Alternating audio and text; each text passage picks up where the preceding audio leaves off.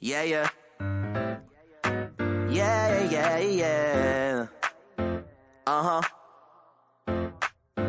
Yeah, you know, when it rains, it never rains forever. The sun's gotta come out sometime. You know what I do? I told her, rain, rain, go away, left my umbrella at home. That's why I had to write the song. Still got my dad and mom, I'm just so thankful and grateful for it all. And you would think my nephew's name was Steph Curry, the way he's shooting that ball. I'm trying to build some more bridges instead of building these walls. I'm learning to lend a helping hand to those who open their palms. If it's bad news, I'm turning it off. We'll never really see an end to this divide if we keep getting outfoxed by those who peddle negativity. It'll take root in your head, it's like a cavity. You can keep your raggedy perspective to yourself. You're always judging someone else. I'd rather smile because it's better for my health. Forget about your troubles, life is beautiful. And when I die, make sure I'm smiling at my funeral. The sun gon' shine no matter how dark it gets. Don't live your life in regret. Put on a smile and gotta handle the rest. That's a bet, so go ahead. Tell the rain, rain, go away. Yeah, yeah. You can choose to smile today. Tell the rain, rain, go away. That's right. You can choose to smile. Tell the rain, rain, go away. Yeah, yeah. You can choose to smile today. Yeah. Tell the rain, rain, go away. Oh yeah, you can choose. I'm choosing to smile instead of wearing a frown. When life is getting me down, I simply pick up my crown, open my curtains and let in a little sunshine. You gotta know your life is once in a lifetime. And if you're really gonna keep on me mugging when I walk on by, I crack a smile and tilt my head. No, you ain't gotta reply. No, you ain't gotta say hi. See, that's that low level energy. I am on a higher frequency, channeling God's divinity. No weapon formed against me shall prosper. Sometimes you gotta eat them pork and beans instead of lobster. You gotta dust it off and say this life just like Sinatra. And if you need someone in your corner, just know I got you. My mantras, be grateful for every day. And when you win and save a little for a rainy day. The sun gon' shine no matter how dark it gets. Don't live your life in regret. Put on a smile and gotta handle the rest. Like I said, so go ahead. Tell the rain, rain, go away. Yeah, yeah. You can choose to smile today. Tell the rain, rain, go away. That's right. You can choose to smile. Tell the rain, rain, go away. Yeah, yeah. You can choose to smile today. Yeah. Tell the rain, rain, go away. You can choose to smile. Smile, smile, smile, smile, smile, smile. You can choose to smile. Smile, smile, smile, smile, smile, smile. You could choose to smile. Yeah, yeah. Yeah, yeah, yeah. Yeah, you know, when it rains, it never rains forever. The sun's gotta come out sometime. You know what I do? I told her, rain, rain, go away, left my umbrella at home. That's why I had to write the song. Still got my dad and mom, I'm just so thankful and grateful for it all. And you would think my nephew's name was Steph Curry, the way he's shooting that ball. I'm trying to build some more bridges instead of building these walls. I'm learning to lend a helping hand to those who open their palms. If it's bad news, I'm turning it off. We'll never really see an end to this divide if we keep getting outfoxed by those who peddle negativity. It'll take root in your head, it's like a cavity. You can keep your raggedy perspective to yourself. You're always judging someone else. I'd rather smile because it's better for my health. Forget about your troubles, life is beautiful. And when I die, make sure I'm smiling at my funeral. The sun gon' shine no matter how dark it gets. Don't live your life in regret. Put on a smile and gotta handle the rest. That's a bet, so go ahead. Tell the rain, rain, go away. Yeah, yeah. You can choose to smile today. Tell the rain, rain, go away. That's right. You can choose to smile. Tell the rain, rain, go away. Yeah, yeah. You can choose to smile today. Yeah. Tell the rain, rain, go away. Oh yeah, you can choose. I'm choosing to smile instead of wearing a frown. When life is getting me down, I simply pick up my crown, open my curtains and let in a little sunshine. You gotta know your life is once in a lifetime. And if you're really gonna keep on me mugging when I walk on by, I crack a smile and tilt my head. No, you ain't gotta reply. No, you ain't gotta say hi. See, that's that low level energy. I am on a higher frequency, channeling God's divinity. No weapon formed against me shall prosper. Sometimes you gotta eat them pork and beans instead of lobster. lobster. You gotta dust it off and say this life just like Sinatra. And if you need someone in your corner, just know I got you. My mantras, be grateful for every day. And when you win and save a little for a rainy day. The sun gon' shine no matter how dark it gets. Don't live your life and regret. Put on a smile and gotta handle the rest. Like I said, so go ahead. What's up? What's going on, everybody? You can choose to smile today. Trick in here. Get in. We got a lot to talk about. We got some things to talk about. Really encouraged to see you guys, man. Not encouraged about the current state of America, but definitely encouraged about seeing all of you guys here today. So just trickle in. Make sure you're going to Blacks Who Defies YouTube channel, aka my YouTube channel, in order to participate in the chat. Let people come in here, trickle in, and then I'll be turning off the Porch Sessions chat. Hey, make sure to let us know how you feel about the content we present to you and that we provide to you by giving to the Cash App, giving to the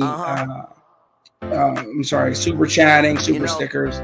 All of that matters. It helps us continue the show and helps us to get to our current goal of 4,000 watch hours, and also helps us to get to our current goal of getting monetized here. And I appreciate everything you guys are doing. So here's the Cash App link. Make sure to go to it. Let me see something. Let me see about changing the ticker. What color do I feel like today? We keep getting outfoxed by those who peddle negativity. It'll take root in your head, it's like a cavity. You can keep your raggedy perspective to yourself. You're always judging someone else. I'd rather smile because it's better for my health. Forget about your troubles, life is beautiful.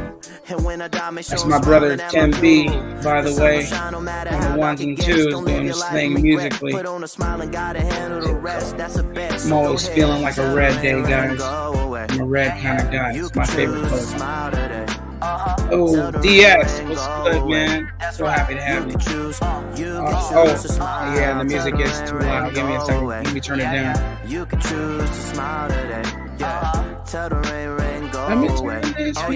You can choose. I'm choosing to smile instead of wearing a frown when life is getting me down. I simply pick up my crown, open my curtains, and let in a all right, everybody can hear me better now. Yeah, for those of you who didn't hear what I said because the music was too loud. Welcome to Blacks Who Defy. Please, everyone, if you were brought here from the Porch Sessions, move over to the Blacks Who Defies channel for the chat. Trying to get the watch hours up because we're trying to reach our goal of 4,000 watch hours so that we could be monetized. Subscriptions are wonderful, fine and dandy. The majority of what YouTube is looking for in the algorithm is watch hours. So we're trying to do that. So I'd appreciate that wholeheartedly if you could get over there and find your way over there to the Blacks Who Defy channel to participate in the chat. Also, if you'd like to give to the Cash App, there it is in the ticker at the very bottom. Money sign Blacks Who Defy. That's the Cash App for today. Also, if you do want to give super stickers, you do want to give super chat notes, then you can still go over to the Porch Sessions and do that as well. A guy was generous enough to post my link in the chat. Thank you, Kai, as always, so that we can get this going and you guys can get over to my page so we can get this going. First of all, guys, I want to say Happy Easter. Happy Easter. He's risen. I put a post up earlier on my page stating that, man, John 3:16, for God so loved the world that he gave his only begotten son, that whosoever believeth in him should not perish but have everlasting life. And then 17, for God sent not his son into the world to condemn the world, but that the world through him might be saved. Look, guys, God loves you. Jesus loves you more. He was given as a perfect sacrifice so that you would have the hope of eternal life. Now, there's some work you got to do on your part. And what is that? Believe in him so that you will have the hope of eternal life. That's the only mandate given to you. You don't have to be perfect. You can come as you are. You just don't remain as you are. with that, I'll leave it there. Everybody can come up here and let me know how their Easter Sunday is going. Did you eat some good food? I sure did. I didn't even have to cook this time, which I usually do, but I ended up going to a place called Whistle Britches. And let me tell you, it was so good. Hey, Black Thoughts, man, my man, 100 grand. Yes, sir, brother. I appreciate that. You know, this sweater, you know, it's an oldie but a goodie, man. Unless you know that old things were made with a better quality. I got this shirt, man, dude, at least 10 years ago. At least, I think longer than that. It's been at least 12, probably 12, maybe even 13 years I've had this sweater, man, and I've kept it robust. You know, I'm becoming my father, man. I look at my father, dude. I see you laughing back there, Black Thoughts. I'm becoming my father. Look, I remember not having a piece of clothing for 6 months, let alone 12 years. And I remember looking at my father's closet and seeing suits he's had and sweaters he's had longer than I myself have been alive. I remember he had suits for like 30 years. And I'm looking in the closet, I'm like, dude, this man got 30-year-old suits, etc. But they were made beautifully. And all he would have to do was get them tailored for any occasion, you know, fit to whatever size he was at the time, which my dad was always a petite, a short dude who could run a 2 mile in 12 minutes flat or less. But yeah, the guy, I'm becoming my father. I'm looking in the mirror. I'm like, my God, I'm my dad. Hey, if it hasn't happened for you just yet, just hold tight, hold the line. It's going to happen. It's going to happen, guys. And even if it isn't your father, maybe there was a father figure that you looked up to that helped raise you, etc. That is, I'm telling you, man, you're gonna look at yourself and see him and you. It's ridiculous. Lawrence, man, happy Easter to you, brother. Ride or die, always, as always, sir. Man, you my man's 100 grand. I'm so happy to have you here. So happy to have everybody here watching, man. There's 9 people watching currently. Hey, I'll take it. I'm glad that I have 9 loyal people and versus 150 in the chat who are non-loyal. They're just here for salacious nonsense. So thank you for being here. Kai, no, I didn't even wear the matching socks today. Today, I went a little hipster. I wear no socks. And I wore no socks today. I wore jeans with it. It was a little urban. I had my fedora. My fedora is in the other room. I might go get it and put it on so you can see what I got. That is fedora cost me about $300. But anyway, this is the shoe I wore with it today. And look, just like the shirt, I've had these shoes since 2013, man. I got this pair. I bought them on sale from Dillard's, man. This shoe is an Alfini.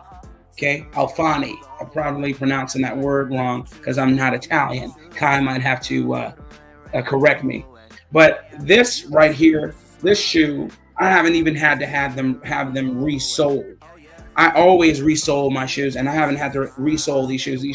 These shoes are bar none, man. And I got a navy blue suede pair, and I got these tan suede pair.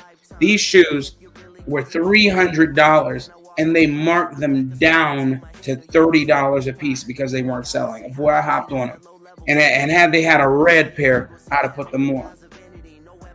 Hey, look, Black Thoughts. I don't shave my ankles, doggone it. But then again, I'm not a hairy dude. It's crazy, man. You can look at my arm. I mean, there are tattoos everywhere. But I don't have much arm hair. I don't got no chest hair. I'm amazed that I'm able to grow a goatee. I can't grow no full beard, man, like this. Get the mutton chops going down to the jawline. I can't even do that. I'm a youngin' in these streets.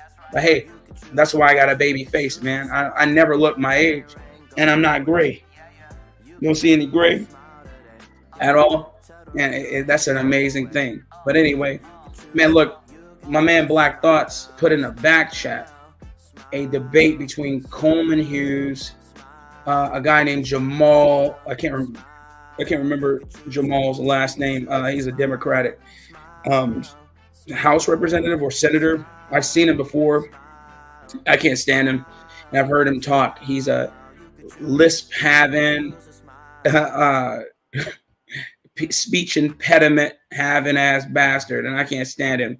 Him and then Alicia, oh my goodness, Allison, whatever the hell her name is, one of the founders of BLM, and they of course were on liberal ass NPR debating Coleman Hughes and another constituent of his, and I mean, it was just a railroad show.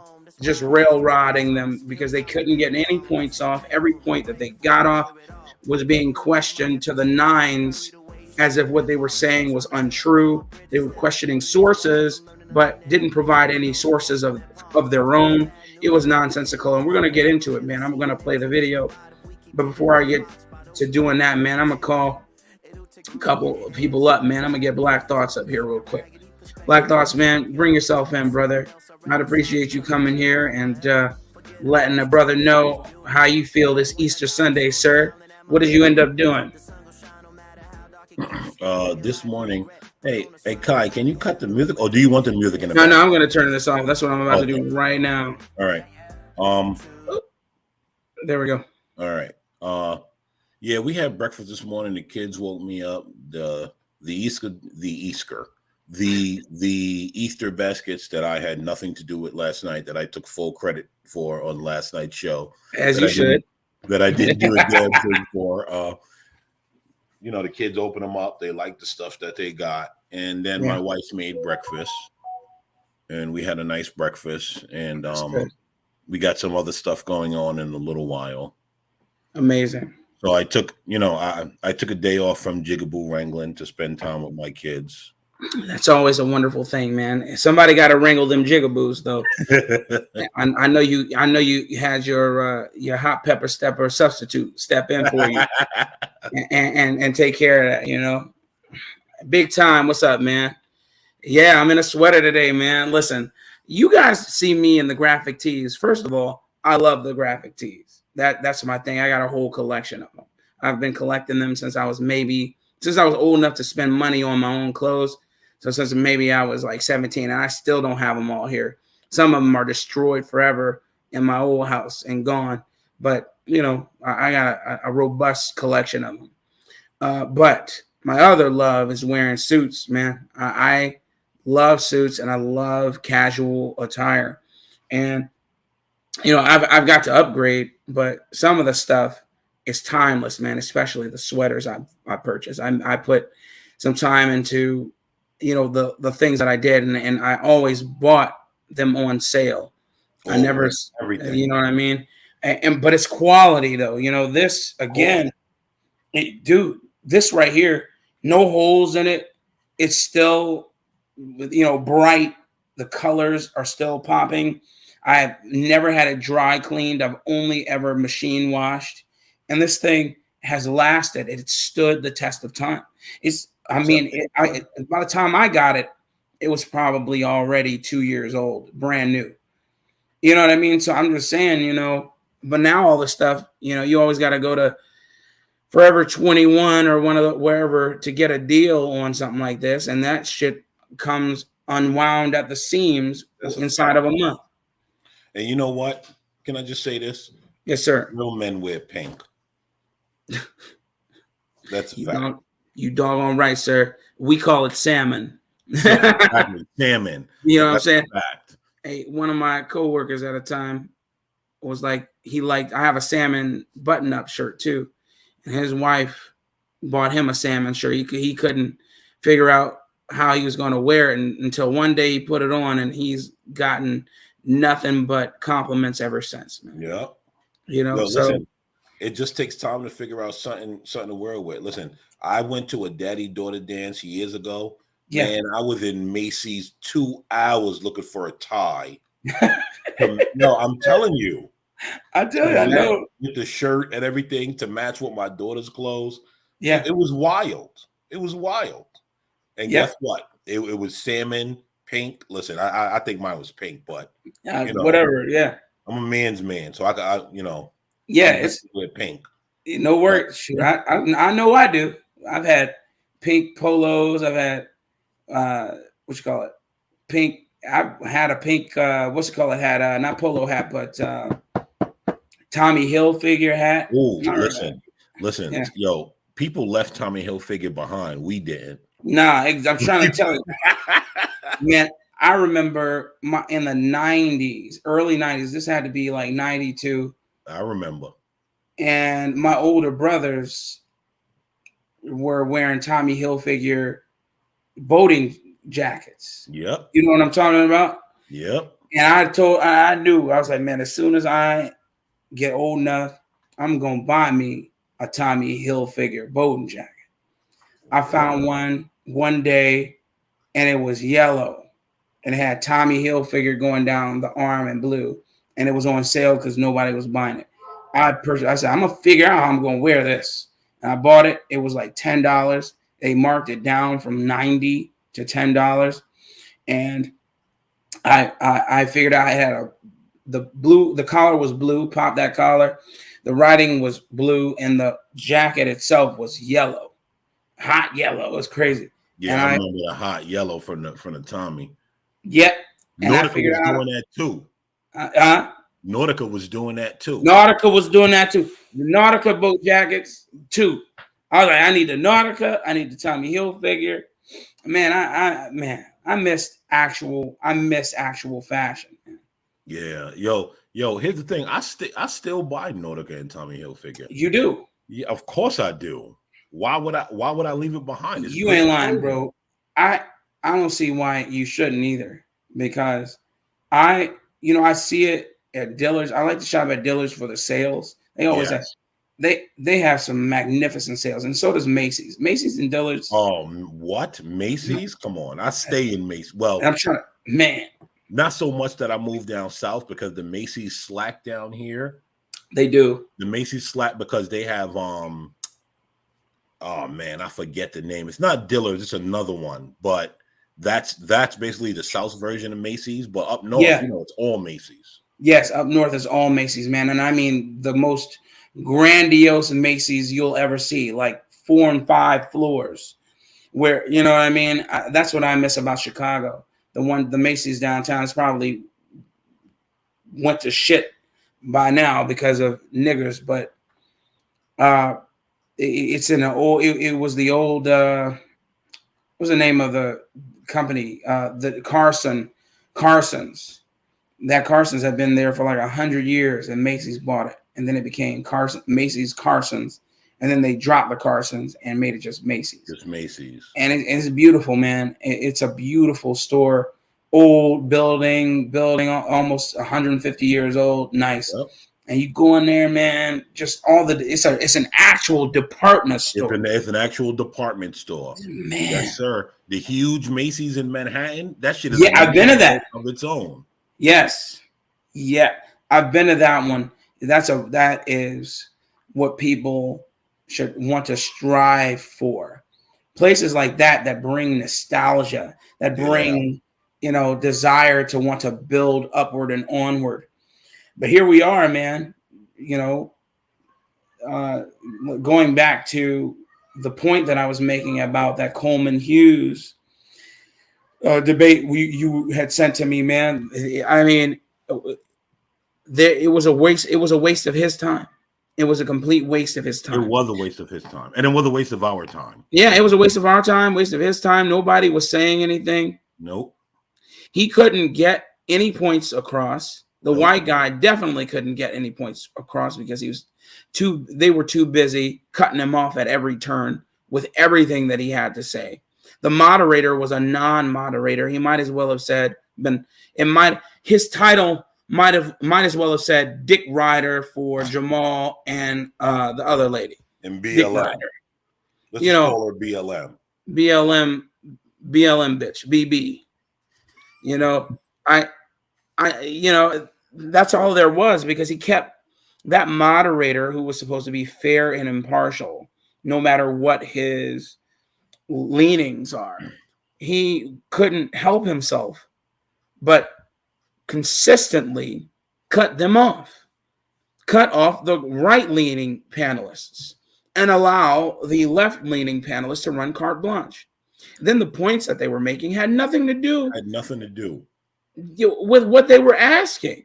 Yo, did you see what I said in the back chat? How Jamal Bowman, that's his name, Jamal Bowman, how he asked and answered his own question? Yes, he was like, they asked him a question. He said, "Oh, I thought you were going to ask this, and let me answer that question." I'm like, you see how I'm telling you, a seasoned politician. That's all. There's no fair and impartial about him. There's no critical thinking. All there is regurgitating of talking points. He was supposed to be, is it left leaning? And he's saying it's not left leaning enough. That was his initial point. But then he would digress into other points, talking about, oh, we are in favor. The Democratic Party is in favor of healthcare for all, and is in favor of this and that and a third. But wait a minute, your initial premise was it wasn't left leaning enough. Now you're in the affirmative of the Democratic Party. Yeah. How are you going to make that statement and stand on it, but then move the ball to a different court and start talking about a point that had nothing to do with the actual question posed to you at the beginning of the repartee? Yeah, that shit was terrible. It was hard for me. It was ridiculously hard for me, man. And then the guy, who was the guy that they let up? They let up a journalist. I've seen him before, actually. I've seen him a few times before in different spaces. Yeah, I don't even know his name. What is his name? Oh, I don't remember his name. A doctor something. I'll call him Dr. Claude Anderson. No, this guy came up there, and as soon as he showed himself on camera, Jamal was like, "Oh, that's my boy. Can I say hi to my boy?" I'm like, "Oh my God." And then I knew immediately how it was going to go after that. And I believe that was a deliberate action. Of course it was deliberate. Yeah. It wasn't haphazard. It wasn't by happenstance of circumstance. It was by design that they brought in someone who had some sort of intimate relationship with Jamal Baldhead. That's what you called him. You called him Jamal Baldhead. So, well, let me pull up this video real quick, because you guys got to see exactly what I'm talking about. Let me go to my history. And this is some of the stuff we torture ourselves with on a daily basis, just in the name of trying to get to the truth, like trying not to be biased. Like, we watch these things and we torture ourselves with it, just saying, you know what, let's listen to everything going on here. Exactly, because it's the only way. You don't listen to things to confirm your point. You listen to things to try and what word am I looking for? Not disapprove, but I can't. Damn, I'm losing my thought. You're looking for things that will debunk your point. Yes. And if they can't do it, if the opposition is obviously lacking in that regard, then you are making a sound point that's based in fact and based in morality. But you oftentimes find yourself party to people who are looking for things to confirm their own biases. Yes, confirmation bias. There you go. And they will not avail themselves of what the opposite side is saying, though they'll say it. They'll give you lip service and say that that's what they're doing. But I feign to believe that they actually do. No, they don't. Without further ado, further ado. And we try to stay out of the echo chamber. Thank you. Without further ado, let me pull up this screen so that you guys can see just what myself, Black Thoughts, Uncle Tom, LA torture ourselves with on a daily basis to get to the crux of an issue. Can you guys see my screen? Can you see it? Black dots. There's nothing there, but we could see stuff. No, I'm saying you can see that screen that I'm about to present. And black. Yeah. Let me know if you hear an echo when I press play. Welcome to another episode of Conversations. No echo. So Okay. on March 21st, I participated in an Intelligence Squared debate. Turn it up a little bit if Vice you can. Matter co-founder Alicia Garza and Congressman Jamal Bowman. The motion of the debate was, has the Democratic Party gone too far left? So the political scientist Rui Teixeira and I argued in the affirmative, and Alicia and Jamal argued the negative. Now, this debate was frustrating for me at times, and I think you'll hear exactly when those times are. But overall, I'm really glad that I did it, and I hope you enjoy it. So without further ado, my Intelligence Squared debate, has the Democratic Party gone too far left? Hi, everybody. Welcome to another debate from Intelligence Squared. I'm John Donvan, and I will be moderating as usual, as this time we take on one of those topics we like to visit from time to time, where we look at the ideas that underpin America's political parties. Last time around, we asked, has the GOP lost its way? It was a good debate, and I recommend it. This time, the Democrats are up again, and here's the question we are posing this time. Is the Democratic Party too far left? So let's see what we get for answers. We have a four-person debate, 2 against 2, and let's welcome them. For the team arguing yes in answer to the question, is the Democratic Party too far left? Fellow at the Manhattan Institute, contributing editor at City Journal, host of the YouTube and podcast series Conversations with Coleman Hughes. Welcome, Coleman. Thanks so much for joining us at Intelligence Squared. Thank you for having me. And your partner is political scientist and commentator, senior fellow at the American Enterprise Institute, and co-founder and politics editor of the Substack newsletter, The Liberal Patriot, Rui Teixeira. Welcome. Man, before we continue, what's a brother got to do to become a fellow at the Manhattan freaking Institute? Doggone it. Do I got to write an open letter to Congress too? Yo, I guess I do. I don't know. I think John McWhorter is too. Yeah. They get paid for that. Mm-hmm. They get paid a lot of money when they become fellows. And, being a doctor of something is not a prerequisite. He's not. I don't believe that Coleman Hughes has a doctorate in anything. So, I mean, I know he went to Columbia. That's, who cares? But, man, maybe I gotta work on some sort of material to write to the House and or Senate and stand before them, a Senate hearing, and get my face out there. You never know. Roy, thanks so much for joining us. Glad to be here. Now we have 2 opponents to this point of view. The team arguing no, that the Democratic Party is not too far left. First, civil rights activist, co-founder of the Black Lives Matter movement, principal of the Black Futures Lab, host of the podcast Lady Don't Take No, Alicia Garza. Welcome, Alicia. Thanks so much for joining us. Thank you for having me. And finally, a member of the U.S. House of Representatives from New York's 16th District, Jamal Bowman. Welcome, Congressman. Thanks so much for joining us and making the time as well. Of course. Thank you so much for having me. So I want to get to it. I just want to say that we've already agreed that he's we're a Congressman. going to go on a first name basis for the duration of this conversation. I just want to ask permission from all of you to interrupt when I feel as moderator it's appropriate for me to do that in order to move things along or to clarify. Is that okay with everybody? As they say on the airplane, a verbal yes from everybody. Yeah, give me 1 second. Yes. Okay, thank you. Why does he have to ask permission? Think about it.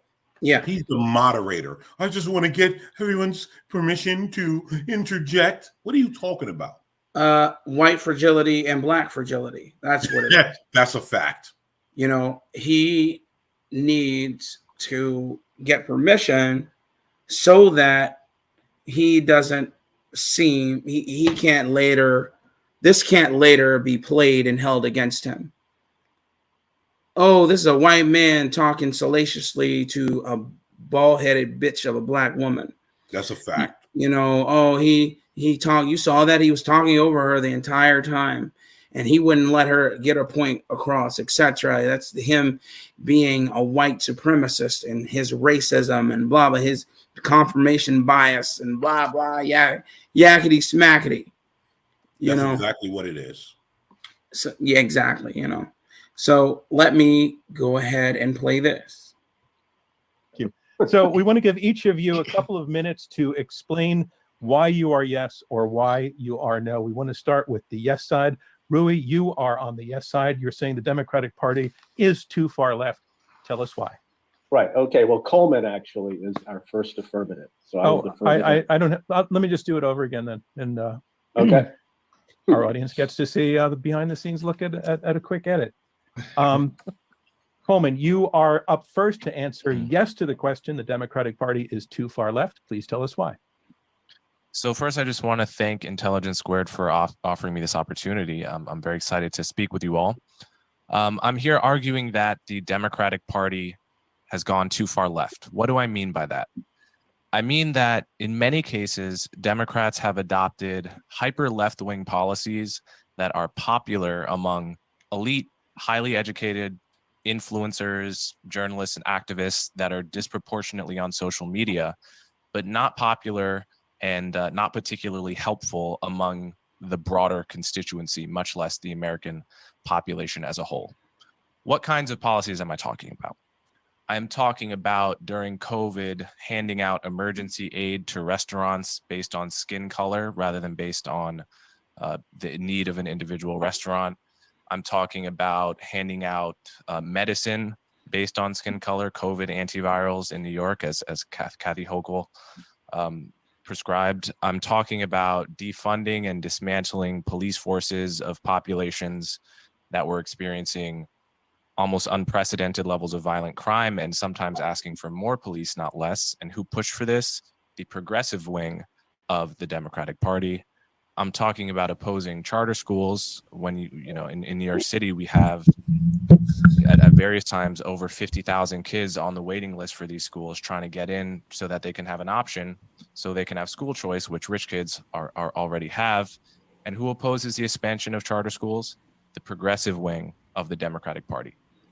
The question is why? Why does the party that feels itself, and in some cases is the party of that sticks up for the disadvantaged and the working class, why is it that the progressive wing supports policies which don't help the working class and opposes certain policies which would? My argument is that the Democratic Party in some ways has grown more to care about the opinions of highly educated, highly online elites more than the needs and opinions of the broader constituency. This is why Biden and Elizabeth Warren and various other Democrats will use a word like Latinx, even though 80% of Hispanics have never heard that word. They, and through no fault of their own, we're all in a bubble in life, right? But they're operating in a bubble where the far left ideas about race and gender and so forth are quite popular, but that is a tiny bubble, not representative of the broader public. And as public servants, it's crucial that we get out of the bubble and that we serve the needs of the broader constituency. So that's what I mean when I say the Democratic Party has gone too left. And I hope listeners will find something to agree with in my point of view. Thank you, Coleman Hughes. And did I mute myself? Am I up? Is everybody hearing me? Yeah. Mm-hmm. Okay. Thank you, Coleman Hughes. Sounding odd coming back to myself. Thank you, Coleman Hughes. Now we swing over to the no side. Alicia, you are taking the position that the Democratic Party is not too far left. Please explain why. Okay. So first of all, thank you to Intelligence Squared for having us and for having this conversation. Let's just start with the premise of the question. To infer that the Democratic Party is too far left is also to assume in some ways that it may be out of touch with the majority of the country.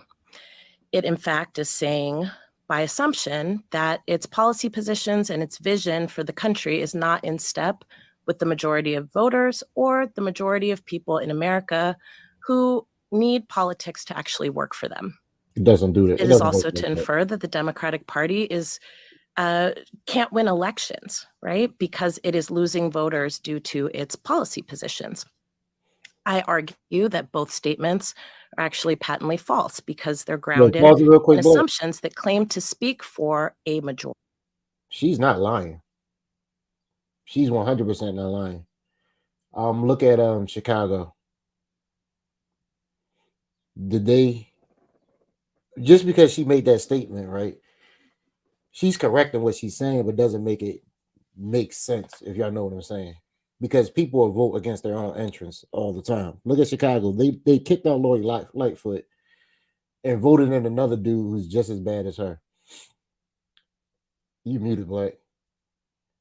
And one dude, and some of the people on the street were welcoming this guy in. And one lady said, Lori Lightfoot did a great job, but we just have to move on.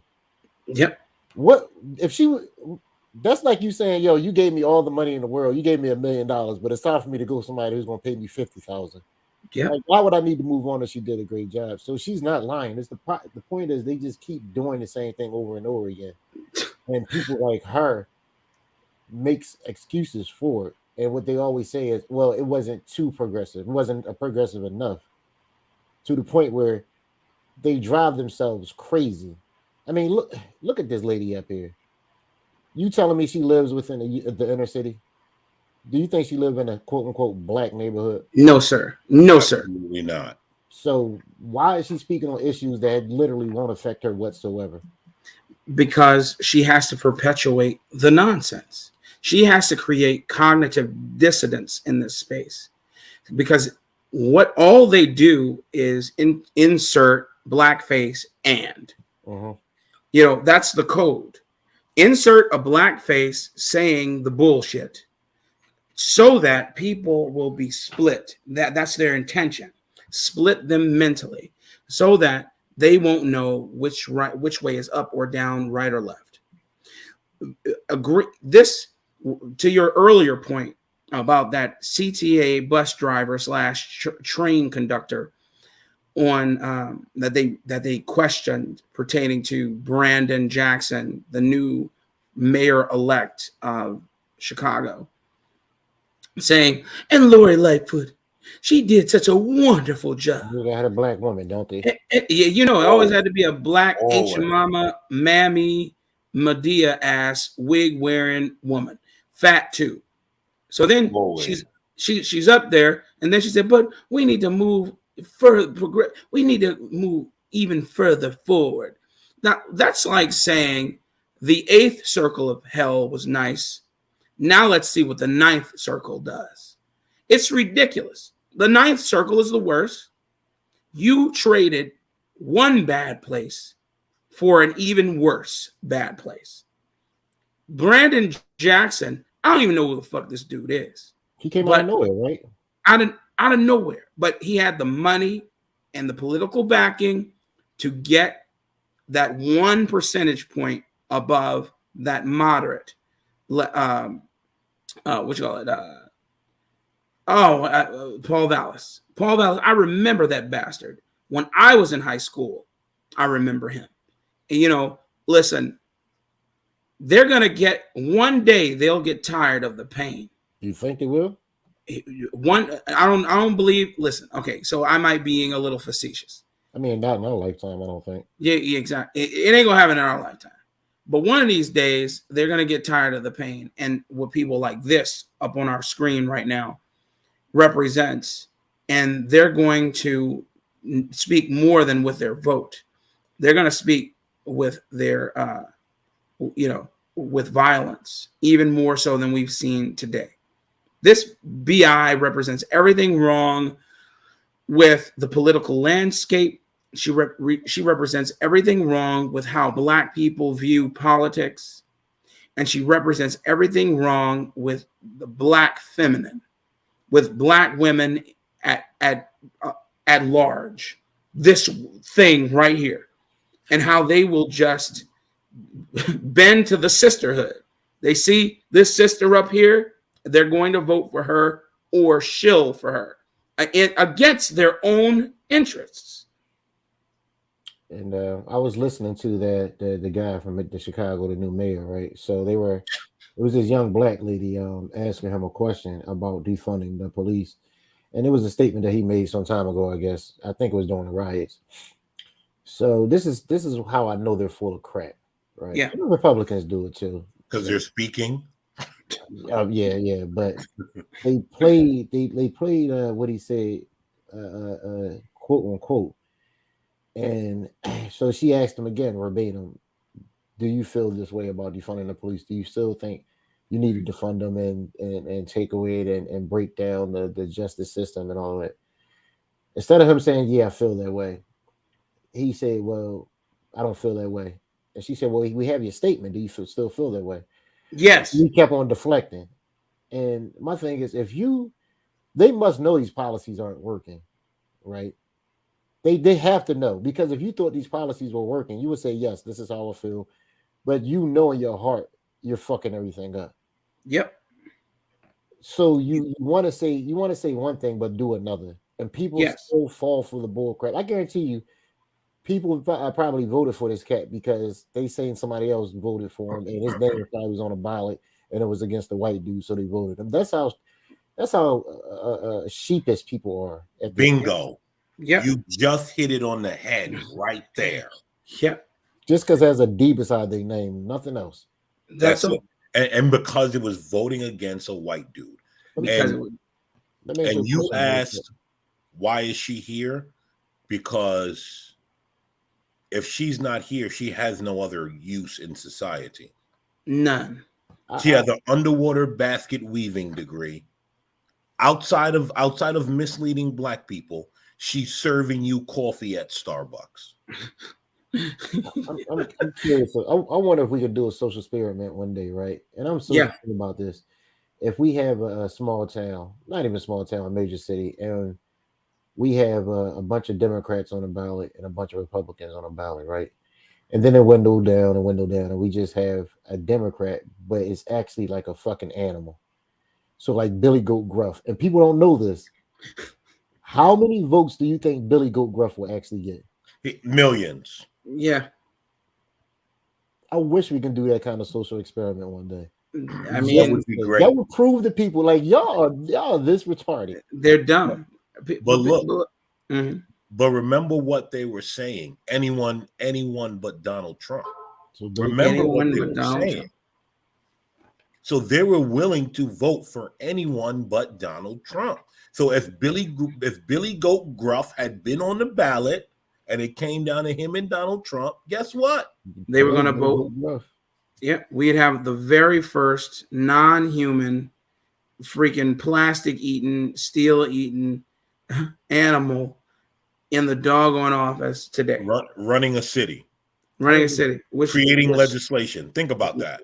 Which I would say is no different than what we have now. I was just listening to John McWhorter's one of his old podcasts when he had, I don't know if you saw Black Thoughts when he was saying diversity and STEM. It was probably like a couple weeks ago. I've probably seen it, but put it in the back chat. Yeah, I put it in there. It's pretty good. It was two black because I didn't know he was a scientist, and he had another nuclear scientist on, and they were talking. And they were John McWhorter's not a scientist; he's a linguist. He said he had a degree in science. I think I want to say biology, if I'm not mistaken. Well, maybe perhaps he has. Yeah, I was going to say because he went to MIT. Yeah, perhaps he has his undergrad in that.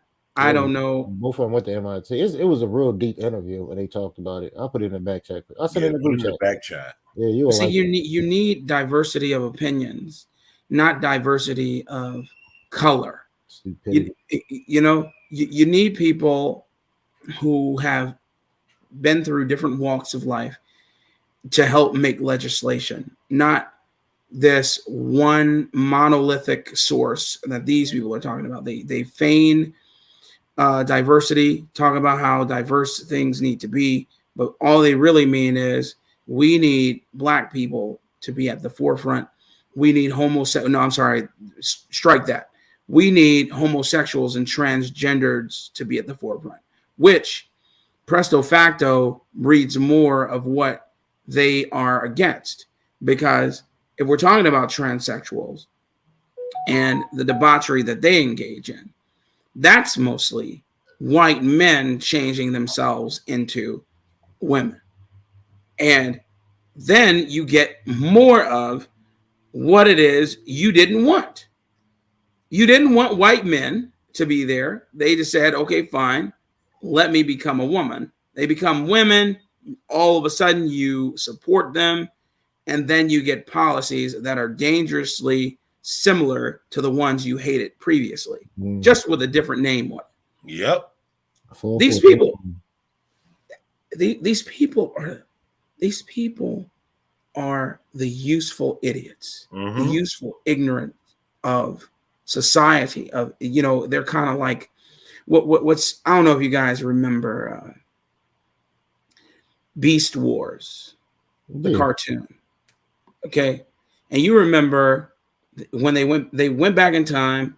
They were on planet Earth. It took forever for us to figure out where they were, but they had jettisoned all the pods with all of their shipmates in them, and ever so often, one of the pods would fall down to the planet, and it was completely a blank shell, a blank slate, and it would have to scan the surrounding area in order to become one of the animals that is on the planet, one of the indigenous animals on the planet, so that they could survive the radiation that bothers their systems or whatever.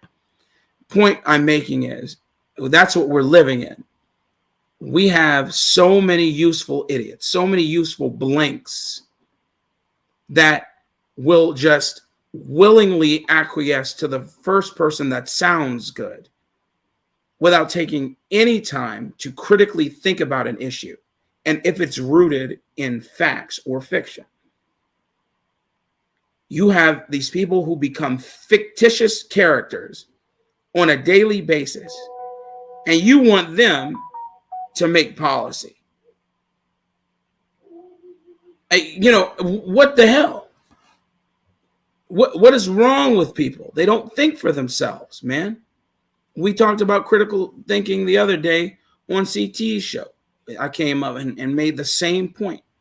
How you don't have to be a Harvard laureate to critically think. And I gave the analogy that, mechanics, plumbers, police officers, people who do the daily work that's grunt, they have to critically think about their job. What do I do to survive the day, police officers? What do I do to make sure that this pipe or whatever I'm installing is installed correctly, so when the pressures hit it, it doesn't explode immediately? You know what I mean? Just different things. But anyway, Kingdom Minded's question. If there is only one truth, how is diversity necessary? Well, let me answer that. Okay.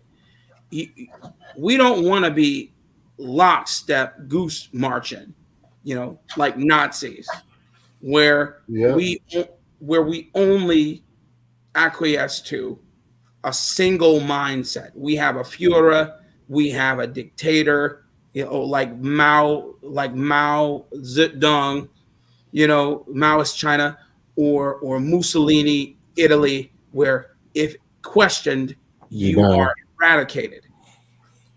We can align on certain things, but have different viewpoints and argue the finer points, or the finer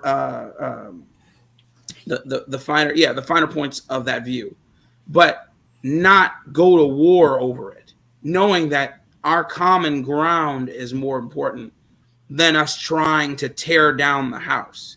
Yes. If we go to war, it should be with a different country who's trying to tear down our house, not us. Yep. Not us. The Eyes of March, where who stabbed Julius Caesar in the back? Was it? Well, that was Eyes.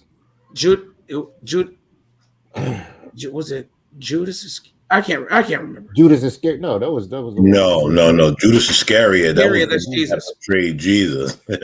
What's his name? I can't remember his name.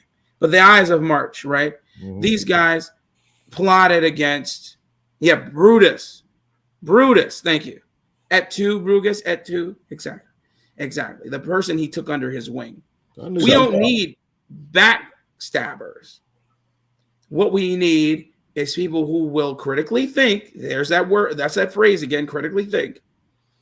Come up with opposition, but then again align on common ground.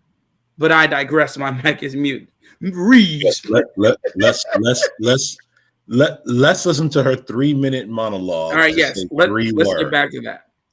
Let me get back to it. I mean, it's hard, guys. Here we go. But in fact, don't. There are reasons that voters are leaving the Democratic Party, just like there's reasons that voters are leaving the Republican Party. But despite polls that claim otherwise, it's not because the positions of the party are too far left. Take it from me. There are, however, reasons that the Democratic Party may or may not reflect the views of the majority of the country, but I would argue that this is also not because their positions on policy are too far left. A white majority in economic, a white majority that is in economic, political, and social decline is actually the reason that voters are leaving the Democratic Party. And despite the fact that the policy positions of the Democratic Party would, in fact, and do largely benefit the declining white majority. Come on, man. Y'all playing with inability to win victories for current and potential voters that improve their standard of living and their quality of life is another reason that votes for the Democratic Party may be in jeopardy. But overall, studies show and polls show that this debate in and of itself, the question of whether or not the Democratic Party is moving too far left, is actually driven by the attitudes primarily of older white men, a declining demographic overall who fear and denounce the demographic change that threatens their power and influence overall.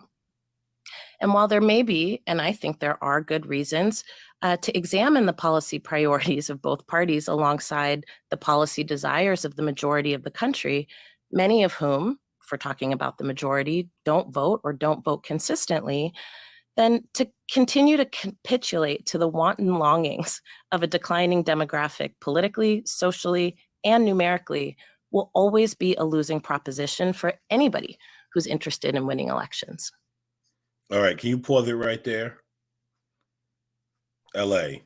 I hate you. I hate you. Do you understand why I was raging in the back chat? I do. I hate y'all for letting me listen to this. Politically, socially, and numerically. Did y'all hear her admit that the Democratic policies are the reason why everything is messed up in her own fucking statement, though? Did you hear that little gem she slipped in that she basically told on herself? Yep. But they always got to blame. I wish Uncle Tom was here to play that. The white boogeyman. Yeah. Yes. Grape soda. Yo, she with his grape soda. Yep. But yet she's. Yo, that's crazy. Yo, hold on. We should have that actually. But here's the thing. She spoke for 3 minutes. I didn't say a fucking word. And well, that too went all around the world, sounded beautifully educated, just to say the people leaving the Democratic Party are white men. That was it. She could have cut that short and went on. She said a whole bunch of bullshit. Yeah. That's why I was raging in the back chat. Yep. Like, what? Your first minute? This is what you say? And I purposely didn't listen to it because I knew I was going to get irritated, man. Dude, her opening monologue killed me immediately. Black Thoughts got to it first, and he said his piece first. I almost vomited listening to this whore. And I'll tell you, she said a whole lot of nothing, but what she did say that caught my ear was the Democrats aren't left enough according to her definition of left. Mm-hmm. Because like Big Time so eloquently wrote in the chat, because the Democrats are putting boys in girls' locker rooms, men in women's prisons, and support gender mutilation. Okay, so if those are the things that define the left, wouldn't that make them a leftist party? What's up, Coach K? Coach K, what's going on? Yes, sir. How you doing, Coach K? But the fact that he slipped that in, they always tell on themselves. I don't think people but they actually policies. LA, when we listen to it long form, they actually told on themselves several times. Every time. that was the weird part. Like there was a lot of admittance that the Democratic Party is inept at policies. Yep, they're completely inept. Their ineptitude is palpable. They don't have anything to stand on. And when asked, when this next gentleman gets up, no, not the next gentleman, but when the black bastard gets up and starts talking, you'll find. Husband? Oh, there, speaking of the devil, there he is. Does he have a white husband, the next guy? Because you know they got to have a black female and a black gay guy with the white husband. No, this dude, and that's what's so disappointing about this next black dude. He is a black man out of Manhattan, I think, right? And he's married to a black woman. I mean, you wouldn't a black woman, and he appears to be masculine, but everything he says is feminine. Has that been substantiated? What? The claims of him being married to a black woman or a woman? Yeah, someone her name is something Oppenheimer. I did a little bit of research in the background. I was looking at who he was married to, and this may be his like second marriage or something, but yeah, he is definitely married to this woman, but he might be another. What was that dude from Florida? I was just about to say that he was in the hotel with the little boys. Yeah, I can't remember. Gilliam. His name is Gilliam. Yeah, Gilliam. Yeah, smoking that crack. He might be another Gilliam. So, yeah, he we never know. But let me go ahead and press play real quick. Hey guys, thank you, Alicia. Now we swing back again. What say? Real quick, let me just say this. That's why we are reviewing this solely because of Coleman. That's why this has made it to the table, because we have respect for Coleman's views. So that's why this made it to the table. And that's a fact, sir. To the yes side, and Rui Teixeira, it is your turn to tell us why you are arguing yes, the Democratic Party is too far left. Yeah, I mean, I guess I'd start out by pointing out, I think a lot of the things that Coleman mentioned in terms of things that in fact are not majority positions were not really responded to by our distinguished opponent, who instead basically made a lot of claims about how the Democrats, in fact, are winning elections, and that to the extent they are not winning elections and are losing voters, it's strictly because of this so-called declining white demographic. Well, I would like to raise a few questions about that based on the actually existing data. If you look at the data, for example, if you compare 2012 to 2020, those two presidential elections, the Democrats gained 16 margin points among white college-educated voters. They lost 19 points among non-white working class voters. So I put to you the proposition that if we're looking at where Democrats are losing votes, in fact, it is frequently the case. They're losing votes among non-white voters, particularly working class voters, which does not comport well with the case that Alicia was making. Some further data along those lines, you can actually look at non-white working class voters from 2012 all the way up to 2022, which is our latest data, and my estimations indicate Democrats have lost 33 margin points, 33. Off of their support among non-white working class voters. Again, this does not comport with the idea that this is strictly a matter of the declining white demographic as opposed to other more serious problems. In fact, I think what Coleman is basically saying, and it's very important to stress this, Democrats are not only moving too far to the left and alienating, say, white working class voters, they're alienating considerable parts of their base. How else do we explain that the Democrats lost 16 points off of their support among Hispanic voters in 2020? How do we explain that the Democrats lost 14 points off of black voters between 2020 and 2022? I mean, I could just go on. You can look at the data from New York. Look at this massive swings toward the Republican, and Asian and Hispanic areas in the local election. I mean, you look at what happened. How did Eric Adams become mayor of New York? He became mayor of New York because he was running against the Democrats being too far left on crime and public safety. And that's why he became mayor of New York, not because he was running on a super progressive platform, or that's what people were looking for. Rather, what people really want is they want public safety, they want equal opportunity, and they want upward mobility. And to the extent that Democrats depart from that formula, and as Coleman is rightly pointing out, sort of put forward and identify themselves with a point of view and a sort of world outlook that is really peculiar to the college-educated liberal slice of the American electorate, that's not the way forward for the Democrats. It does move them too far to the left. It does move them too far for the median voter, and not just the median white voter, the median non-white voter. So I put it to you that, in fact, our distinguished opponents are just not getting it right here on the basic data, on the basic sort of contours of the American electorate and what people want and what they do not want. Thank you, Roy Teixeira. And finally, you pull it right there. To answer a big time question, yes, Eric Adams did sell out, but what he ran on was completely different. Yep. And to listen, and further down the line, we'll hear that that black liberal degenerate try to dismiss Eric Adams winning. Yes, you will. Furthermore, also, you this is the only time that those two speak uninterrupted. So yes, oh my God, you are correct. Was just about to say that it is crazy what this moderator, this non-moderator dick holder did on this doggone panel. You know, it's funny because it's true. I mean, it's supposed to be a non-biased debate. These guys, not non-biased debate. He's supposed to be a non-biased person as a moderator in a biased debate.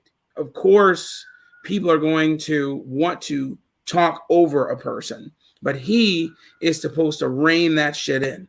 How does he do it? Muting mics and shutting people the fuck up. But he won't do it.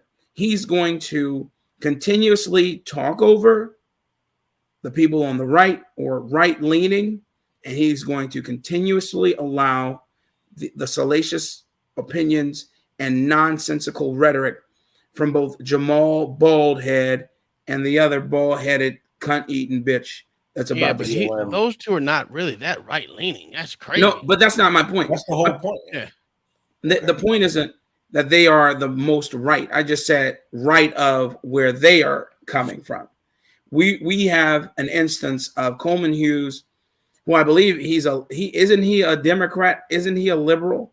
No, in a sense. No. What is he? He says he's on the right, but he's not. But the thing is, I don't know. You know, today the lines are blurred, right? And that's the problem. But for all intents and purposes, we have to say he's on the right because he's to the right of the extreme of the extremes. And Coach K, he does do those Intelligence Squared shows. Yes, Coach K, you're correct. But I'm not understanding why he was acting the way he was today. Also, Coleman is more like a classic liberal than he is right, because everything that I've ever heard from him has been more classic liberal. But I don't. So Black, sorry to interrupt. No worries. Okay. So I think the reason why he identifies now on the right is because that's where they have pushed him. Yeah. Because they have done this. They have done this pushing of, if you do not align with us 1,000,000%, you're on the right. Yes. And so he says, okay, well, since this is where we have to be labeled, then I'm on the right.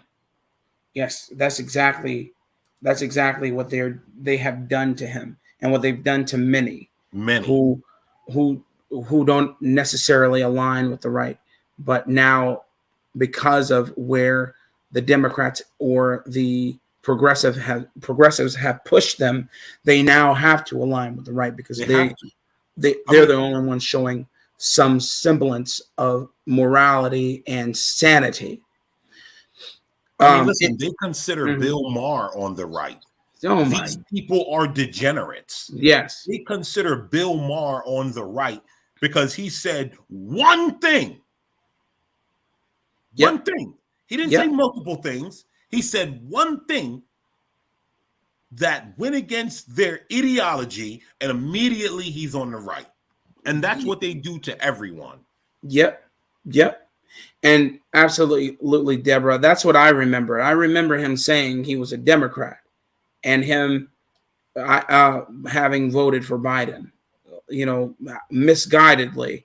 But yes, I do remember hearing that.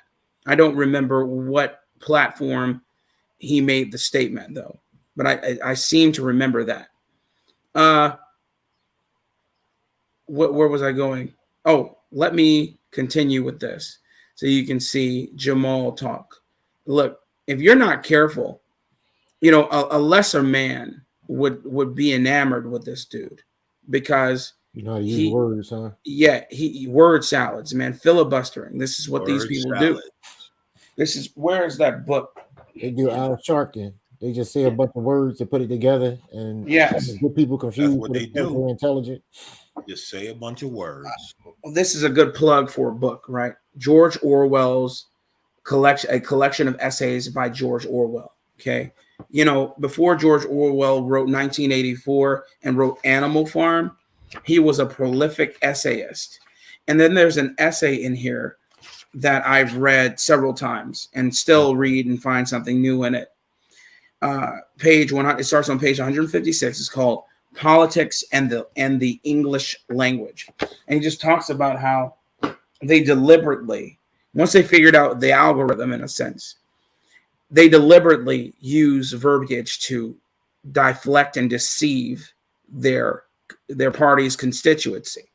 It's what they do. Using Latin terms ad nauseum, using the Greek and Latin terms, so that it sounds good, but it's all garbage. When was this book written? So I can let you know that even though it was, the collection of essays were written 1945, 1946, 1949, 1950, 52, and 53, respectively.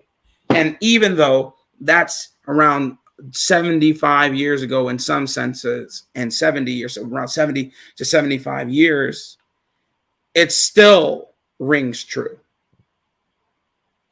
Another book that people can read is a book that a lot of investigators read. It's about interrogation, but the thing about it is it teaches you some form of critical thinking and actually listening to what people say. So a lot of times when I tell you I hear something somebody says that I guess a lot of people don't pick up on, is because I listen for context clues, because everybody gives them. Yep. So the book is called I Know You're Lying. The thing about the book is if you read it, it's a great book, but if you're not careful, it'll have you. It teaches about deceit. So if you're not paying attention, you will catch everybody in some form of deceit, and you won't trust anybody. But it's a good book to read, to have to help you weed through a lot of people's bullshit, because a lot of words they use or the way they phrase it, and a lot of these con artists, what they do is they won't answer a direct question. So if you give them a direct question, they give you a general answer. Like if you say, "Did you know are you going to the store today?" Or "Did you go to the store at 2 p.m.?" They would say, or they would just answer the question like, "Oh yeah, I've been to the store," or "No, I didn't go to the store today." But they won't answer the question directly about going to the store. It's a yes or no fucking question, but they would never do it. So you have to be careful. If you just pay attention to what people do. If you ask them a direct question, they give you a general answer, then you know they're lying or full of shit. Man, and you are 110% right, man. I'm gonna have to check that book. Yeah. What's it called? I know you're. I Know You're Lying. Yeah. I Know You're Lying. Yes. Yeah. And I'm gonna read that book definitely now, and also read quotations from the Chairman Mao. Oh, okay, I know that gotta be good. It is basically the communist red book that was proliferated through to the masses during their revolution, and also to America, especially in places like New York, San Francisco, LA, in the 60s and 70s, when people were dealing with their flower power. Would you consider them just snake oil salesmen? Well, yes, because they wanted power. They wanted power, and they had useful idiots to help them achieve it. Yeah. Because listen, I don't believe everyone who claims to be on the left is a moral degenerate. I believe they get rope-a-doped into it in some sense, because people aren't that smart out here. They are oblivious to everything in the world, and they just want to A, participate in something, and B, get something for themselves. You know, they're trying to get the most. They're trying to get a fistful of coins, a fistful of ducats wherever they can, and they'll vote based upon what the loudest voice says, never on their own critical thinking. People who critically think, and I mean truly critically think, are few and far in between. Yeah, and, cool. Yep. You said, what was the title of that book? Oh, that's called Quotations from Chairman Mao Zedong. Hey, this would be a good time to tell y'all, probably in the next 5 minutes, we're going to push everyone over to Black Two to Five's page so he can get as much viewers as possible and watch time hours. So please, if you're not going over there, please start making your way towards his channel. You got your channel link, or link your channel in there? It was. I put it in. Oh, I'm sorry. Kai put it in earlier. Do what you want to do. Dang, where did I? Hold on, let me see if I can grab it from the top. I know I joined later, so no, that's not it. It's up here at 3:39. Yeah, I see it. Dang, how do I copy that? Anyway. She's not there, damn it. She has all that shit linked over. She's better than we are. No Chaser did it. Damn, No Chaser. That man be on it, man. Best moderator I ever had, man. That's what I'm talking about. Yeah, so everyone, could you please make your way over to his channel? Please that do. That way he gets to watch time hours. Do we watch hours? Yeah, that's what I meant. Yeah, watch hours. Let me just say something before we proceed. YouTube doesn't give a fuck about subscribers anymore. Nope. What they care about is watch hours, shares, likes, and debauchery. Oh yeah, that too, of course. They have, of course, in their all-knowing eyes, manipulated the algorithm again and made a new set of rules that they put out, but of course people didn't pay attention to. So here, us as content creators, we need your help. We need you to support with your likes, with your shares, and most importantly, with your views, so that we can achieve monetization and get off the plantation, as it were. So yeah, they seem like they like to push. You adding shit. No, we are on the plantation because you are a terrible, terrible boss, sir. You pay us $5 out of here. Listen, you pay us $5 a month, sir. We up here starving. I haven't changed my clothes in 3 days. And can I say this? Yeah. So I stepped away for a minute. Did we answer Kingdom Minded's question about a book discussion? I was just man. Look at you, man. You read my mind. No. You know what? Simply because she's a contributor. She's here, and so I don't want her to be ignored. You're right. And I was just about to end. It's so crazy that you did that. Anyway, yes, Kingdom Minded. That's exactly what I was about to highlight. Yes, we can do a book discussion. I don't know on what day. Perhaps on Thursdays. I think that would be an apt time where we talk, Thursday evenings. Okay. And we can talk about whatever book. You give us a suggestion, we'll get some of the points, we'll get the Cliff Notes version of whatever book if we haven't read it yet. and we'll then discuss it. Since you brought up the point, I'd like for you to maybe put a book here in the chat, of Blacks Who Defies chat, and we can, do our research, and then we can come and talk about it, because we'll, the litany of books that I've read and that LA and Black Thoughts and Uncle Tom have read, we'll gladly bring those up. But you choose one, we'll definitely talk about it. You know what, Big Time? We always do it on our own in our personal chat. Yep. A lot of things. The problem is, it's not even a problem. It's on us, because people will come and find us. So it's on us. I was going to make a dumbass excuse of saying a lot of people wouldn't like it, but that's a lie. Like, we got to stop putting that out there in the air. So that's true. We should do it. We matter of fact, we will do it. Because that would be interesting to see. But a lot of it does go on behind the scenes, as he said. Like a lot, like we watch a lot of debates. We talk about it amongst one another, give our opinion, and sometimes we don't bring it to the forefront. Sometimes we do, sometimes we don't. Yep.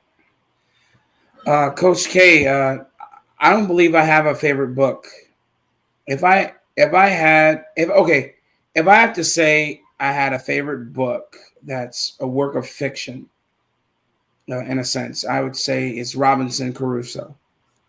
And I say that because that was the first chapter book my mother made me read. Shut up, Big Time asshole. I said, like, having no curtains in your Hey, look, yes, Coach K, it's I would say Robinson Crusoe, and solely for that reason. My mother made me read it, and it ended up being interesting. I remember that. It took me forever to read that damn book because I didn't want to read it. But yeah. I don't read fiction books at all. Yeah. I don't. I need. I don't. But it's fiction. Like, is fiction actually helping? Something like that's going to help you for? Well, Robinson Crusoe was loosely based on what was the gentleman I spoke with who lived 30 years with the Watherong. William Buckner. Okay, he was sort of the Rosetta Stone for England to come in and colonize the half of the continent that he was on. He was on the other side of the continent in a penal colony, escaped, lived 30 years with the Watherong, learned became very intimate with them, learned their languages, their customs, etc., and was instrumental in them taking over what we now know as Australia and witnessing some things, and in Robinson Crusoe, he talks about how he ran into one of the, quote, savages, unquote, that he ended up befriending. And then, he was a part of a cannibalistic culture where they would eat people that were their enemies, etc. And that's exactly what William Buckner talked about in his memoirs concerning his time there with the Watherong. So in a sense, it is fiction, but it is fiction that is much more closely related to reality than some of the fiction that we have out here today. Like, I'm not telling people to go and read The Coldest Winter Ever by Sister Soldier or freaking 50 Shades of Grey. You know what I mean? That's garbage. That's smut. But I will say that something that is fictional but has ties to reality in a stronger sense, I would definitely advocate for. Require any kind of special appointment for people to question and objectively analyze information before forming judgments. But that's not what the system prepares us for. You're absolutely right, Conshonry. The system doesn't prepare us for that. But the beautiful thing about the human mind is, I know it's kind of anecdotal and kind of, not taboo, but avant-garde when people say, hey, the brain is faster, has a computing power better than the strongest or the greatest supercomputers known to man. That's a very true statement. People, yes, people are creatures of their training, of course, but when we deviate from training, that's critical thinking. When you can think outside of the box, and I believe everyone's capable of it. They just keep themselves numb. Well, also, no. Most people are scared. There you go. You see, so I'm not going to be long-winded here. Most people are scared, right? Because here's the thing about critical thinking and thinking outside the box. That means you have to put yourself in a place where you have to be ostracized. And I remember having this conversation early on this platform. You have to be ostracized to put yourself in a place of critical thinking and not going with the masses. Most Isn't people that the truth? handle that. Man, so true. Most people cannot deal with that. They have to be accepted by something. What they don't understand is when you put yourself out there as a critical thinker and you go against the masses, you are accepted by those that are critical thinkers, but they don't want to be a part of that because there's not enough likes in that. And that is the stone cold truth. People are afraid to step out on faith, as it were, and allow themselves to think for themselves. And it doesn't help when you are told not to do it, or for lack of a better phrase, railroaded into not doing it. Yeah. Fear mongering, salaciously threatened, summarily threatened. You're saying if you don't do it, then this is what will happen to you, etc. Yeah. Kingdom Minded, real quick. Kingdom Minded. Did you hear what we said about the book? The book burnings. That a phone died.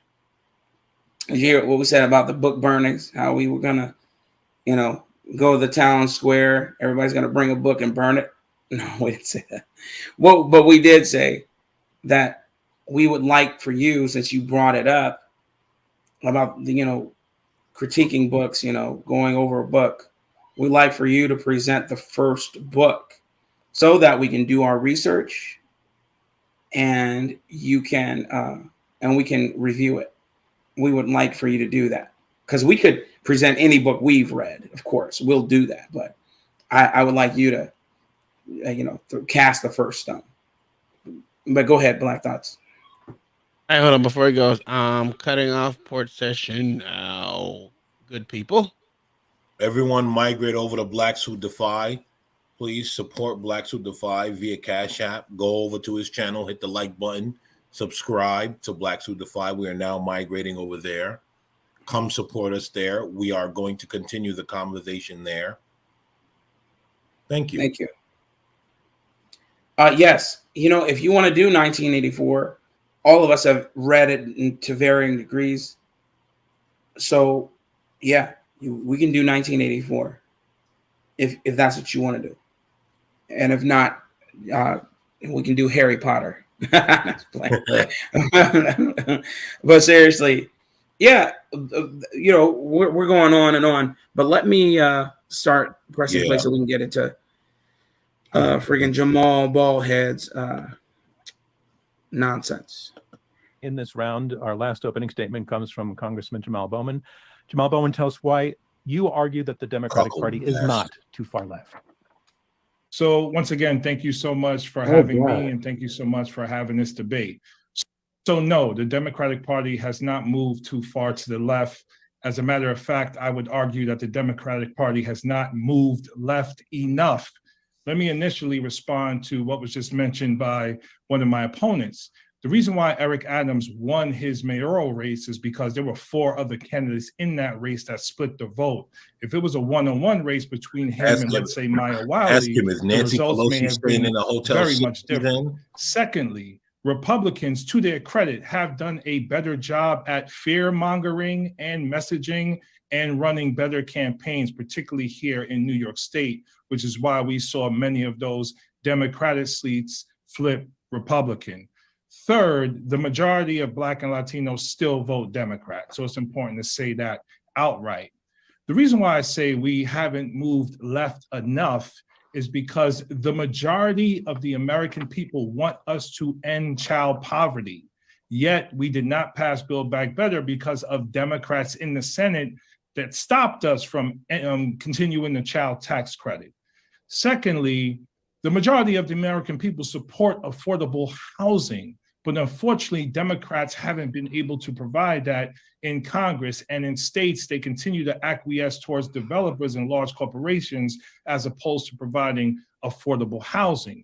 We still have an education formula that funds schools based on local property taxes, which allow wealthy schools to receive more money than poor schools.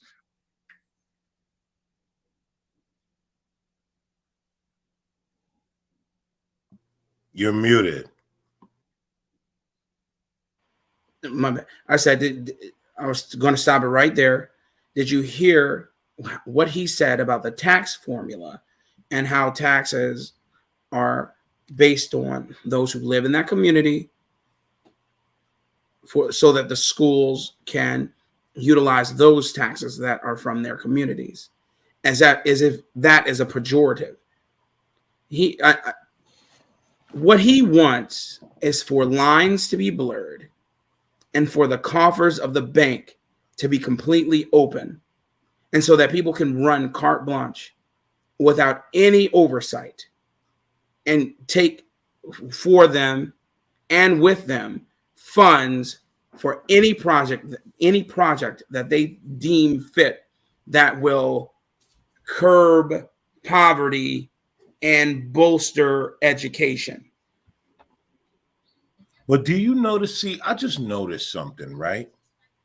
He went to what did he say? Child hunger or child poverty? Yeah. They always go there, don't they? To the lowest. Right? How the hell do you how do you stop child poverty? That don't even make sense without. Well, hold on. Here's what I want to say. He went to the two greatest things that take years and years to fix that, unfortunately, you're really never going to be able to fix. Yep. He took those things and went to that, right? Yep.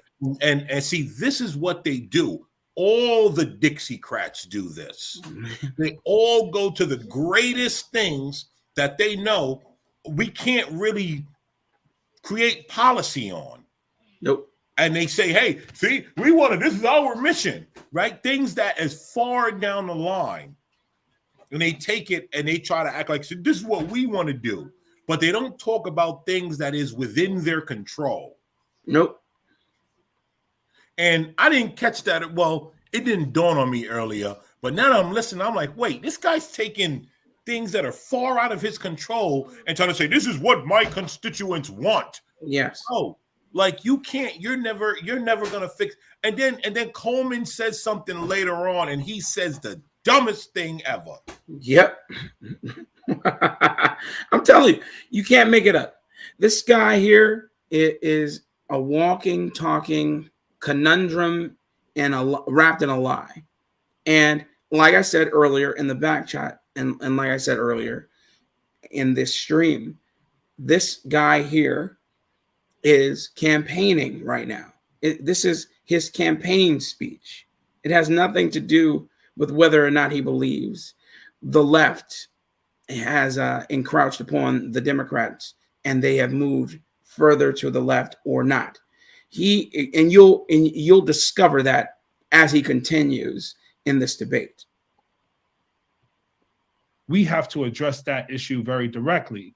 We need to move further to the left because even though we are living in a climate catastrophe, we still continue to drill for oil and gas.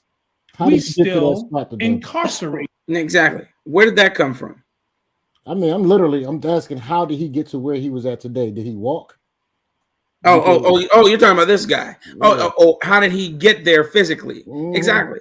He drove, I'm sure. And I'm pretty sure he doesn't drive a Tesla.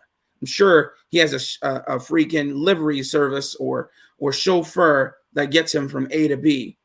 So, these guys, man, you can't make it up. It's about power for these people. What changes are they making? They obviously do not listen to their constituency. They ramrod things down our throats and say that that's what their constituents were desiring, and it's a lie. Because when it's implemented, you see the destruction. You don't see anything being built or uplifted. And when you have people running carte blanche and doing whatever they want without oversight, then you'll continue to see mismanagement, misuse, destruction, robbery, theft, and murder. It's real quick, right? If I supported these people, I would have a little mustache. And would you be goose step? Would you be goose stepping?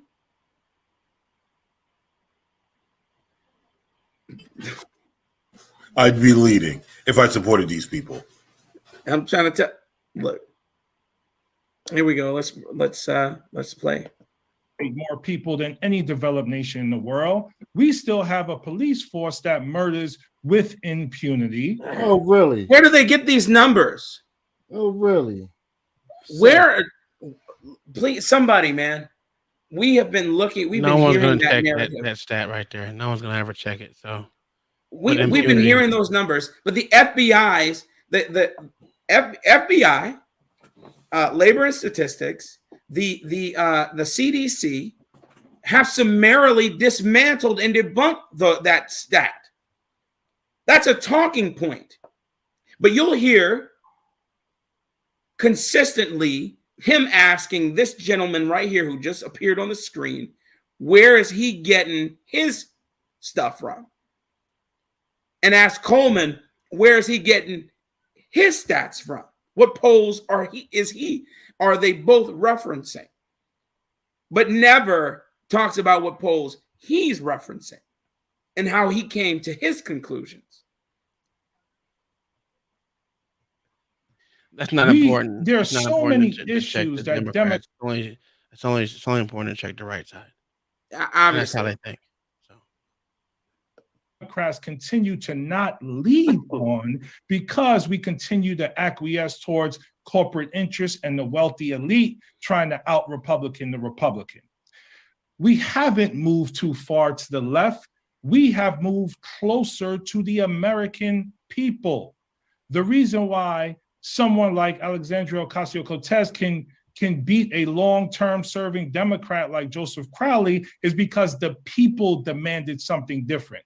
The reason why Jamal Bowman can beat a long-term serving Democrat like Eliot Engel is because the people demanded different. We are responding and must continue to respond to the American people on the ground. No, because George Soros gave to a whole bunch of super PACs, and you got a whole lot of that damn money. Well, also they were able to win because the people they were going against were almost 80 years old. And it was time for a fucking actual change. So, I mean, that's a disingenuous argument to say that this bitch did something different besides breathe because the fucking place she was in. Come on now. Yeah. Just like Nancy Pelosi said, all you're gonna do is you can all you gotta do is have D next to your name. You're gonna get fucking hired for the job. So that's just stupid and fucking retarded. Yeah, it's a disingenuous argument. He again is running for office right here. And I'll end with this. There was supposed to be a so-called red wave in 2022. That red wave did not happen because Democrats organized across the country to ensure if the Republicans did take the House, that they would only take it by a slim margin. And thankfully, we were able to. These niggas is dumb.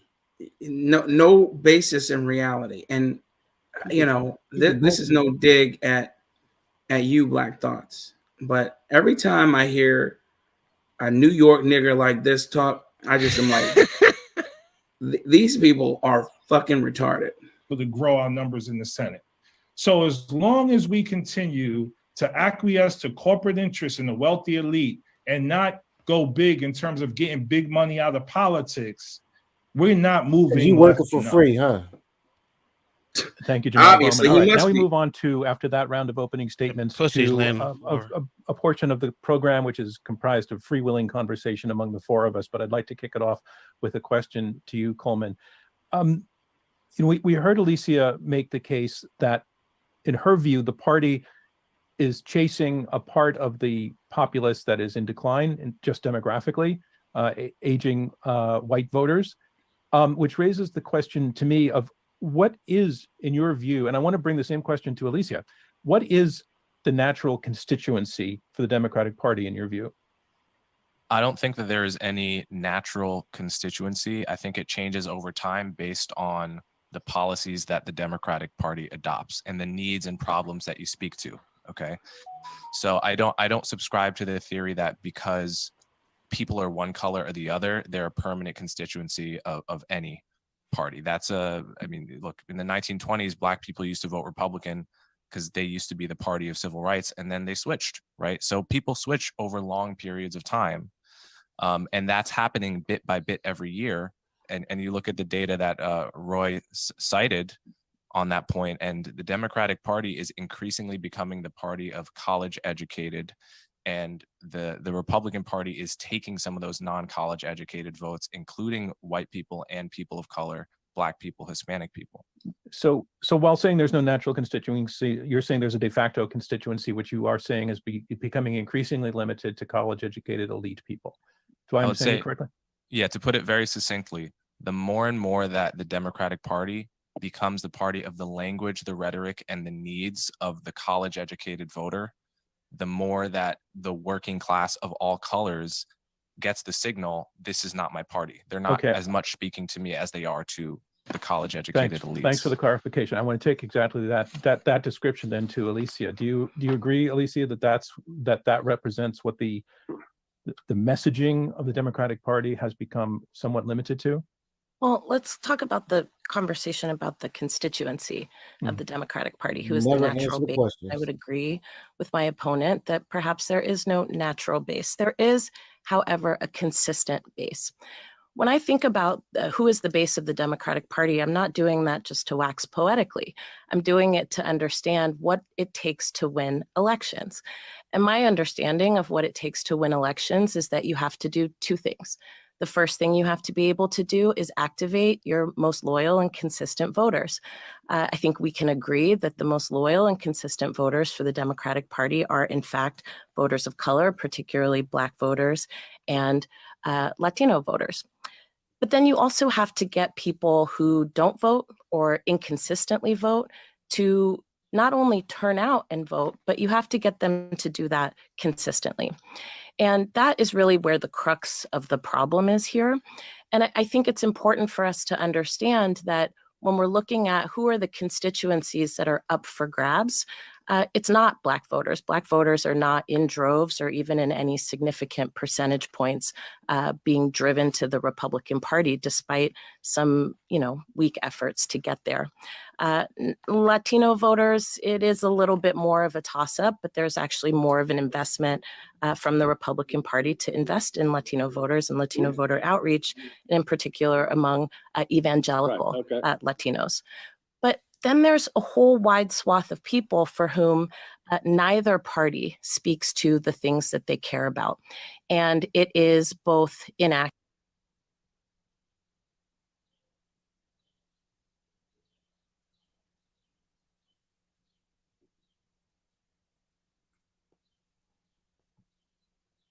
You're muted.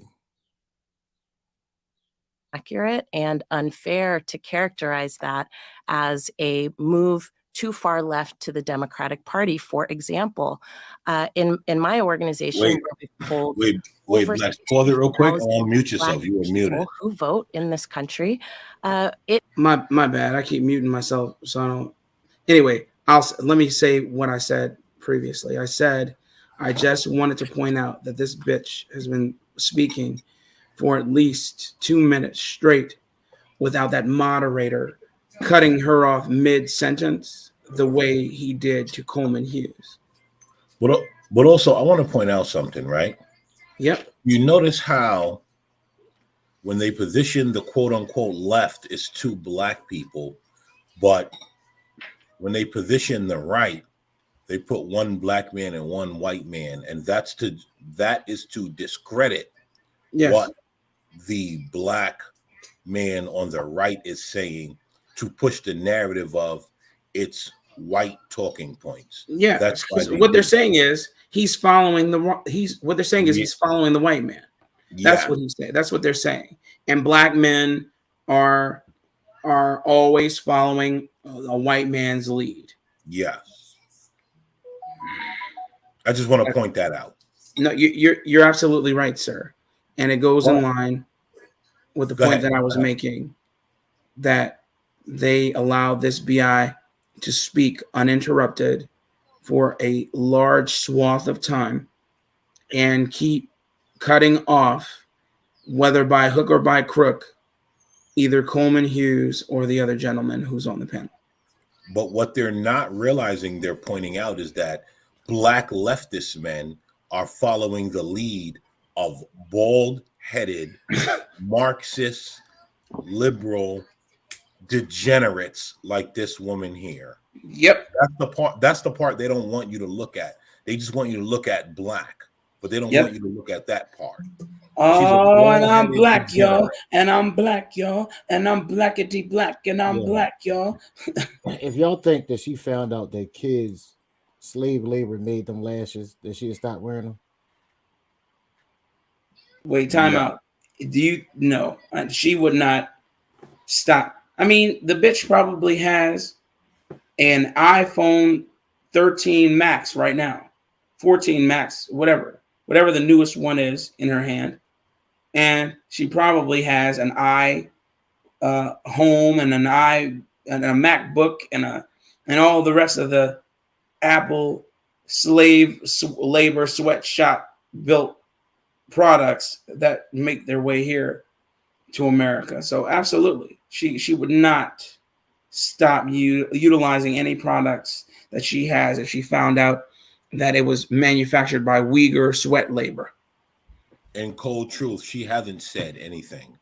She just babbled. Yeah, it's all psychobabble, man. I told you, politics in the English language outlines this perfectly. Simple language is what you need.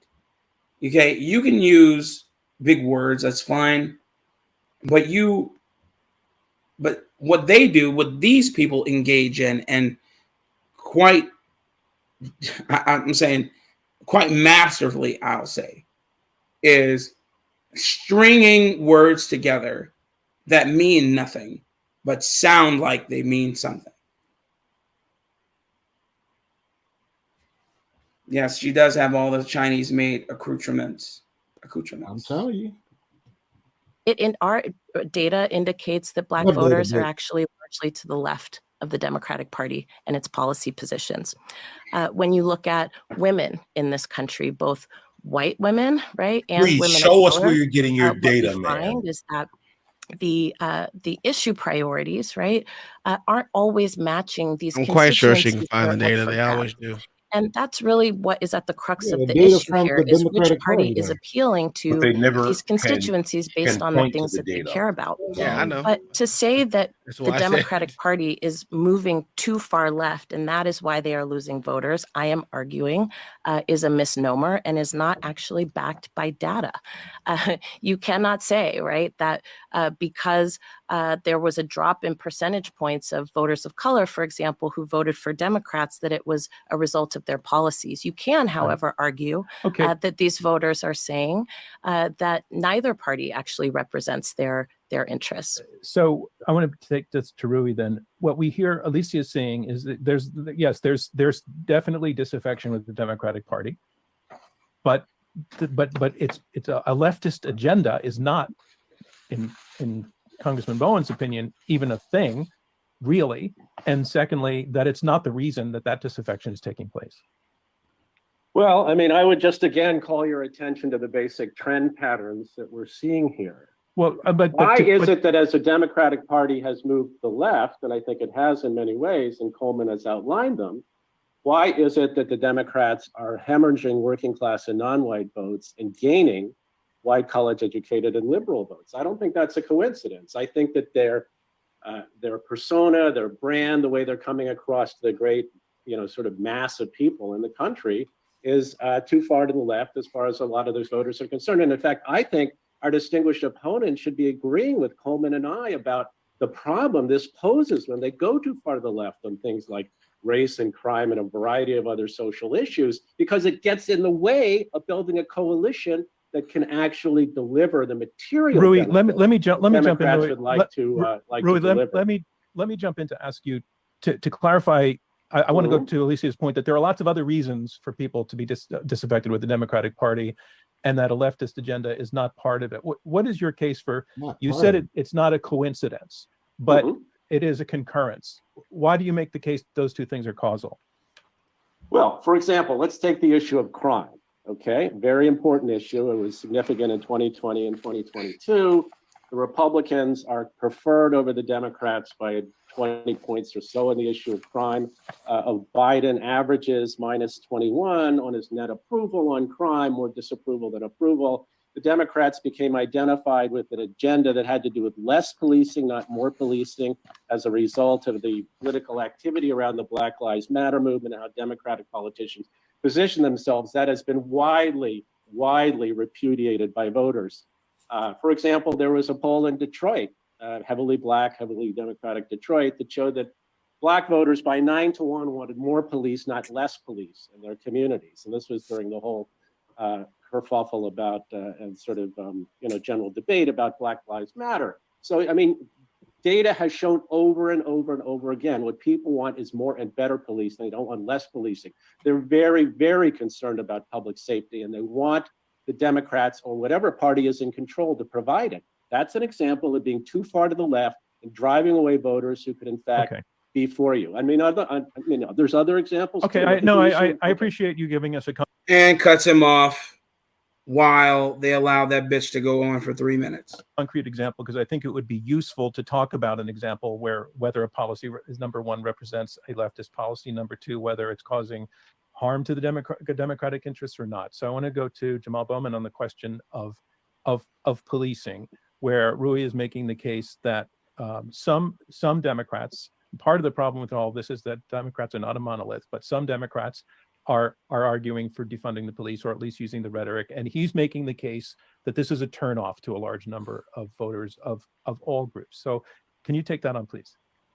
Yeah, so before we go to the insert pillow issue, I want to go specifically to voters and what demographic of voters are disenchanted with the Democratic Party. There are tens of millions of people. Remember I said earlier, they never actually answer a fucking question? Yep. They always say, hold on, before I get to that question, and then they never ever come back to the main question. Never. It's a parlor trick, man. People got to realize I guarantee, I haven't even saying this, but I guarantee you that original question would never be asked. It's a simple question. It is. But he won't ever answer it. Crazy. So so I just Googled a poll from The Hill, and you know how the Democrats love The Hill, right? And the leftists love The Hill, and even their own Schoen-Cooperman research polling shows that they're left, and I didn't even specify left. I just put in Democratic polling, who's leaving the Democratic Party, who's leaving the Republican Party, and in Democratic polling, it's showing that their left-leaning policies are out of touch. And this is a day later, further bolstering what Coleman and the other gentlemen are speaking about concerning this. But these people consistently try and argue the finer merits of a poll versus trying to, elucidate their opinion on whether or not the Democratic Party is sinking further to the left. It's insanity. They attack the user, not the user's equipment. They attack the person speaking about this issue, not their actual point. And this is what these people engage in. Carte blanche, man. ad nauseum. People disenchanted with the entire political system because the political system is not responsive to their needs overall. And the political system and the people within that system do not engage them in an emotional, personal way that pulls them in to be a part of our democracy. So there are tens of millions of people who consistently do not listen vote to what he said in local elections because of this disenchantment. It's not just a party thing, it's the entire system. Please. And does not engage them in an emotional way. Why should you be engaged emotionally and not engaged intelligently or intellectually? Why do I want to be engaged based upon my emotion? Because they do not want critical thinkers. They want the ignorant. They want the useful idiot. They want the guy who will go out and yell at, go out and beat up his baby mama's new boyfriend.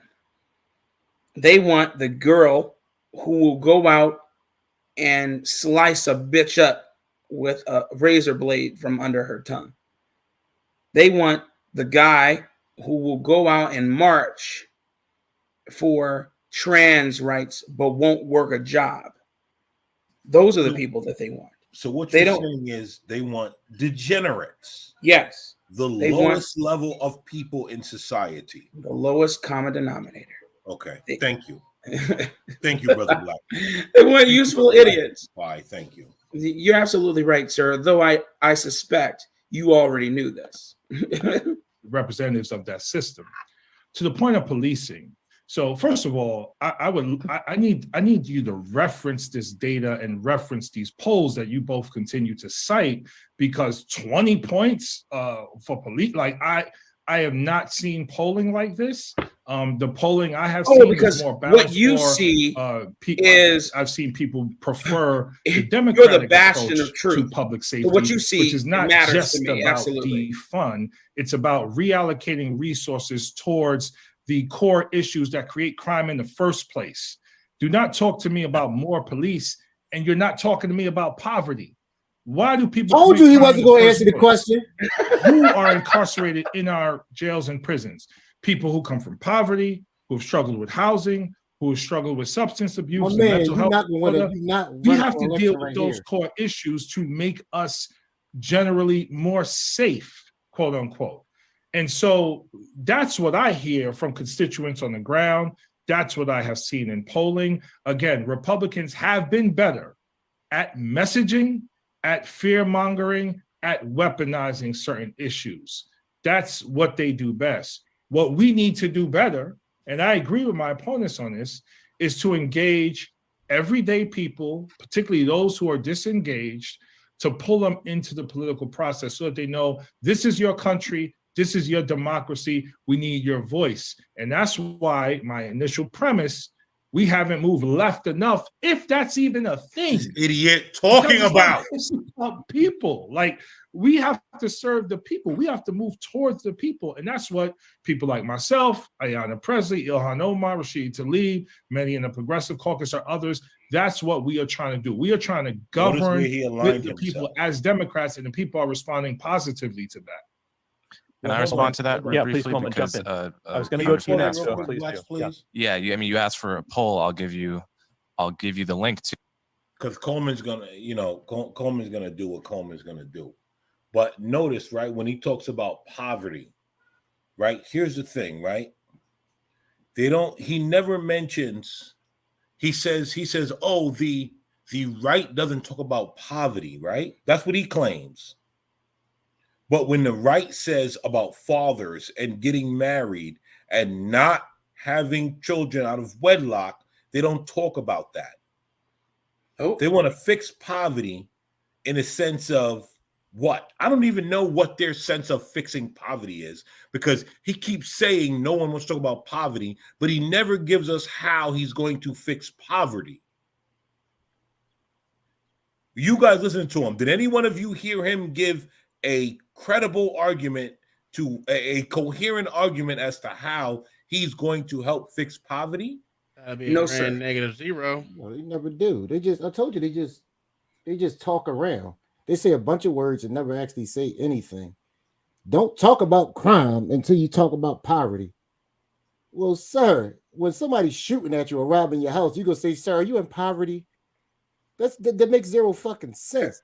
Al Sharpton, like this is being stupid. Like, and that's what pisses me off is that when the right talks about poverty, at least they say, let's talk about fatherless homes. Let's talk about putting fathers back in a home, and let's look at the numbers of children that grow up without fathers in a home and the poverty rate. Yeah. But yet these degenerates act like, oh my God, there's racism in that. Like, this guy speaking is pissing me off. It's always going to piss you off, all of us, because it has no basis in reality.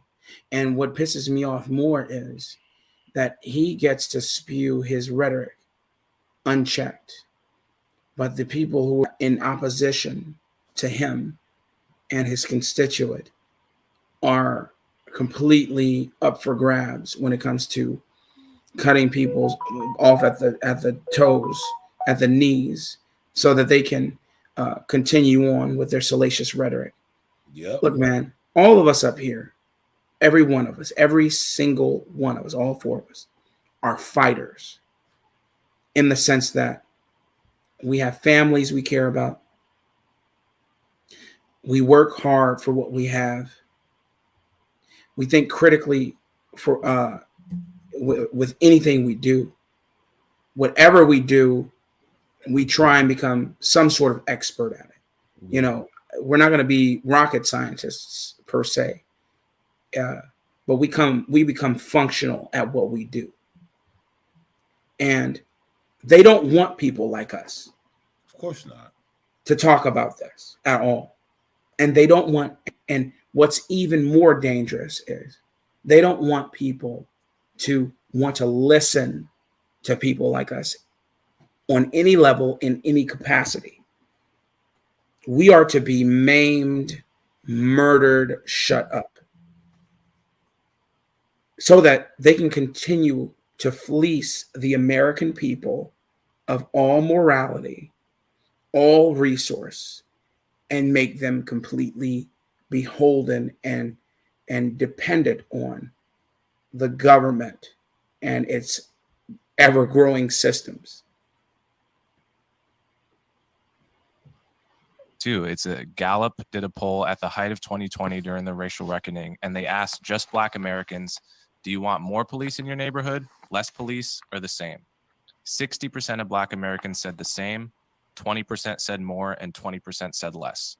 So that 20% that said less, that's 1 in 5 Black Americans had the view of BLM and roughly defund. That's a minority, but you would never have gotten that impression from the way it was in the media.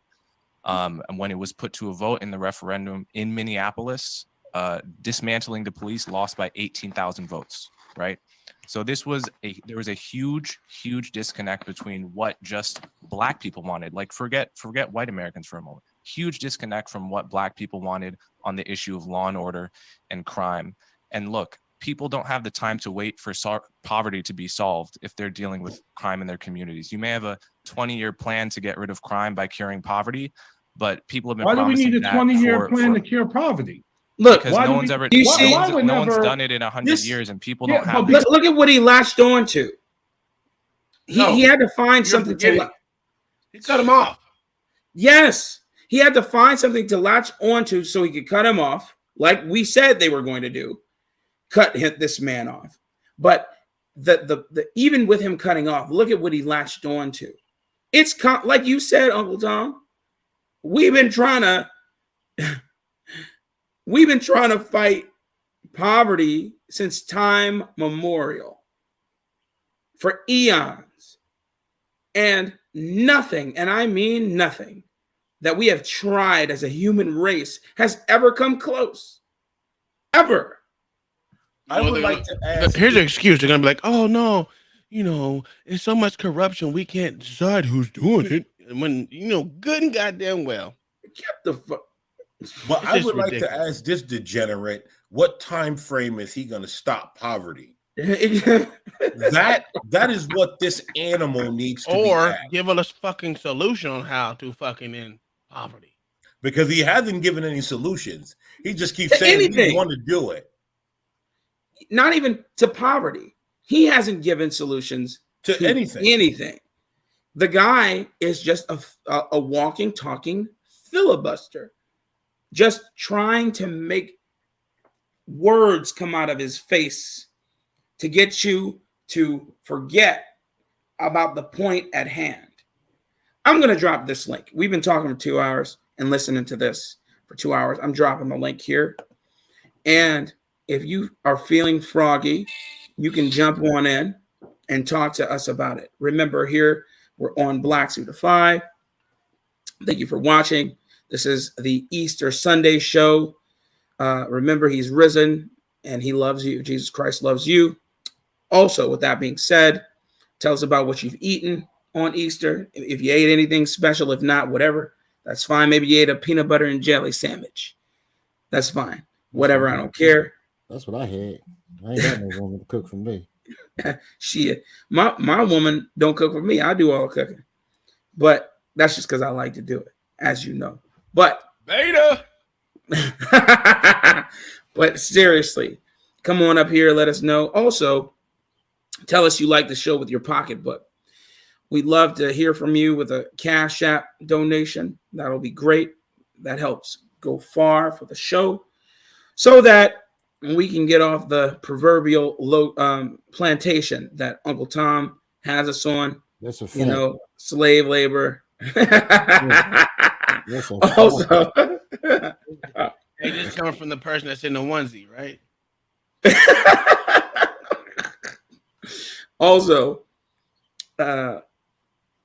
yes, no, Chasey, he is a filibustering ass Negro. Yeah. Make sure you like, share, and watch. Watch hours are what counts. Watch hours are what counts.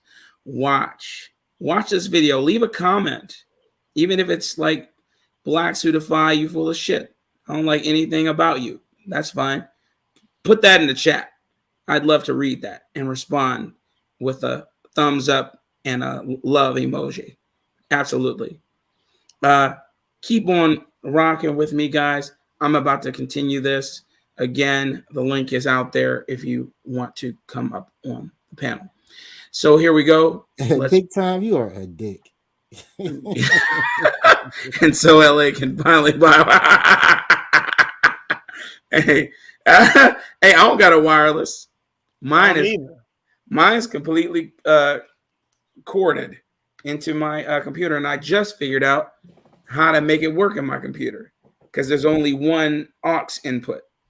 So absolutely, but shoot, LA is becoming the Dark Knight over there, man. This man's setting up a whole bat cave. Yeah, y'all about to say that little $5 Uncle Tom sent me a month is adding up. So once I put it all together. Yeah. So let's continue and press play here. Here we go. As Coleman Hughes gets summarily cut off at every turn. Because no one has tried to do it. Because no one is trying to do it. They are investing in areas that do not cure poverty. Now, based on the poll you just shared, 80%. So they're investing in areas that do not cure poverty. Okay. What's the name of that Feed the Children coalition thing? What is that called? What is the name? Have gone on too long and done nothing. Yes, it's been around for 50 years or more, and it has accumulated trillions. And all of the custodians of the project are all multimillionaires, if not billionaires, and get paid salaries and create television spots to feed the children in war-torn freaking Anatolia or freaking war-torn Papua New Guinea or something, or war-torn Congo. They consistently go boots on the ground to film those videos. That's about it. And they're still, won't you help us by sending 10 cents a day and help build this well that they will dig by hand to get them the precious water that they need, that so that they can feed their and bathe their village that smell like goat herders. Please call the number at the bottom of the screen, and then they get the most pot-belliest fly. And donate now. Donate now. The most pot-belliest fly around the headest, giant forehead, bug-eyed little bastard who's probably a grown man with flies rolling across the eyeball. Yes. Literally, flies crawling on their eyeball. They don't blink. So they don't blink. It's crazy. I remember. Anyway, I digress. He still hasn't answered the question yet. I just want you. No, he hasn't. Not going to answer any question. That's the problem. At one point, this fucker is going to hear a question and then say to the moderator, "I thought you were going to ask this question." Continue to. You're right. Thank you. And at this time, we would like to say, can you please donate to the Cash App so we can get this nigga Black Thought some anger management classes and courses the way he doesn't have to have violent outbursts. This guy's gonna ask a question. He's gonna be asked a question. Say, I thought you were going to ask this question, and then answer his question that he asked himself. It's insane, bro. It's insane. The cognitive dissonance, man. The narcissism. This man, he's a well-trained Democrat. Let's press play. And of the people polled do not want more police. I didn't say that. I said I gave you the breakdown. 60% were the same. 20% were less. More. That means 80% of the African American polled do not want more. So what are we doing as Democrats? Because we want to show we love the police. We're putting more money towards police. If you give people a choice between more or less, they generally choose more. I wasn't the best math student, but I could add, man. I want to bring Alicia into this conversation. Does defund, Jamal, does defund sound like I want the same? Man, ain't nobody. Listen, I'm not going to allow either one of you to reduce the Democratic platform. Hold on. I want to bring Alicia into this conversation. Well, let me finish my point first. No. Bring Alicia into the conversation. He cut off Coleman. I said I'm going to have the right to interrupt because they both were wrong in their math, right? He said 60% didn't want no change at all. 20% wanted, 20% didn't want it. So in other words, it was an even fucking wash. So what in the fuck are both sides talking about? Exactly. So, and then he's going to try to justify on this one. Huh? I'll take Coleman on this one on 20%. I'll take Coleman on this one on 20%. Hold on. This nigga said my math has served me wrong, but I know I can see. No, nigga, you stupid. He said, I know I can add. I'm like, nigga, what the fuck? You obviously cannot 80%. And there's another 20% that's still laying out there, motherfucker. Yup, boy, I was like, this is a dumbass argument right here. It really is. It's a dumbass argument, but that's my point. He had to find something to latch on to. He sure did. And he latched on to numbers because people don't, like, who said it? Which one of you guys said it? People don't do the research. They don't go back and check. They're not going to check the numbers. It's a simple, I hold in my hand a device that's greater than the Library of Alexandria, the Library of Damascus, this nigga, the Library of Egypt, put together. There's more information here than any of those places ever in 2,000 years. And nobody uses it. Instead, they use it for, oh, well, man, my new camera got a 200 megapixels and I can see the craters on the moon. Oh, yep. And they won't use it for anything else but that. To post some banging ass videos on TikTok, right? Let me put this on TikTok. It looks better. The camera looks better.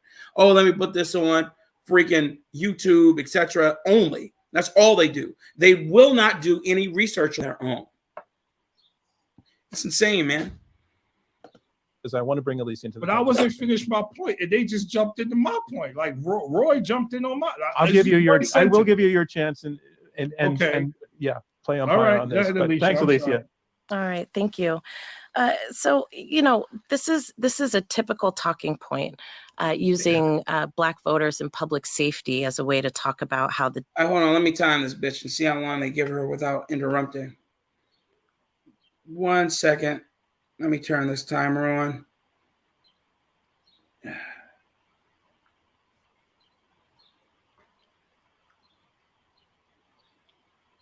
Stopwatch and go. Democratic Party is moving too far left. And I want to be very clear. I'm still looking for the Democrats that are pushing and winning legislation around defund. In fact, our own President Joe Biden, who I believe you cannot say is the captain of Wokeville, started off 2022 saying that he wanted to refund the police. Joe Biden is a top Democrat in this country. I also want to say we can throw polls around until the cows come home. My organization recently did a poll of Black voters, 1,400 in 3 states in this country, asking about public safety, asking about their positions on Joe Biden's policies. And in fact, what is true about Black voters is that yes, we do not want services defunded in our communities, and Black people think policing is a service. However, Black voters also do not favor, and you can find this on our website, blacktothefuture.org, Black voters do not favor more funding for policing. They favor more funding to prevent the root causes of crime. There are many polls that say the same thing.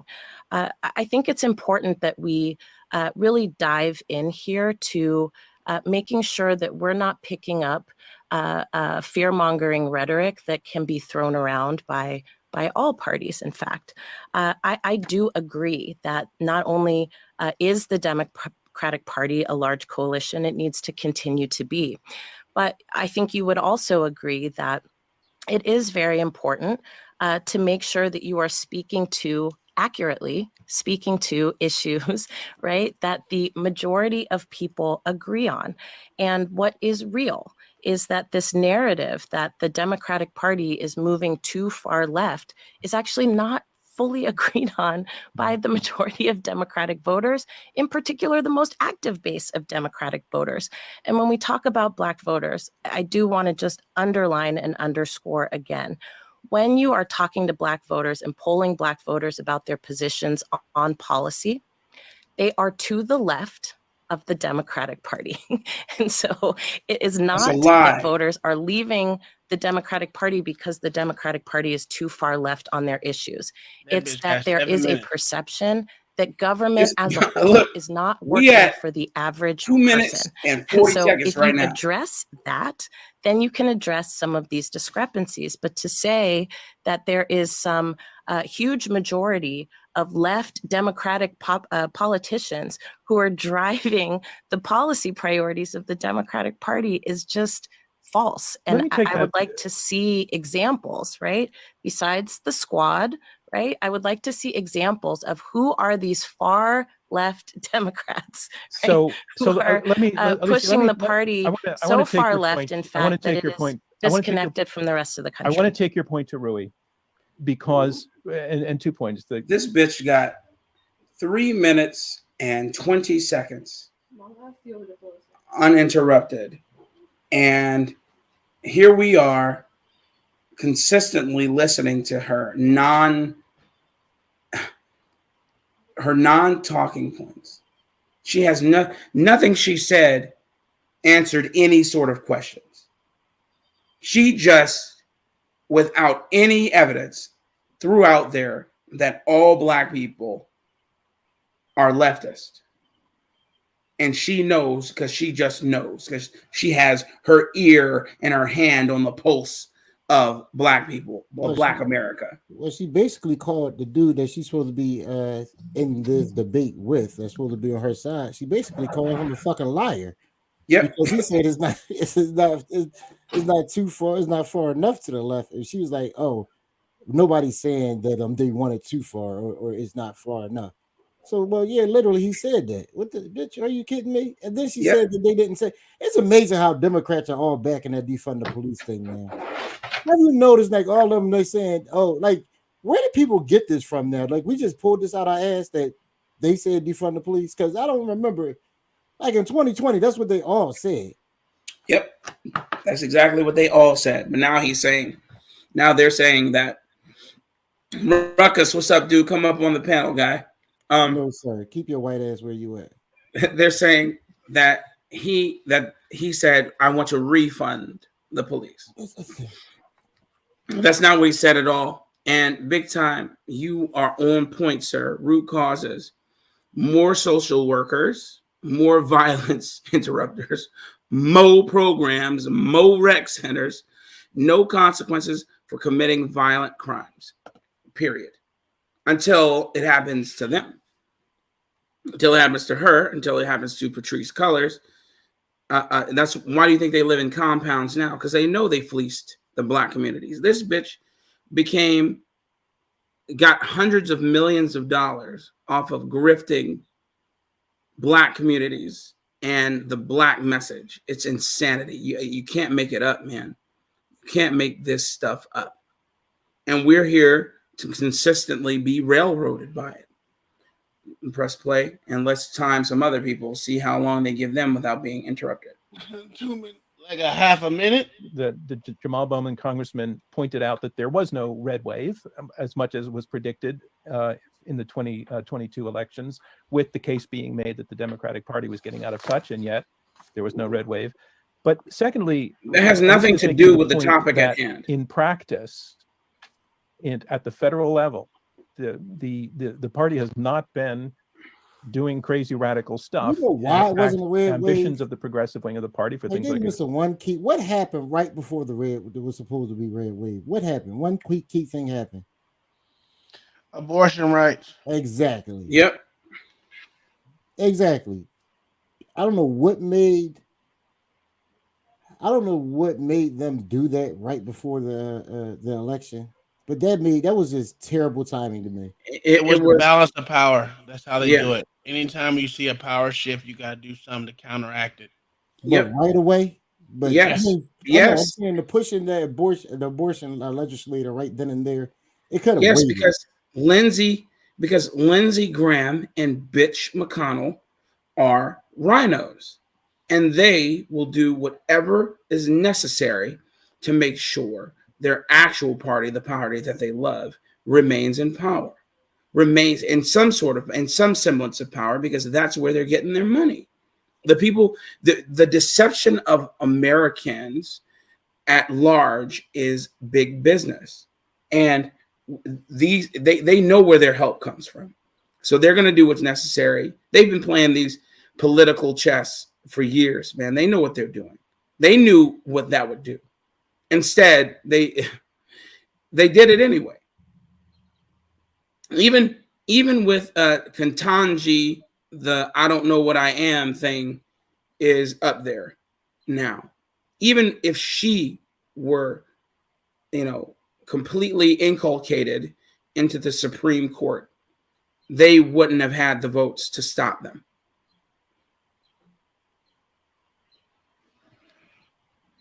Facts. Green New Deal, greater social safety net, all of which Joe Biden initially came into office trying to push, quickly kind of collapsed. And that's because of opposition from within the Democratic Party, that it wasn't so far left in practice. You had Joe Manchin, you had others who were not going to go along. So I'd like you to take on that perception that Alicia is putting out there, that in fact, in practice, the party has not been so far left. Well, I mean, where to start with that? Well, first of all, in the red wave, the reason why the Democrats did as well as they did, relatively speaking, in 2022 was not because they were really progressive or people loved it. It was because the Republicans nominated a bunch of really bad extreme candidates who were basically defeated by much more moderate candidates. If you look at the House representatives that held the line in this particular election, it was invariably moderate Democrats who were able to do it. Progressive Democrats, to the extent that they were an influence, were actually an albatross around the Democrats' neck. Why did they lose 4 seats in New York? Why did they lose 3 seats in Florida? All of these seats were basically implicated and had something to do with the kind of stance Democrats were associated with on issues like policing and crime and so on. So I don't think it's adequate to say, because Biden, for example, might say, let's defund let's not defund the police, let's fund them, that therefore the Democratic Party gets out of jail free on all these contentious social issues. I think that's incorrect. And otherwise, how could we explain why Biden has now gone to the extent of actually signing a bill passed by Republicans and Democrats in Congress overriding the DC crime bill, which will reduce penalties for crimes like carjacking? It's because he feels and understands and correctly believes that Democrats have gone too far to the left. I would argue that my distinguished opponent's position is in fact in opposition to the head of their very own party, the Democratic Party, who clearly thinks the Democrats have gone too far to the left in some ways and needs to walk it back. And I would also add this in terms of something the congressman said earlier about people like himself and AOC and so on, speaking to the people. No, they do not speak to the people in a broad sense. They are representatives from plus 20 and plus 28, respectively, Democratic partisan districts, where basically anyone who gets the nomination on the Democratic Party line will win that election. Elections are all about building large coalitions, reaching swing voters and persuadable voters all over the country, winning in competitive districts, winning in competitive states. Look, you want to complain about Joe Manchin. The problem the Democrats have is not Joe Manchin. The problem is they don't have enough Joe Manchins because they don't have enough senators. They can't win in a lot of these more rural conservative states where they used to win before the Democratic Party had, in fact, gone as far to the left as it has. So I could jump right in. Jamal, jump in, please. I could jump right in. 2 minutes, 26 I don't know seconds. if you saw the results of the primary election in 2020 when there was a Democrat primarying AOC and the results of that election. So it's not just about any Democrat, it's about the right Democrat, a progressive Democrat. I had 2 opponents in my primary in 2022, and I was able to garner upwards of 56% of the vote while underperforming in 2 parts of my district. Third, the Progressive Caucus in Congress is the largest caucus in Congress by far. And it was the Progressive Caucus that helped to usher in historic investments in dealing with the issue of climate change as part of the Inflation Reduction Act at $370 billion. We now will have the opportunity to negotiate drug prices under Medicare because of the fight from Bernie Sanders and other members of the Progressive Caucus. And insulin is capped right now at $35 per month because of the Progressive Caucus and the entire party. Let me also say this. The president and the majority of our caucus and American people, we support more progressive taxes on the wealthy. We support higher taxes on corporations. We support universal child care. We support finally joining other developed nations at providing paid leave. We support the labor movement. As a matter of fact, not only did we get 7 days paid leave to be a part of the recent rail workers contract in the House, unfortunately it failed in the Senate, but that is our work. We are a big tent, very diverse, doing everything we can to meet the needs of all people. We support preserving Social Security and Medicare. This is what the party is all about and has been all about. And so when I see the president, which was a mistake, by the way, for Congress to step into the DC crime bill, in my opinion, that was a mistake. It's a mistake to go forward with the Willow Project. It's a mistake to continue to pander and acquiesce to a so-called moderate independent center. But that's what the Democratic Party has always done, which is why historically marginalized community don't get involved in our politics. We need to be who we should be and who the people are demanding us to be, and that is more progressive on all of the issues I mentioned. Coleman, does the Democratic Party stand No too far to interruptions. the left on issues of immigration? So he's saying that Congress shouldn't have stepped in when DC was trying to decriminalize carjacking. Yes. Who runs the Senate again? Democrats. Did you hear what this Negro just said? Did y'all glance over that shit just now? Go ahead. He said we were for paid leave. It passed in the House. Well, we passed it, but it passed in the House, but it didn't pass in the Senate.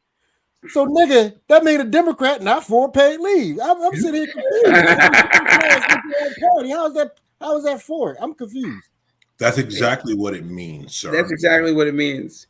This man, like I told you, he is a salacious. I'm sorry, he's a conundrum wrapped in a salacious lie. The guy filibusters. He tries to glance talking points without ever explaining them. Just innocuous data that means nothing. It means nothing. Well, how are you going to tell me that the government, who saw that these people were about to shoot themselves in the head by decriminalizing carjacking, amongst other things, not just amongst other things, but carjacking being one of the biggest issues. Yeah. You are going to say that was a mistake. I know he couldn't have been listening to what he was saying. He couldn't have. He couldn't have known what he said. They let that Negro just say that shit, and nobody said, "What? Wait a minute." He couldn't have known. I mean, he's like Marion Barry, part 2. Honestly, I blocked him out because I know in the Democratic Party, his words are as hollow as a 1/8-inch wall. Yes. They don't. No one in the Democratic Party actually listens to what he says. No. But I listened to the cunt hair picking broad because she is the one that they're actually going to listen to. Yes. She's I digress. My mic is muted. All right, let's go to Coleman. Let's see the seconds that they give him before cutting him off. Oh, on an issue of immigration, I mean, that's a tough one. I think certainly they're far to the left of what they were in, say, the mid-aughts. I think fundamentally, most countries in the world, most people want a border, and then once you have that, you are able to decide how many people and who to let in, and we don't really have a border on the southern end. I'm personally someone that would favor high levels of legal immigration, but I know many people disagree with that, and I think the rhetoric on immigration, coming from someone like Kamala Harris, who had the unfortunate gaffe about, oh, have I been to the border? Well, I haven't been to Europe either, right? Signaling that for people who do live on the border, who are impacted by low-skill immigration, by the way, many Black Americans are, in terms of wages being depressed by competition from labor. Many of those people actually stand to lose on net when lots of low-skilled labor comes over, right? This is not an issue that college-educated elites care about, because Democrats naturally. My question to you 1 minute, 7 seconds. Your position on immigration on that list that you spoke about at the beginning, like defunding the police, opposing charter schools. I would. I listed the ones that I thought were the most poignant to me. So opposition to charter schools, defunding the police, etc. Right. These are ones that are just clearly not in the interest of the working class, and yet are the position of the progressive wing of the Democratic Party. But immigration could be listed on that list. Really? You said well. you would. Yeah, look, we know from the data that people think the Democrats are doing. Real quick, please. If you notice, none of the Dixiecrats never address school choice. No. They completely ignore it. Every time. The moderator gives them an out and switches to something else. Never holds them accountable on school choice. Never. Because that goes in their favor, though. If you think about what they're saying, school choice usually goes in the Republican favor, but according to this argument, is that they don't want it because we're giving too much funding because of the fucking zip code instead of we need to keep funding these shitty ass schools because we're just not giving them enough money to be successful, which is asinine on its face. I got to clip that shit. The Democrats love the Worker Party, but the Republicans don't. But it passed in the House. Who is the Republicans? But in the Senate, it didn't pass. Negro, I just can't believe he let that shit slide. I'd have lit his ass up on that dumbass remark. Well, they passed it before Nancy Pelosi left office, so it's passed in the House before it went to the Senate, where it died, where they knew it was going to die. So this is what they do. They have these show votes for no fucking reason. Wasn't both running at that point? Wasn't both running the Senate and the House? Yeah, they were both running both. Yeah. So that still kills this fucking argument. That means it still ain't. It kills it even worse. But like I said, they do those show votes because you got to have not a simple majority. They got to have a what is it, a super majority in the Senate to fucking pass it. 60 votes. So if you don't have 60 votes in the House on a certain thing without doing a reconciliation or something like that, it's just going there to die. Yep. Because you're not going to get 10 fucking Republicans to go in there and say, you know what, I'm for it. You might get 1 or 2. You're not going to get 10. And that's why they keep begging to stop with the what is it called, where it's just 50 votes or 51 votes to fucking pass it. Majority vote. So that's the problem in that. That's what's the problem in the Senate is, because in the House you only need majority 50% to pass it. Yep, simple majority, right? But in the Senate you need 60 votes of 100.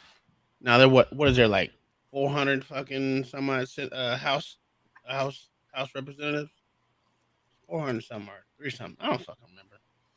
But yes, ma'am. Yes, we do. We all agree. Yes, we do believe in that. What does it say? Question: do y'all think each child should have their own? Yes, absolutely.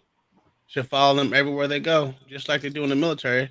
So majority of military children get more money, more funding to that school than any other child because they're getting their parents are serving the government. True fact. And it should follow them everywhere they go. Should follow them everywhere they go.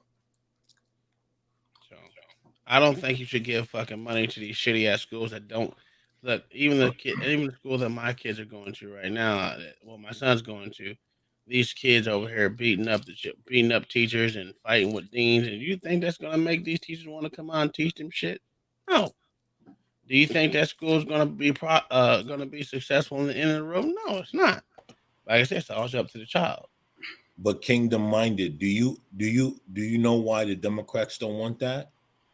Because as their dear leader, Jim Crow Joe, aka Joe Biden, has said, right? Because his name is Jim Crow Joe first, and then aka Joe Biden. He has said he does not want the racial jungles. He also said your kids are just as smart as white children. I'm not making this up. This is what Joe Biden himself has said out of his own lips. So he doesn't want your kids to have an opportunity to go to the same schools that his kids are going to. Or grandkids.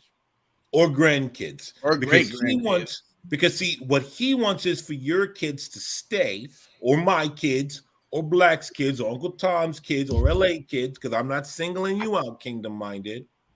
But he wants our children to quote-unquote stay in these schools that are impoverished and underserved. Mm-hmm. That's what he wants. And here's the thing. He would like it if we had no opportunity to move to other neighborhoods. Yes. To put our kids in better schools. He would pass a bill in the as fast as the blood in his vein passed by. Yep, as fast as a thrombosis broke free and went to his heart. That's how fast he wants to do it. He would pass a bill to where there would never be another white kid or black kid in school together again. And damn sure don't let no black kid go to a school with a good education. Yeah.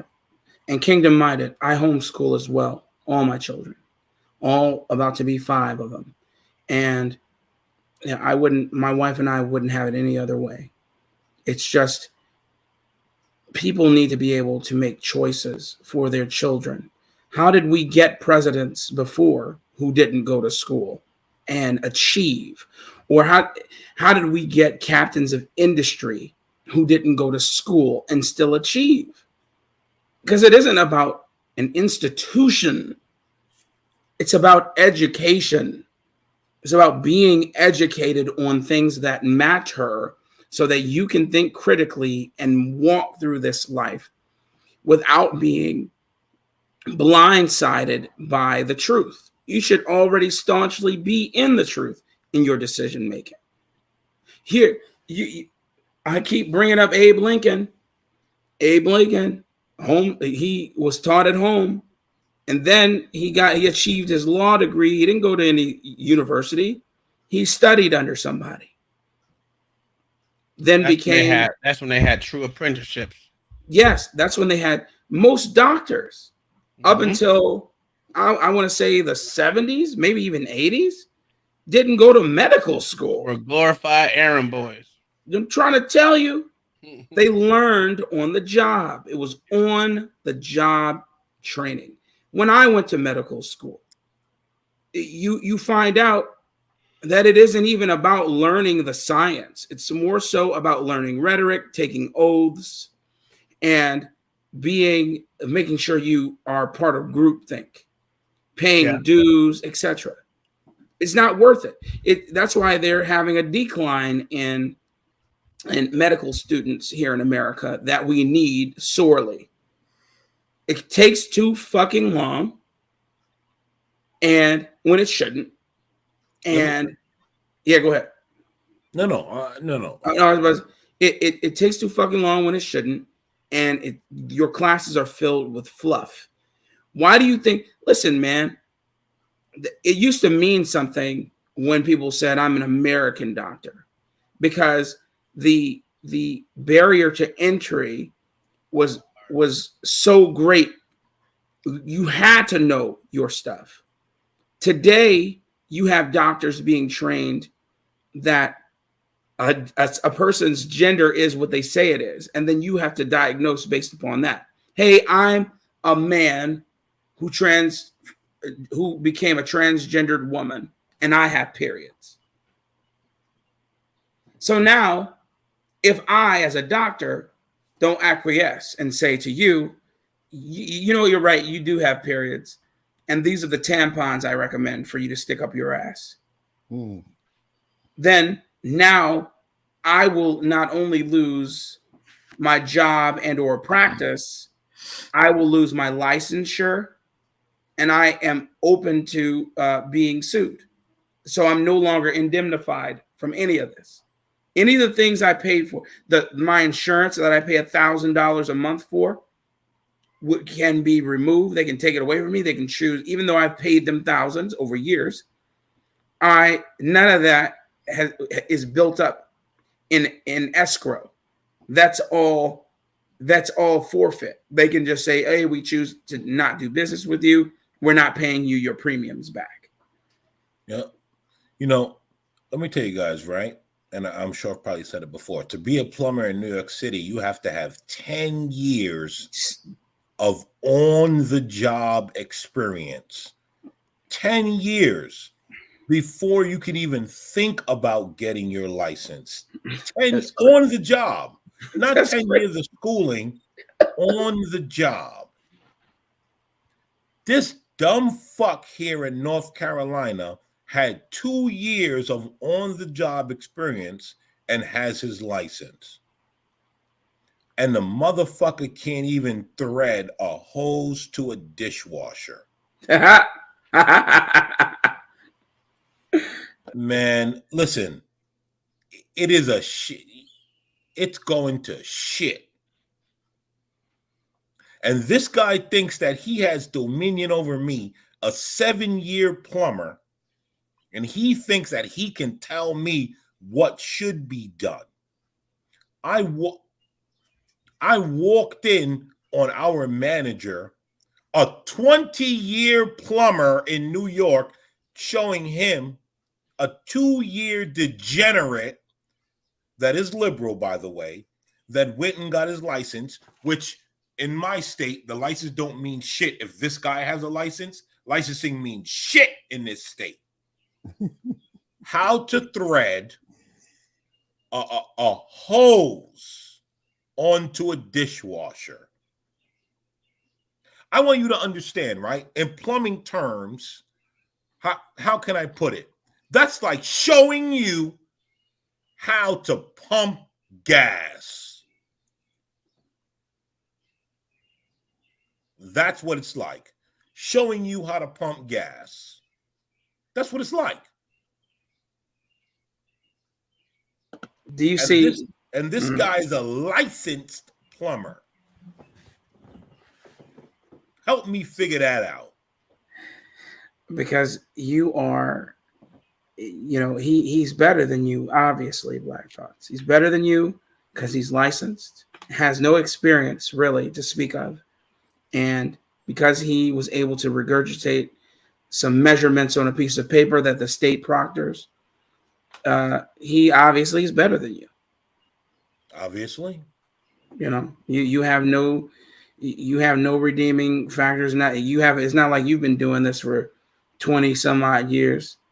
You obviously don't know. So how dare you question him? How dare you question this man who is licensed and therefore knows more than you, sir? Let's press play. Fucking ridiculous. Fucking degenerate. God awful job at the border, including among Hispanic voters. You can see what data? Democrats. What data? What? That wasn't even 17 seconds. I mean, I can send you links, reference the Congressman. data. We are in a debate, man. You got to reference the data. Right, okay, there's a bunch of Texas saying polls. Data. Anyone can do a poll. Nigga, The Washington Examiner Congressman, can do a you're just poll. going to have to take it on faith that when I What do refer you to mean data, on I faith? actually. This is NPR, what am I man. going You to do? keep Like give you the referencing sites for everything I say? Hold on. Don't be ridiculous. This is Last not- time you asked for a we can't have poll, I debate gave on you that thing. You a gave me a Gallup poll poll. that I gave you a proved my Gallup. argument, not yours. All right, I this gave is you a asking Gallup Roy. poll. this is time for some moderating well, to happen. This is browbeating. Look, I appreciate the robust enthusiasm. It is browbeating. It is browbeating. And then he says, I gave you a Gallup poll. And they said, well, I don't want your poll, I want his poll. He said, but he's Pause. God damn. You were ridiculous, man. Just continue as normal, please. Continue as normal. This is normal. I understand. This dude's an idiot. This is normal. The poll given was for the information. The Gallup poll was for the information that they were both speaking about. And then this idiot cuts him off 17 seconds into his repartee. And they don't do anything about it. They allow him to continue with his rhetoric without being checked himself, and complained about the very thing happening to him, which didn't happen to him at the very beginning of this. And why, and Coleman very aptly put, this is browbeating. It's browbeating because you want to argue the poll now. You want to say that anybody can do a poll, but you asked me for the data. So I gave you the data, and you're telling me that's not good enough, essentially. Now you're trying to engage in the minutia. Now you're trying to straw man me and try and say, well, you gave a poll, but who was polled? It's insane. I mean, like anybody know who the hell is poll? You want me to go to each person address? Yes, like that's it's a disingenuous argument, and yes, it is. The nigga he one of them people that just yell and scream just so he won't have to back up anything he says. Yep. Because when a black man yell and scream, we get our point across. Yo, but did anyone notice something? How when they kept citing the polls, right? When the BLM lunch at the Y every day bitch was talking, right? Did anybody notice that? Thank you for catching that, blacks. Did anybody notice that she kept saying, right? Anybody notice she kept saying, well, when you look at the polls, it was 50% white and 17% black. You dumb bitch. That points out the numbers in society. It's consistent. Mook, you fucking mook. It's consistent with the real life numbers in society. It's consistent with the real life numbers in society. But she go ahead. She'll never admit it, is the point. That all they live to conflate and never back up anything they say. They know what it is. They know that we're beneath. They know that the black population here in America is beneath 13%. Some say it's beneath 12%. Others say it's at 12. But come on. Did y'all hear when that hoe said everybody always talk about data and referencing data and data, and you know, data, a lot of data this and a lot of data that, and you can't believe all data. But yeah, I work for a data center. Wait a minute, bitch. Yep. Wait a minute, bitch. You say what? You can't make this ship. You can't make it up, bro. Oh my god, I hate these people, man. Well, you and I both, bro. We all hate them. And But I guess this is coonery, correct? Yeah, what we're doing is coonery, obviously. We're pointing out the facts, the real life data with society. They want the data. Here's the data, you dumb bitch. And yet it's here. The only reason this did not digress, this conversation did not digress to name calling, is because this man from NPR was here. Let him had not been there, and this would have digressed into name calling. It sure would have. It sure would have. Let's continue. That Jamal Bowman, you're saying you're looking for the study, and that Rui, you're saying you don't have it like rated to hold up. Look at the average, but you can ship it, and you're asking us to take it on good faith that you're not making stuff up. Right. I'm not making stuff up. I'm actually do this somewhat professionally as a living. I never refer to data that don't exist. I try to make an argument based on existing. Then let me ask this question. Let me ask this question. Let me just ask this question, Congressman Bowman. If Rui provides you with the data and it's compelling. Let me cut you off. Let me cut you off. If he sends that to you, in theory, you would accept that. Well, it depends. Here's my point. Continuing to ask for data and or the poll. There was polling that showed Lee Zeldin was going to win the gubernatorial race in our state when he was running against Kathy Hochul. That did not happen, right? Look, there was poll averages did not show he was going to win. Hold on a second. There was polling that showed he would win certain areas. That didn't happen. He did win certain. So it all depends on who's doing the poll, how the questions are framed and asked, and who is being polled. These things matter. So no, they don't matter, bitch. And you keep cutting people off when they're making points, but hate it when it happens to you. And then if it matters who's being polled, well then fine, okay, let it matter. Then when they poll the people and the numbers don't come back in your favor, you cannot then argue. You can't argue it down because, like Black Thoughts said, the polls are consistent with the numbers here in America. Who comes out to do what? If your constituency does not come out and fill out the poll, take the time to fill out the poll, that is a good indicator to who actually comes and votes. You can't force the issue. Maybe you'll have a cookout or something, and you'll get people to come to the polling place then. But these Cookout, yeah. These motherfuckers saying When we talk about they can't trust his poll, but then they, geez, y'all got me saying this shit. They can't trust his data or his polls, but they want us. They want us to trust what they say. And what fucking wacko world do y'all live in? How stupid can you be? They live in a wacko world, bro. Damn, I hate black people. I said it. Shit. You ain't the only one. They should have never let these niggas out of slavery. Should have never. Never. First mistake they made. We got to talk about all the layers, and you know, I have a doctorate in education leadership.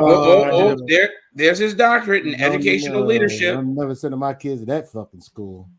Mixed method study on looking at collaboration within the community school ecosystem and how trauma-informed practices inform mission-driven outcomes. Right. So there's a research process to research and or polling. So listen, we could say numbers all we want. I hear you. You know what I'm saying? I do, and I somewhat regret opening this can of worms because it's taking us the research call to review the research by the research. I wanted to understand where you were on that. So you research the research. What the fuck does that mean? Bro, it means that he doesn't know what the fuck he's talking about, and he went filibuster so that you don't understand that he doesn't know what the fuck he's talking about.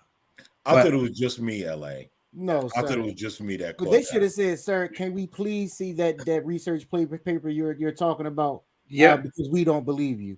So please tell me where you're from." No, I mean that's what he does every time.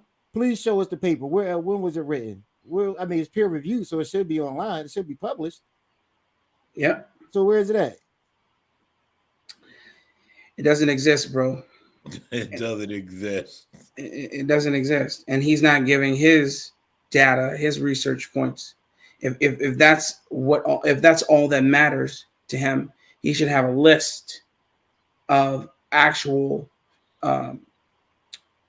data points and sites that he is getting his information from, but he doesn't, and he will engage in the ad hominem, and he will engage in the discrediting, the assassination of your character by discrediting you and your points by saying you never had any and you don't have anything to back yourself up. It's insane.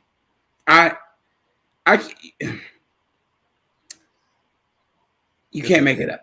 Okay. Here we go. Rui, you were going on to the point about immigration. Right. Well, I mean, I hesitate to do this, but I will again refer to the data which show that the Democrats are in fact widely disliked for the job they're doing on immigration. And it is widely supported among all, stripes of voters, the general public, and includes basically non-white voters as well, that we need more, not less, border security. People do want a secure border, and they don't feel like we have one, and there's a good reason for it, because they don't. All right. So, that's immigration. But let me make a methodological. No, I don't want to get into the methodological because it's a sidetrack that I No, I mean not about the polling. I just want to point out the following: the debate here is not whether every position the Democrats take on everything is too far to the left. The debate is about whether on some issues they have gone too far to the left, and that's hurting them politically. That is the case that Coleman and I are making. Not that every single thing the Democrats stand for, like, for example, preserving Social Security and Medicare, is too far to the left. That's not the issue. The issue is whether they are too far to the left on a cluster of issues that is in fact hurting them politically. Where would you put trans rights on that list, Roy? I would say way too far to the left.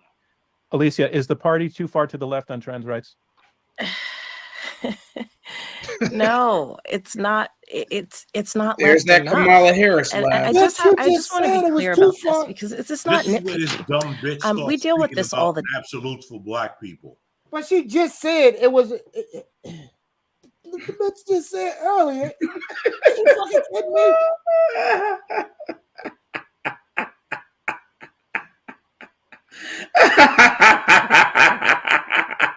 Man, we don't want the fucking tape.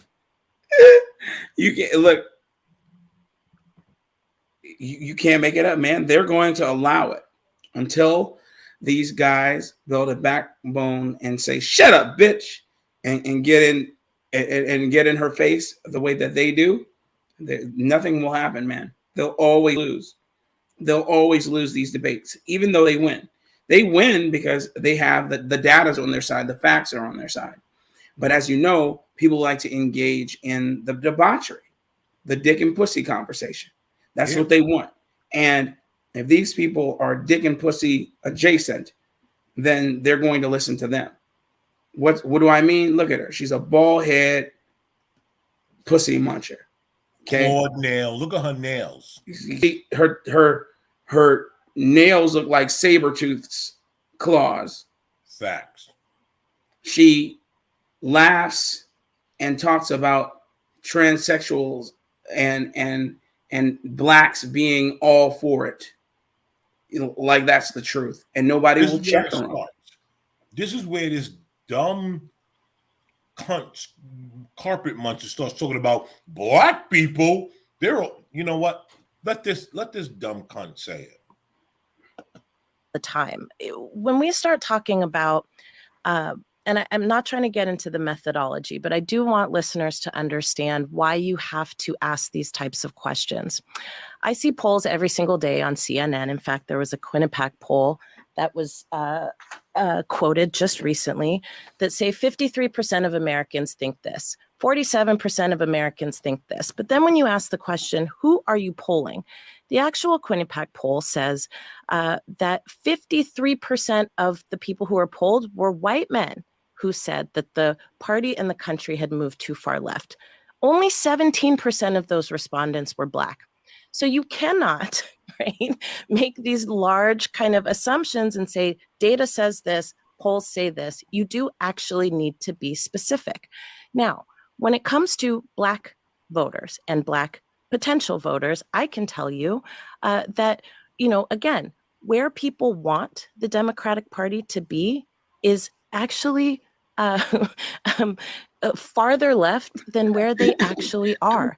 The majority of Black voters that we poll regularly in the largest polls of Black people in America show that people by and large support trans rights and want their government to do so as well. Even on the question of immigration, there are a larger percentage of Black voters and Black non-voters who want immigration, right, to be fair. And not who say we want to close down the borders and we want to restrict immigration, but there's actually a lot of nuance in here. And so to me, I think we have to keep pushing on this question of who are you talking to and about what? And bigger than that, we have to ask, and I appreciated the earlier point from my opponent, what does it take to actually win elections and who do you need to bring into a coalition and around what? I would argue that my opponents are arguing that you have to, instead of favoring the left wing of the party, you have to favor the moderate wing of the party.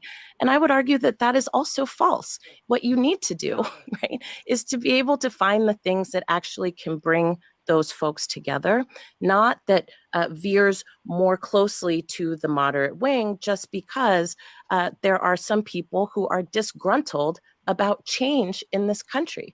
Change is here. The demographics of this country have changed. The politics of this country have changed. And it's not to say that in 2023, everybody in America supports Black Lives Matter. They do not. However, people have become more progressively politicized, and that is also shown by data. What I think we will find when we actually dig in is that people feel very much so like both of these parties do not actually reflect their interests, their values, or their needs. And people want to see folks who are going to get stuff done for them.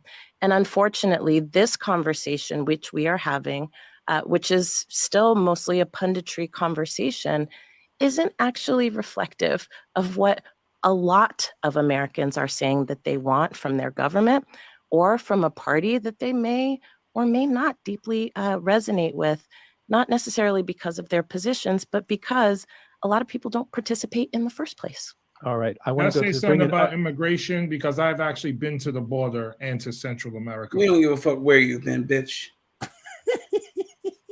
He a liar. He is lying. He's lying, man. He lying his ass off. That nigga ain't never been no goddamn border, sir. And if he has, that nigga went to Taco Bell. And he went to On the Border. You know what I'm saying? On the Border, the restaurant.